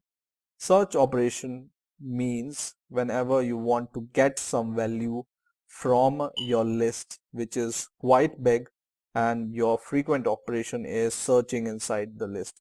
For example, your list is 10 to the power 5 element. So your list contains 10 to the power 5 elements and you want to get exactly the element at the middle of the list. Then this array list is faster, because array list, I have already said that it's index based, right? And it's faster to get the index of the array list than to retrieve it using iterator, because linked list, I already told you, uses these doubly linked list. That means it uses double pointers, and for that you need iterator, but array list are only index based.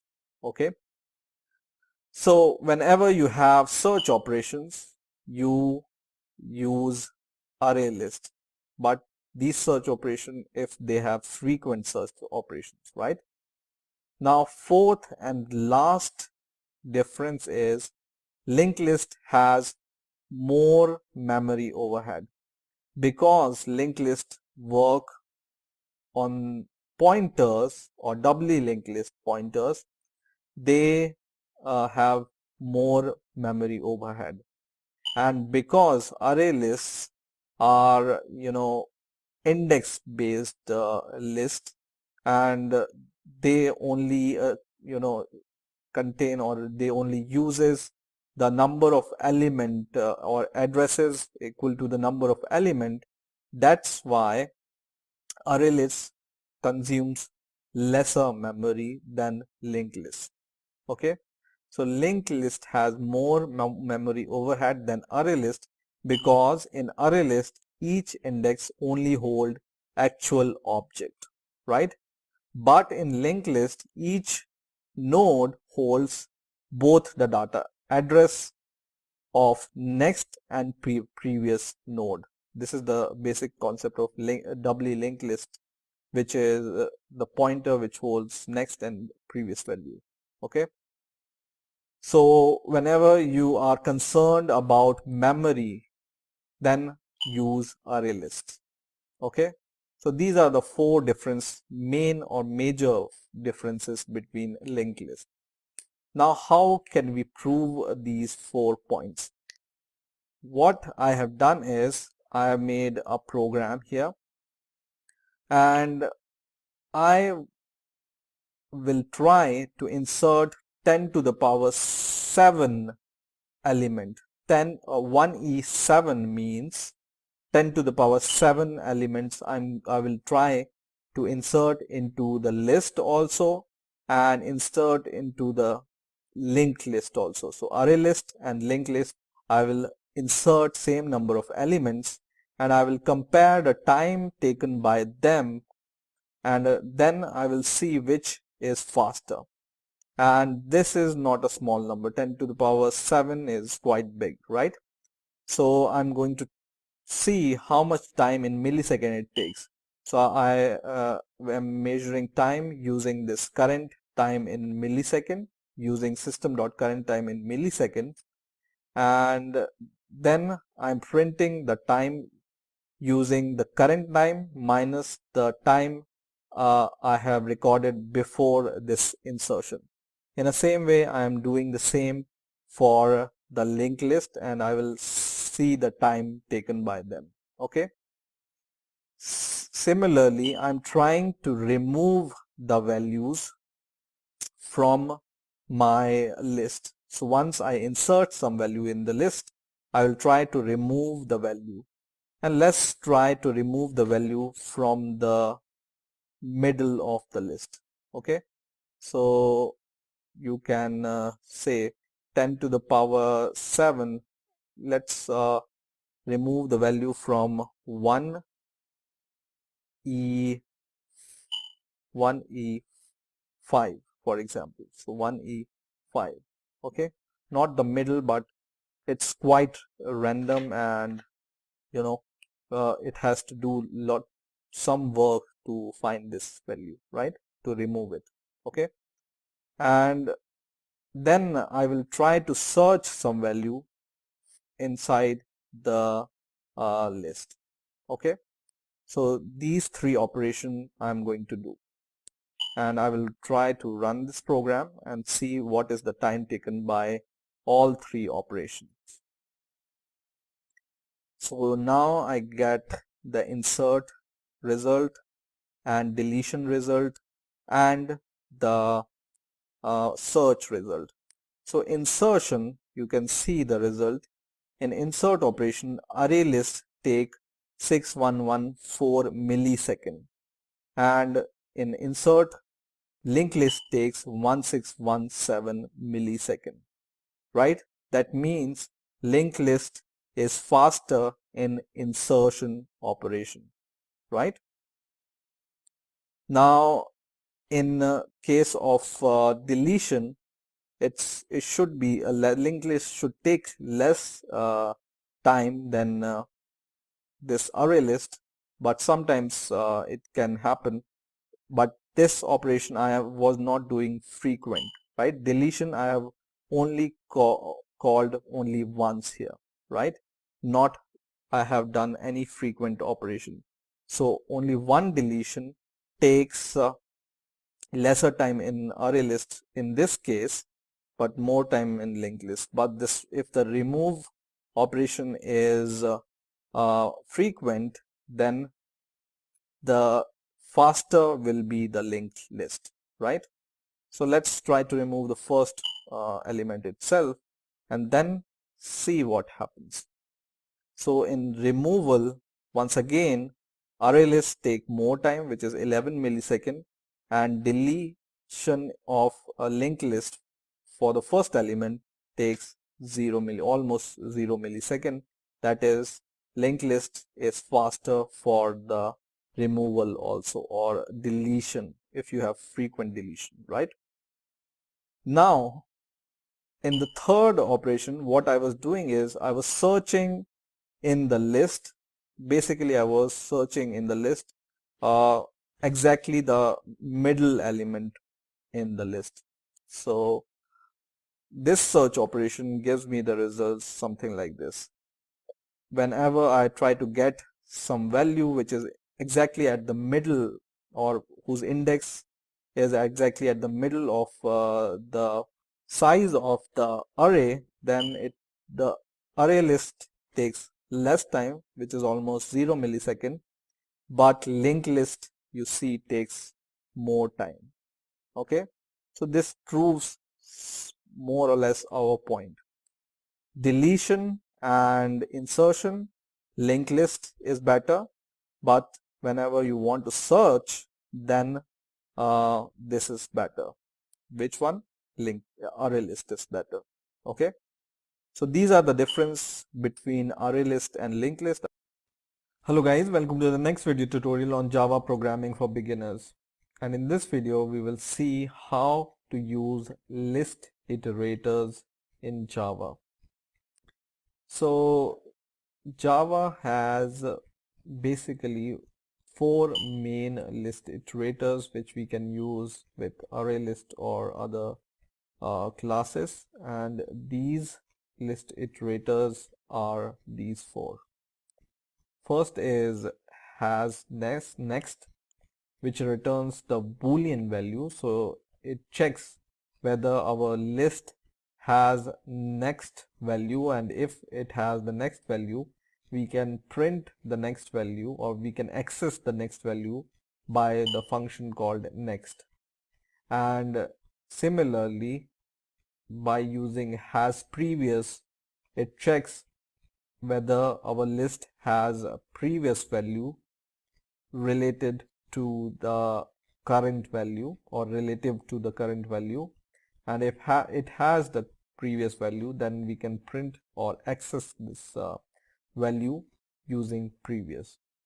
So let's declare an array list,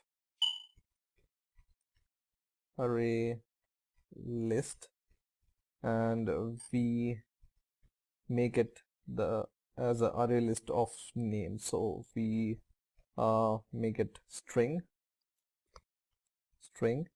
and our array list variable name we will name as names is equal to new array list, and this will be string also, and we will initialize it as a default constructor. Okay, So now we can add to this array list some names dot add names dot add, and we can add some values, for example Mark, and in the similar way we can add some more values, right? So I will copy it and paste it 3 or 4 times. Second name is, for example, Tom. Third name is John, Jack, and Patrick, for example. So we have added 5 elements to our array list. Now to use these list iterator function, we need to use list iterator. So we will define list iterator. Okay, so list iterator, and we want to have the list iterator of string, same as your array list. So give the data type same as your array list, and then give a variable name, for example itr is equal to, and then take the list itself dot list iterator, okay, with small l. Okay, so now this creates an iterator for your list, and using this iterator you can check whether you you have the next value or the previous value in your list.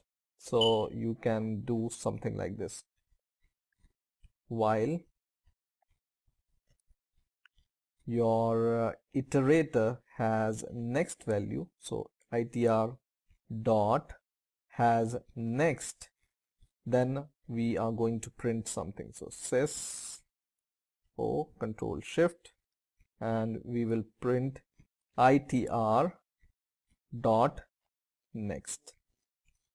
Okay, so what this is going to do, it will check first if our iterator has, or if our iterator has the next value, or so this points to the, for example, first element of the list, and then it checks if the iterator has the next value, which is Tom, and if it has, it prints the next value, or we can access the next value by the function called next. So this has next returns boolean, so it returns true or false, and this returns the object itself.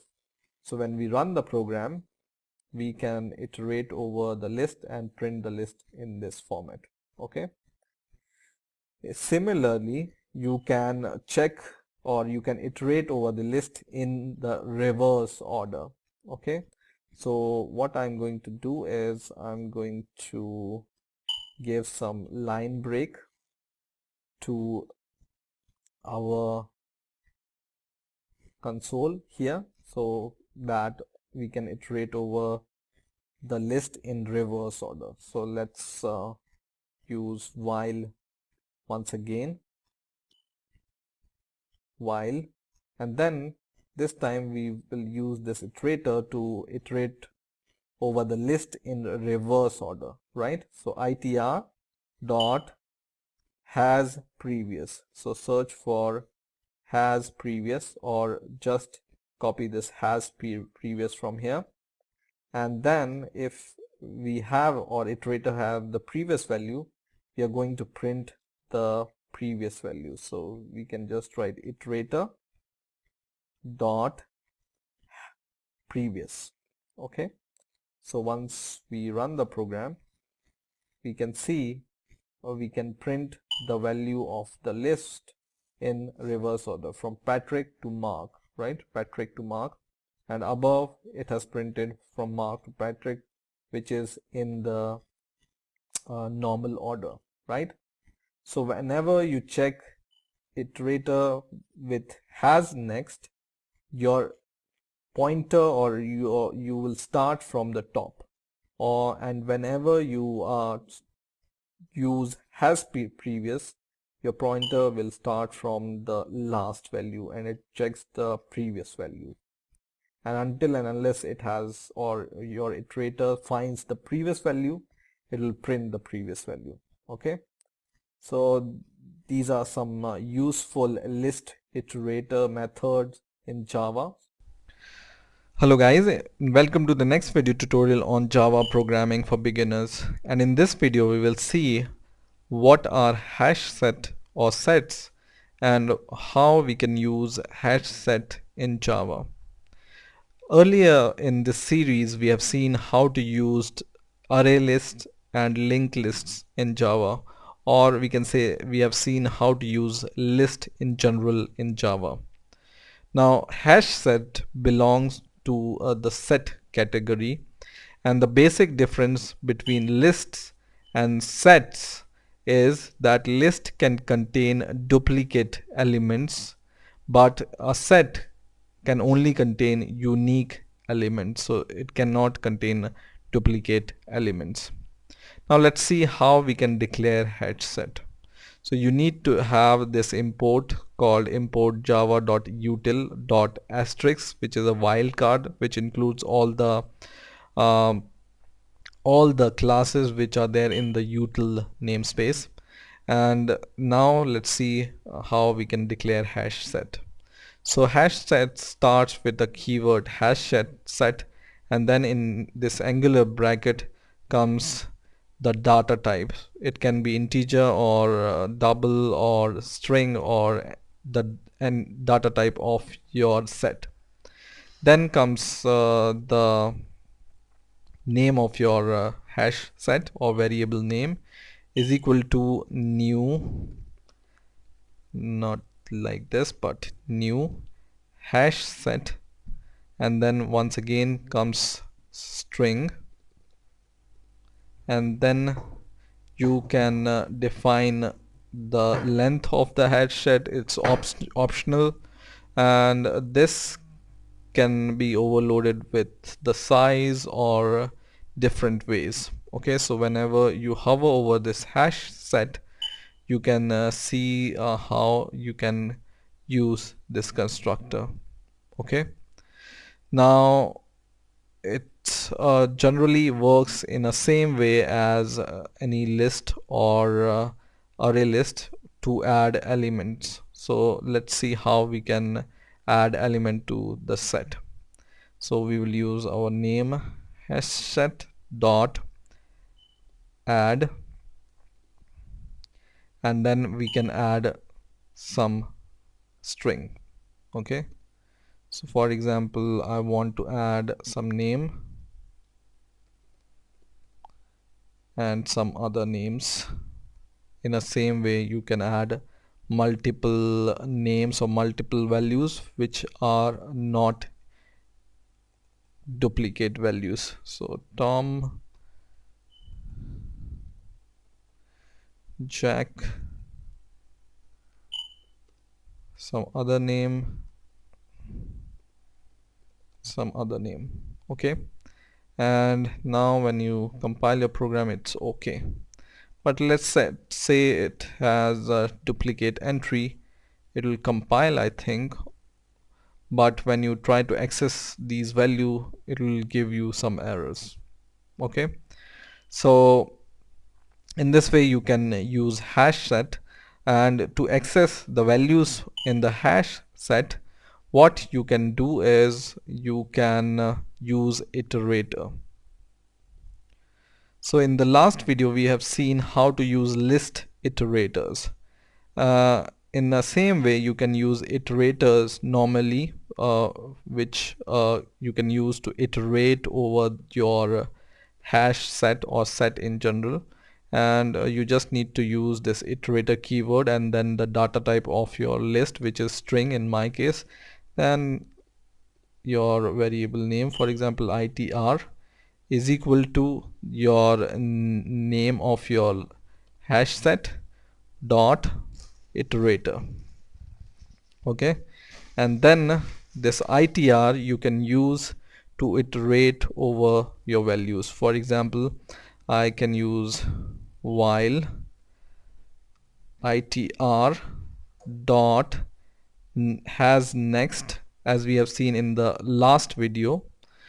If it has next value, then we can use syso control shift and then ITR dot, not here but ITR dot next, right? ITR dot next.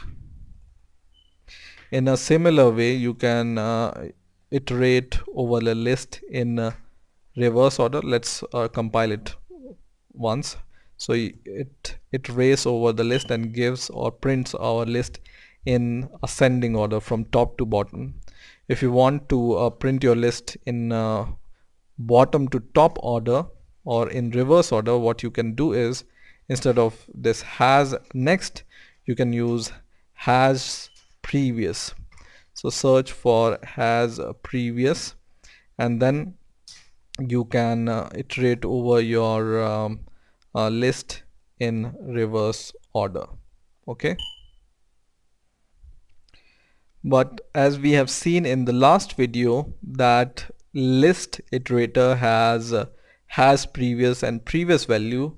The iterators for the sets doesn't have this has previous and previous value. You can see there is no method called has previous or previous values. Okay, so only list iterators have has previous and previous values, but they have some other method like remove or clear this list. If you want to remove the values, you can use remove or clear method. So for example, I want to clear, let's iterate over using has next, and before this we will remove some values. So for example, name dot remove on the basis of object you can remove, or you can remove on the basis of your collection, or you can see these are the options you have to remove the values, right? Or if you want to clear, you can just use name dot clear and it will clear all the values from your hash set, right?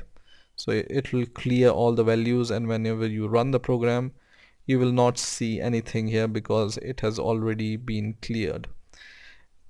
It has some other methods, so you can see, you can check the size of your list by using dot size method. You can check if the list is empty or not using is empty method. You can use add, we have already seen. You can add on the basis of some conditions, and there are some method you can try which you want to use. So you can just hover over this method and you will be able to see its use when you hover over it. Hello guys, welcome to the next video on Java programming tutorial for beginners. In this video we will see what is an exception in Java and how we can handle exceptions in Java using try-catch block. So first of all, what is an exception? By the official definition, an exception is an event which occurs during the execution of the program which can disrupt the normal flow of the program's instruction. Okay, so let me give you an example. For example, I declare an integer variable and I initialize it by some value, for example 100. Okay, and then I divide it by 0. And we all know that whenever some integer is divided by 0, it gives us infinity. And Java program is not able to handle this situation, right? So let's try to print something. For example, sys out, and I'm going to print this line after the declaration of this variable like this. So when I run the program, if I see this, that means this declaration is valid for me, right? Because this initialization is successful and I will be able to see this line. If I will not be able to see this line, that means the initialization fails. So I'm going to save this program and I'm going to run my program, and you see in the console the exception in thread main occurs, and Java gives us the location of the exception or error, and this is at line 6, which is this one, right? And which exception occurs here? Arithmetic exception occurs. So this infinity is not handled by the Java. Okay, now in these situation where Java is not able to handle this exceptional situation, what we can do is we can catch this exception by using a try catch block. So normally how we can write a try catch block, just write try and then this curly braces and end the curly brace, and after that you need a catch. So catch, and in the brackets you give the situation which you want to handle, and in here in the catch you can print the situation, or you can do whatever you want to do after handling the exceptional situation. Okay, so now I'm going to place my code inside this try catch block.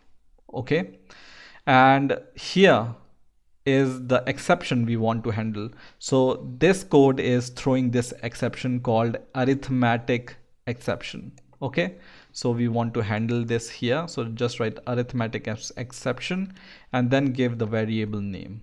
Okay, and in here you can even print this value of the exception which is thrown, which is this exception exactly. But let's run the program and then see what happens.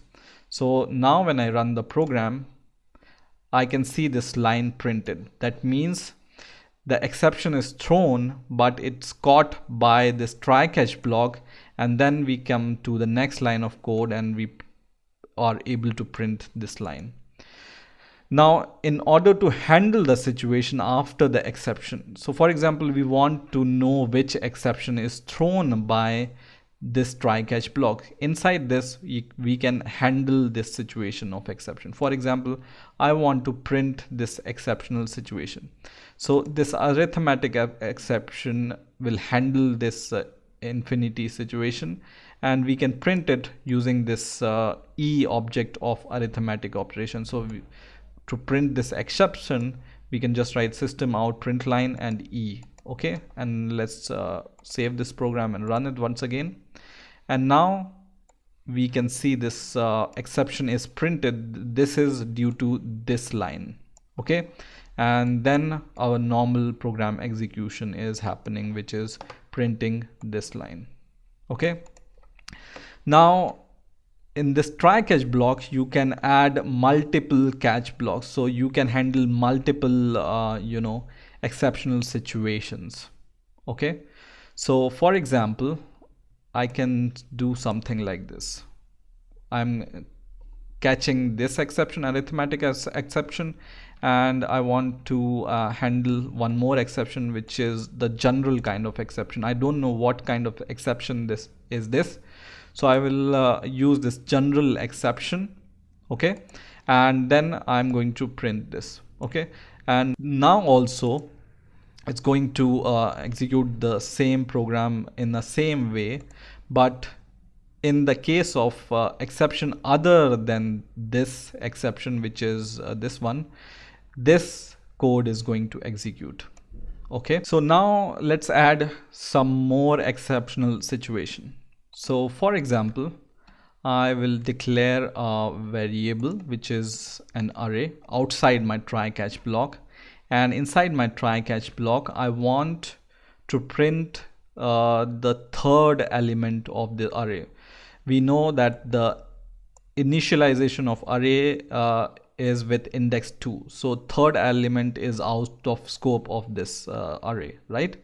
So let's print this, and I'm going to declare it as variable b because a is already here. Okay, and I'm going to print here the value of b3.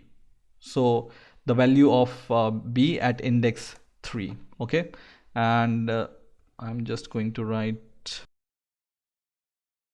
and plus. Okay, this I want to execute.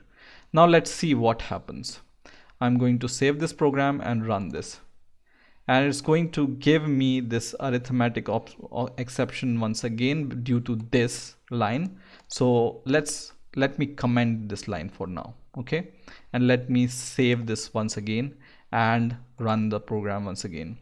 And now you can see this exception, different exception is thrown, and which is caught by this bigger exception, or the exception which has more priority, for example.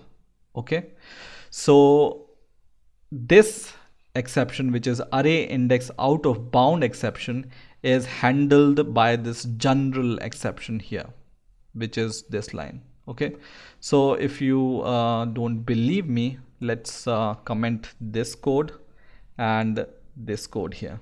Okay, so and let's run the program once again, and you see the same exception. So it is caught by this exception. Okay, you can even do just copy this exceptional condition here and paste it here.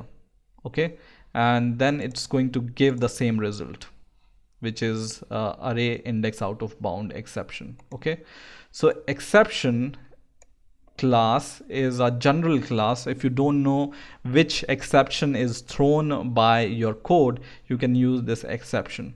Otherwise, if you know that your code can throw arithmetic exception or array index out of bound exception, then you can handle the specific exception.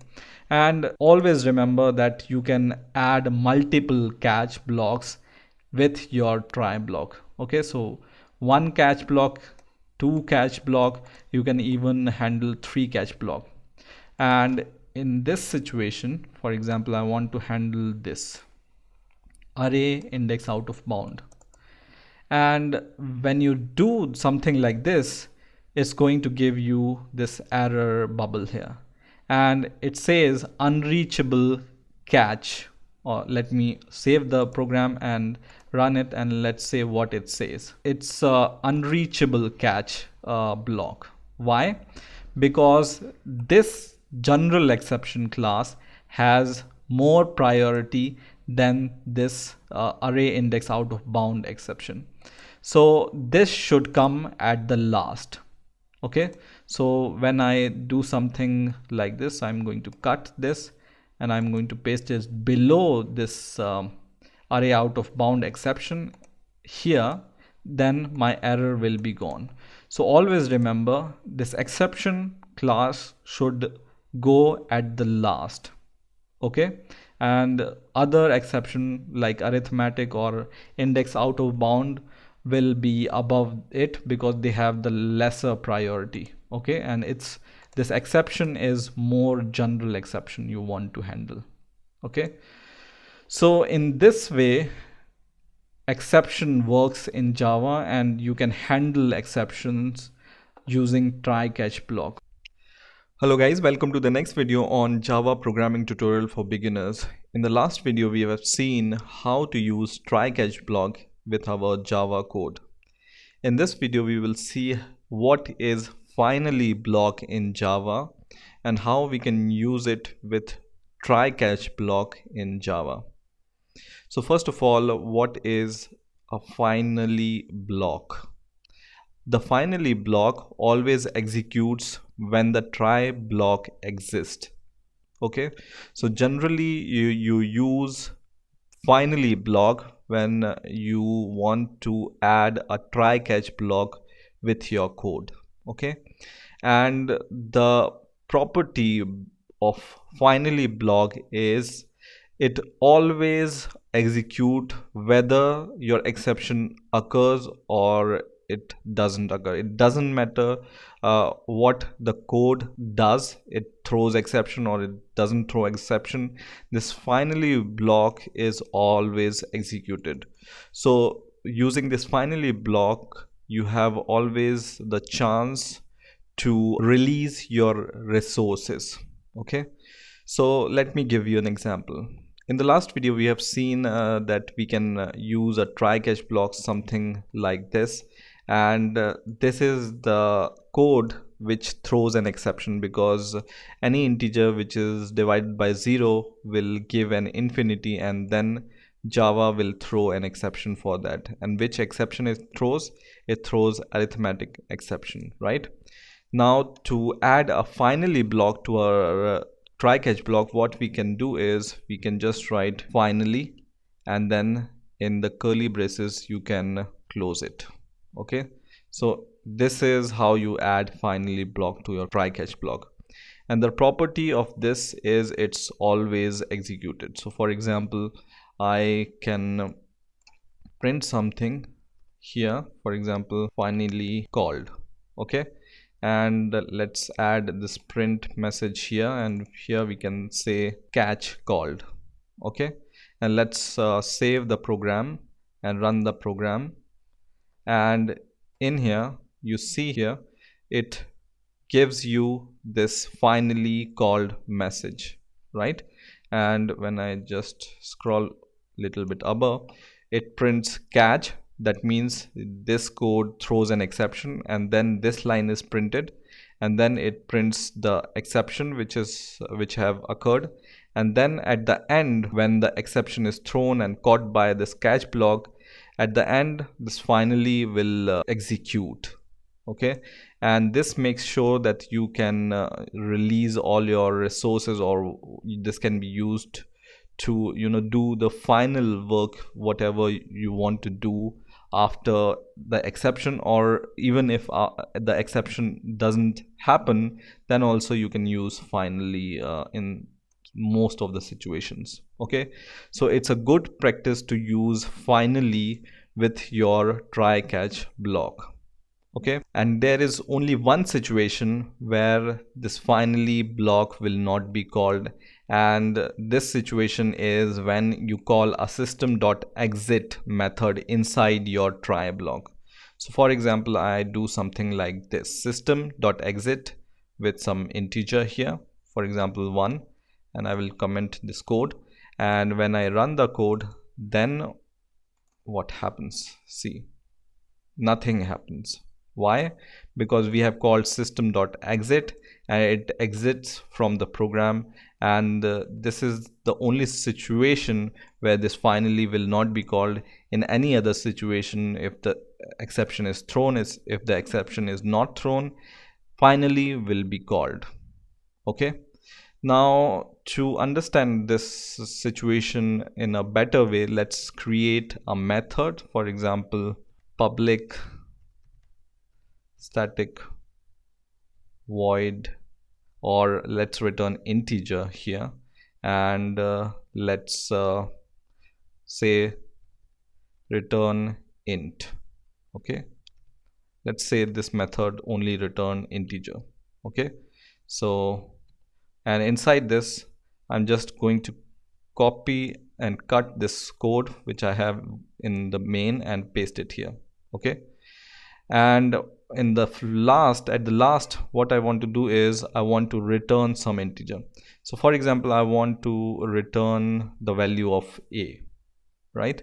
So I want to declare this a outside my try block. Okay, and for example, we don't divide this 100 by 0, so it's valid situation, and we want to return a, right? So in here I want to delete this and I will return a. Okay, and for example it throws an exception and it goes here, I want to return a here also, and in here also I want to return a.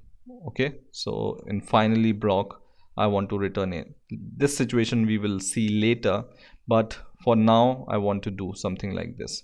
And in here I just want to call my system out. So sys out, and in here I just want to call my return int method, okay, inside this. Okay, so let's run the program and let's see what happens. So I'm running the program and it returns 100, and 100 is printed here, and then finally block is called after the try block returns.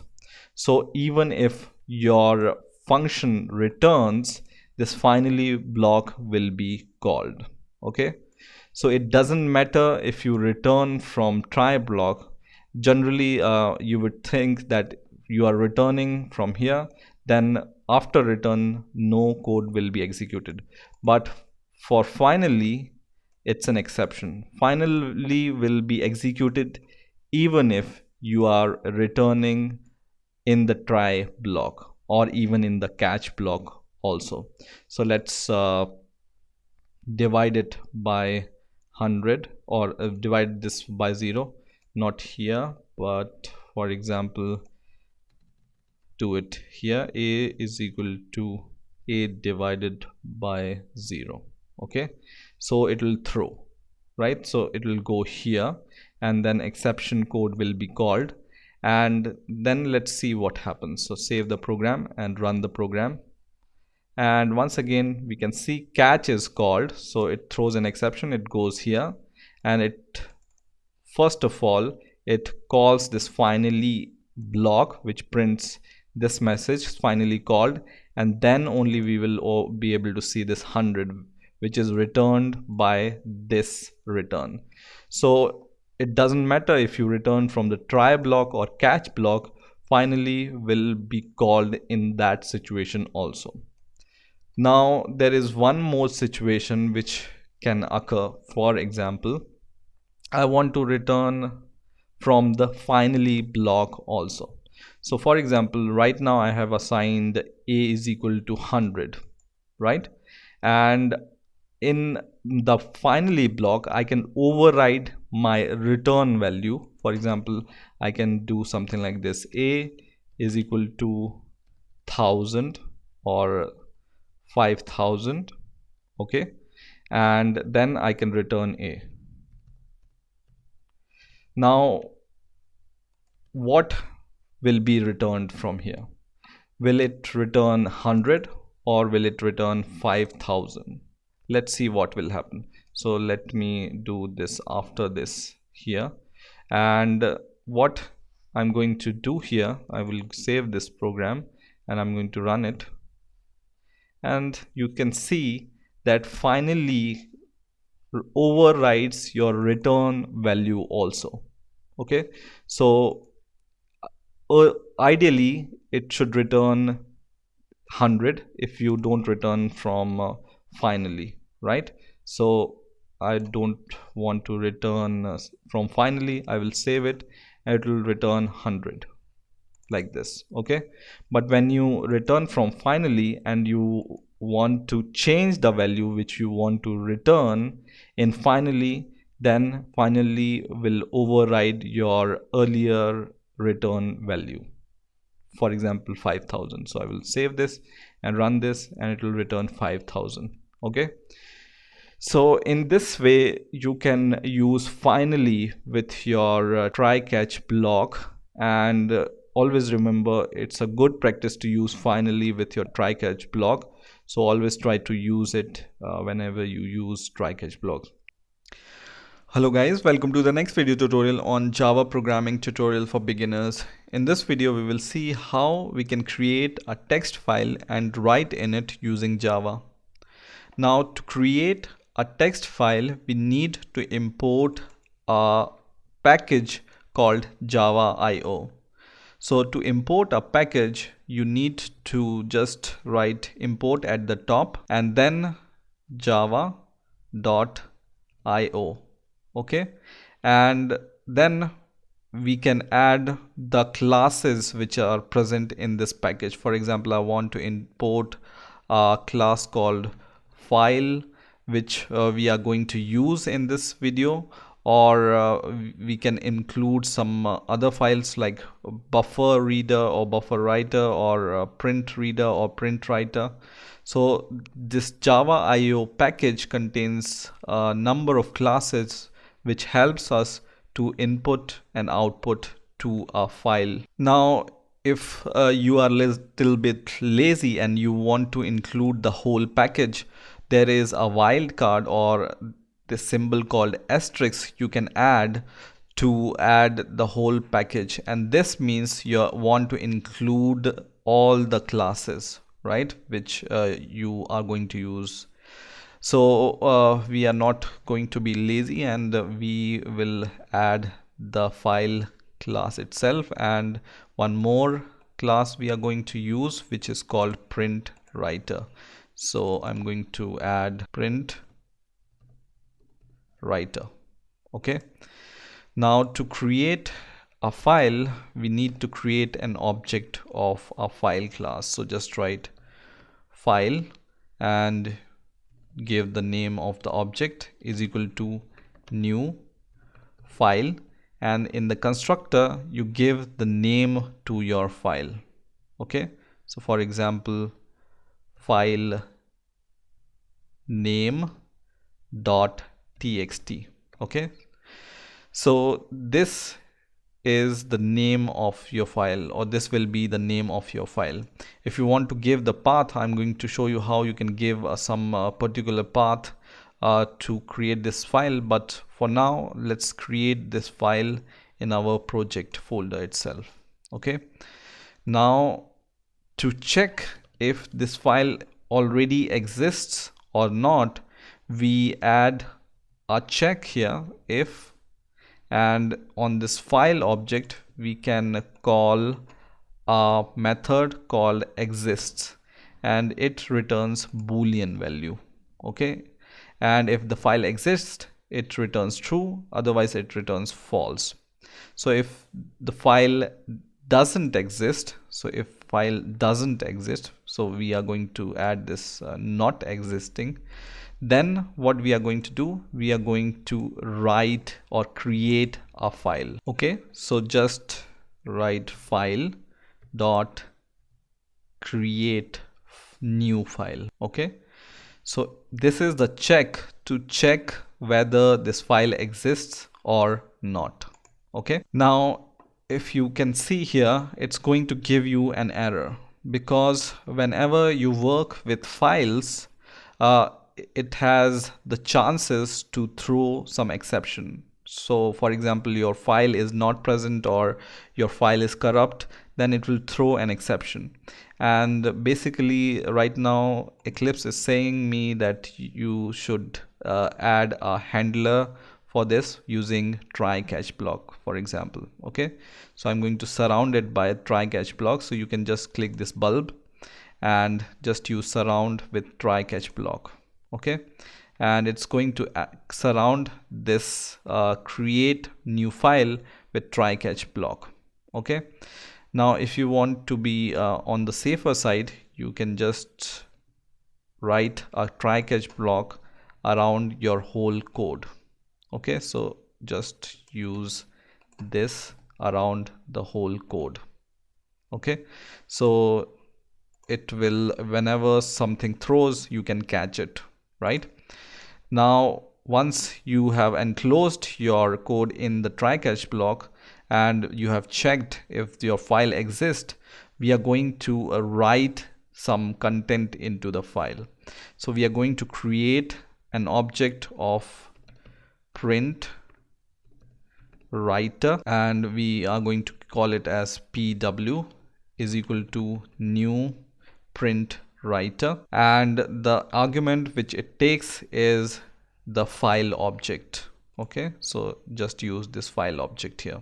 Okay, now using this print writer object, you can call a method called print line, as you can do with system out, right? So pw dot print line or print, you can call these different methods on this print writer object. So I'm going to use this print line object. Okay, and in here you can add a text. For example, this is my file content, or you can even add a number to your file, for example some thousands.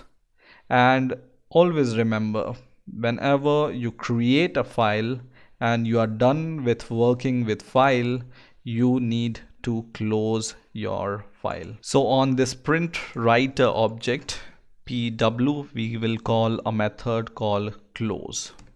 Okay, so once you are done with this code, what we are going to do is we are going to run it.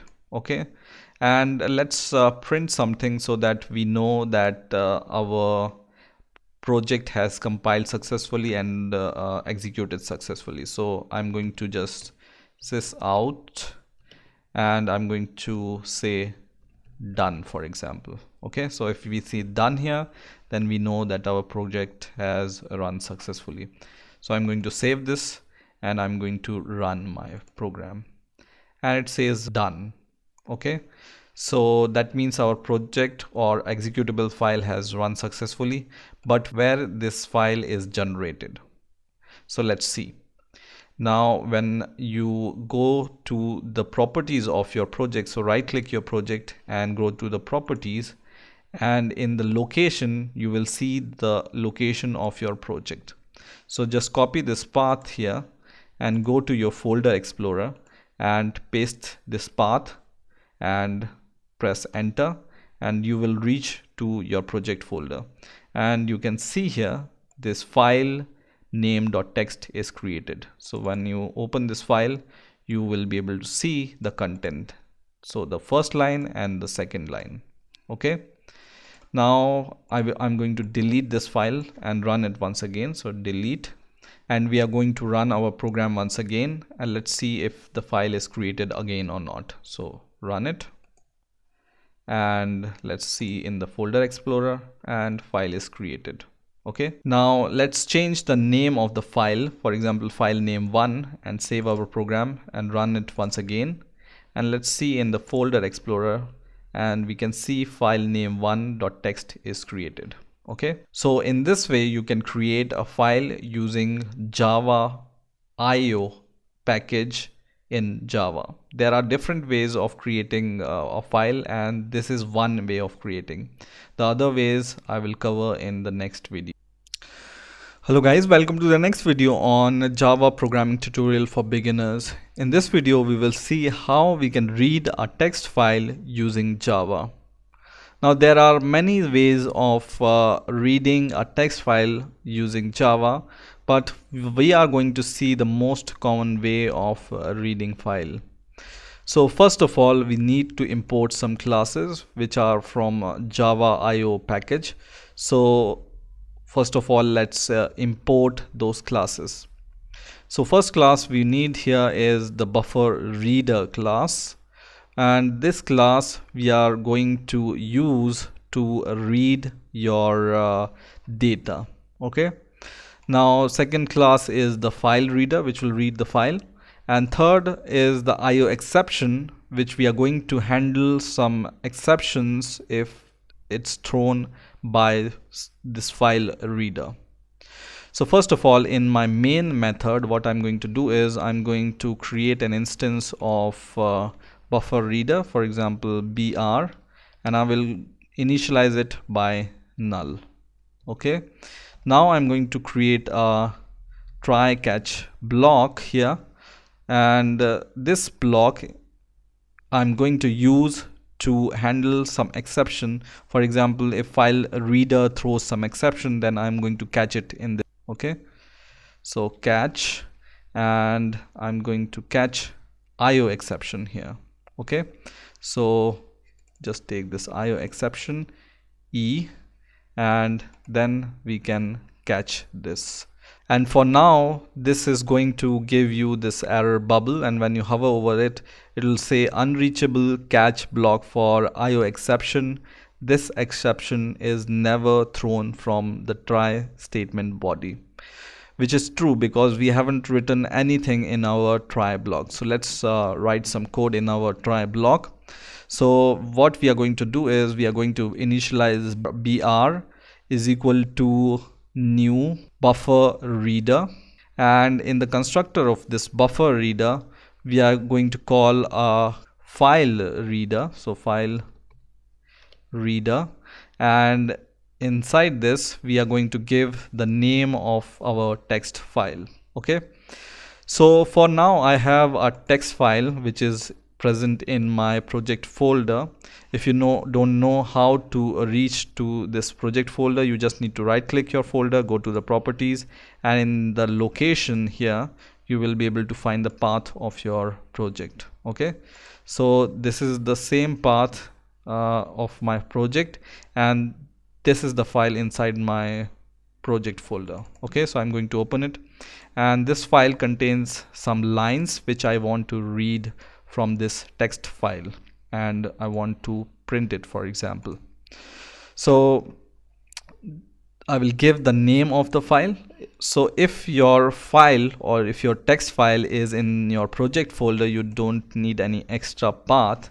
So you just write file name with the exact spelling of the file name, and then txt. Okay, and then in the next line we can read from this file. So for reading this file, first of all I want to store it somewhere, right? So I will declare a string variable, string line, for example, and now I'm going to create a while loop to read every line. Okay, so while, and inside this while loop we are going to read our file. So just make one more bracket here, and we are going to assign the value which we read from our file using this br. So line is equal to br dot read line. Okay, which will not be equal to null, then we will get the value of each line. Okay, not equal to here. So what we are doing in this while loop, in this while loop we are assigning the value of each line which we read from the file to this line variable, and we are checking whether it's null or not. And if it's null, we are going out of the loop, and if it's not null, we are going to print this file. So I'm just writing sys out and line, okay, which is this variable. Okay, so I'm printing this line if this line is not null. Okay, now once everything is done and you are done reading your file, you need to close it. So I'm going to use finally, and if you are watching my videos, you know that this finally is called when you want to perform some action, whether your try block throws some exception or not. This code is going to happen definitely. Okay, so we are going to use br dot close, and this will close your file.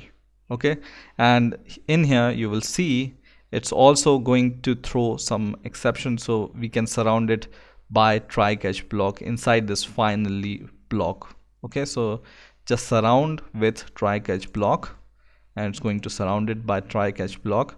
So I think we are done with the code. One more thing, if you want, you can just use this e dot print stack trace, and it's going to print your exception details whenever this code throws. Okay, so let's try and run the program, but before this let's save this, and I'm going to run this program. So run it, and you can see it reads all the lines from the file. So this was my text file which has 7 lines, and it's reading all the lines from the text file.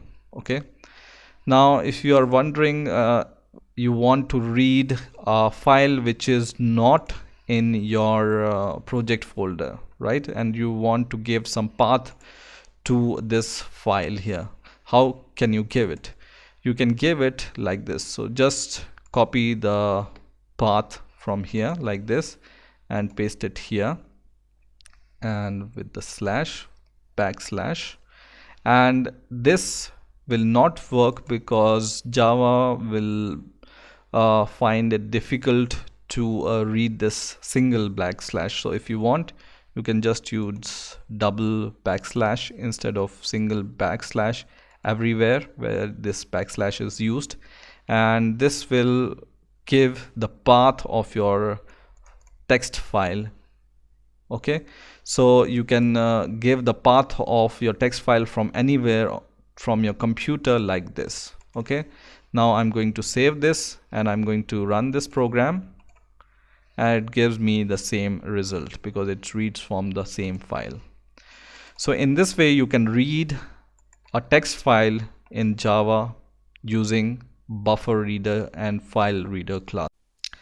Hello guys, welcome to the next video on Java programming tutorial for beginners. In this video we will see how to use date class in Java. Date class we can use to display date and time and manipulate date and time in Java. In addition, we will also see how we can format date and time in Java. So first of all, to add this date and time class, we need to import this class from a package called java.utils.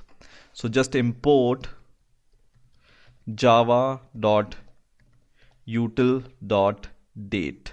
Okay, and after importing this class, you can create an object of this date class like this. Date is equal to new date, and you can use this date object to print the current date and time, for example. And how you can print current date and time? You just need to use, for example, sysout, and you just take this date object from here and call a method called toString on it. So just call toString. Okay, and I will save this program and I'm going to run this, and it's going to give me the current date and time. So when I see this, it's going to give me this date and time. Okay, so it's printing the day, today is Tuesday, June 23, and the time. Okay, and it's going to print the year and full date and time like this. Okay, so this is the default date and time it's printing. Now there is a term called epoch time. Epoch time, if you don't know, it's a time from 1970, 1st January 1970, and this is the number of milliseconds from 1st January 1970. So this is the reference time we take in order to use time. So to print this epoch time in millisecond, what you can do is you just need to write sysout and use this date once again and call get time. Okay, so just call get time on it, and it will give you the number of milliseconds from 1st January 1970. So let's save it first and run it once again, and it's giving us the number of milliseconds, right? Now suppose you want a particular day or month or year from this current date, for example. So how you can get it? You can get it something like this. So once again, I'm going to use sysout to print it, and on this date object, when you do this dot, and you can see get month, get year, and get date. So there are different method you can call on this date to get different kind of date, time, or month. So for example, I want to know the current month or print the current month right now. So I will use this get month, and this, when I save it and run it, it's going to give me the current month. But remember, when it gives you the current month, you need to add 1 to it, because this prints the current month from 0. Okay, so for example, January, it will print the current month is equal to 0. February, current month is equal to 1. So it starts from 0, not 1. Okay, in the same way, you can call multiple methods like, and save the program and run it, and it's going to give you the get year. So right now it's 2015. Okay, and you need to add 1900 to it in order to print the 2015 value. And day, for example, day, it's going to give you the day of the week. So today is Tuesday, so it's giving me 2, because the week starts from Monday, and Monday is equal to 1, and Tuesday is equal to 2. Okay, in the same way, you can print hour, seconds, and time also. Okay, so there are some method. For example, you want to print current hour, so just get and just call hour, get hour on it. Okay, so let's search for get hour and save the program and run it, and it's giving me 23, because right now the time is 23:38:49, you can see here. Okay, so just play with this object and see what you want, and you will be able to get it. Okay, and for this year, you just need to add 1900 to print the correct year. Save it, and for the month, you just need to add +1 to it. Okay, save it and run it, and it's going to print 2015, and month is 6. Okay, because this is June. Now, for example, you want to print the date and time, but in different format. So you want your customized format to print the time. So how you can do it? So for that, we just need to include one more class, which is import java.text. Okay, and then we will use a class called simple date format. Okay, and for example, SDF, I'm going to give the name to the object is equal to new simple date format, and in the constructor it takes the format in which you want to print the date. Okay, so first of all, what format we can give here? So first of all, just copy this class simple date format and open your favorite browser and search for it, and the first link most probably will come from oracle.com, and the search result will be simple date format. Okay, and in this page you will be able to see different formats. So whenever you use Y, it will print year. Whenever you use M, capital M, it will print the month in year. Whenever you use week, it will print week in year. So from here you can take the reference which letter stands for what. Okay, so first of all, we are going to take this E letter to print day name in week. Okay, so let's take E, and then for example we want to print year. So what we can do, we can just print Y, and why we are doing this? Because we want to print, for example, 2012 or 2015, then we need to use 4 times these Y. Okay, and then you want a dash or slash to separate month and year, and for month we can see capital M, so double M for month, and then for day we can use D, small d. You can see here small d is the day in month. In the same way, you can use capital H for hour and small s for second. So let's print the time.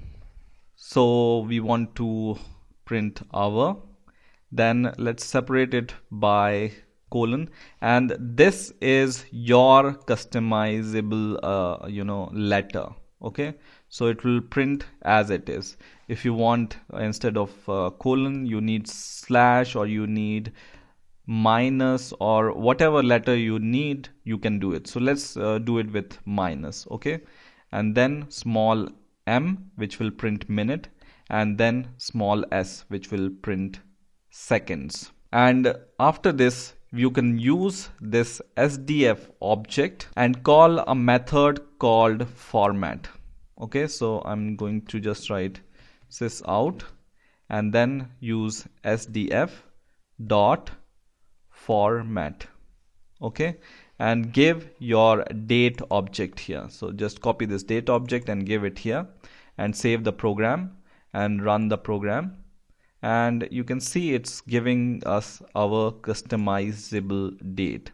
Okay, so it's printing 2015, which comes from here, Tuesday, which comes from this E, 06, which comes from this double M, 23, which comes from here, and the hour from here, minute and seconds. Okay, so for reference, you can go to this Oracle website and see all the formats you may use. Okay, so in this way, you can use date and time and format date and time according to your requirement in Java. I hope you enjoyed this video. Please rate, comment, subscribe, and bye for now.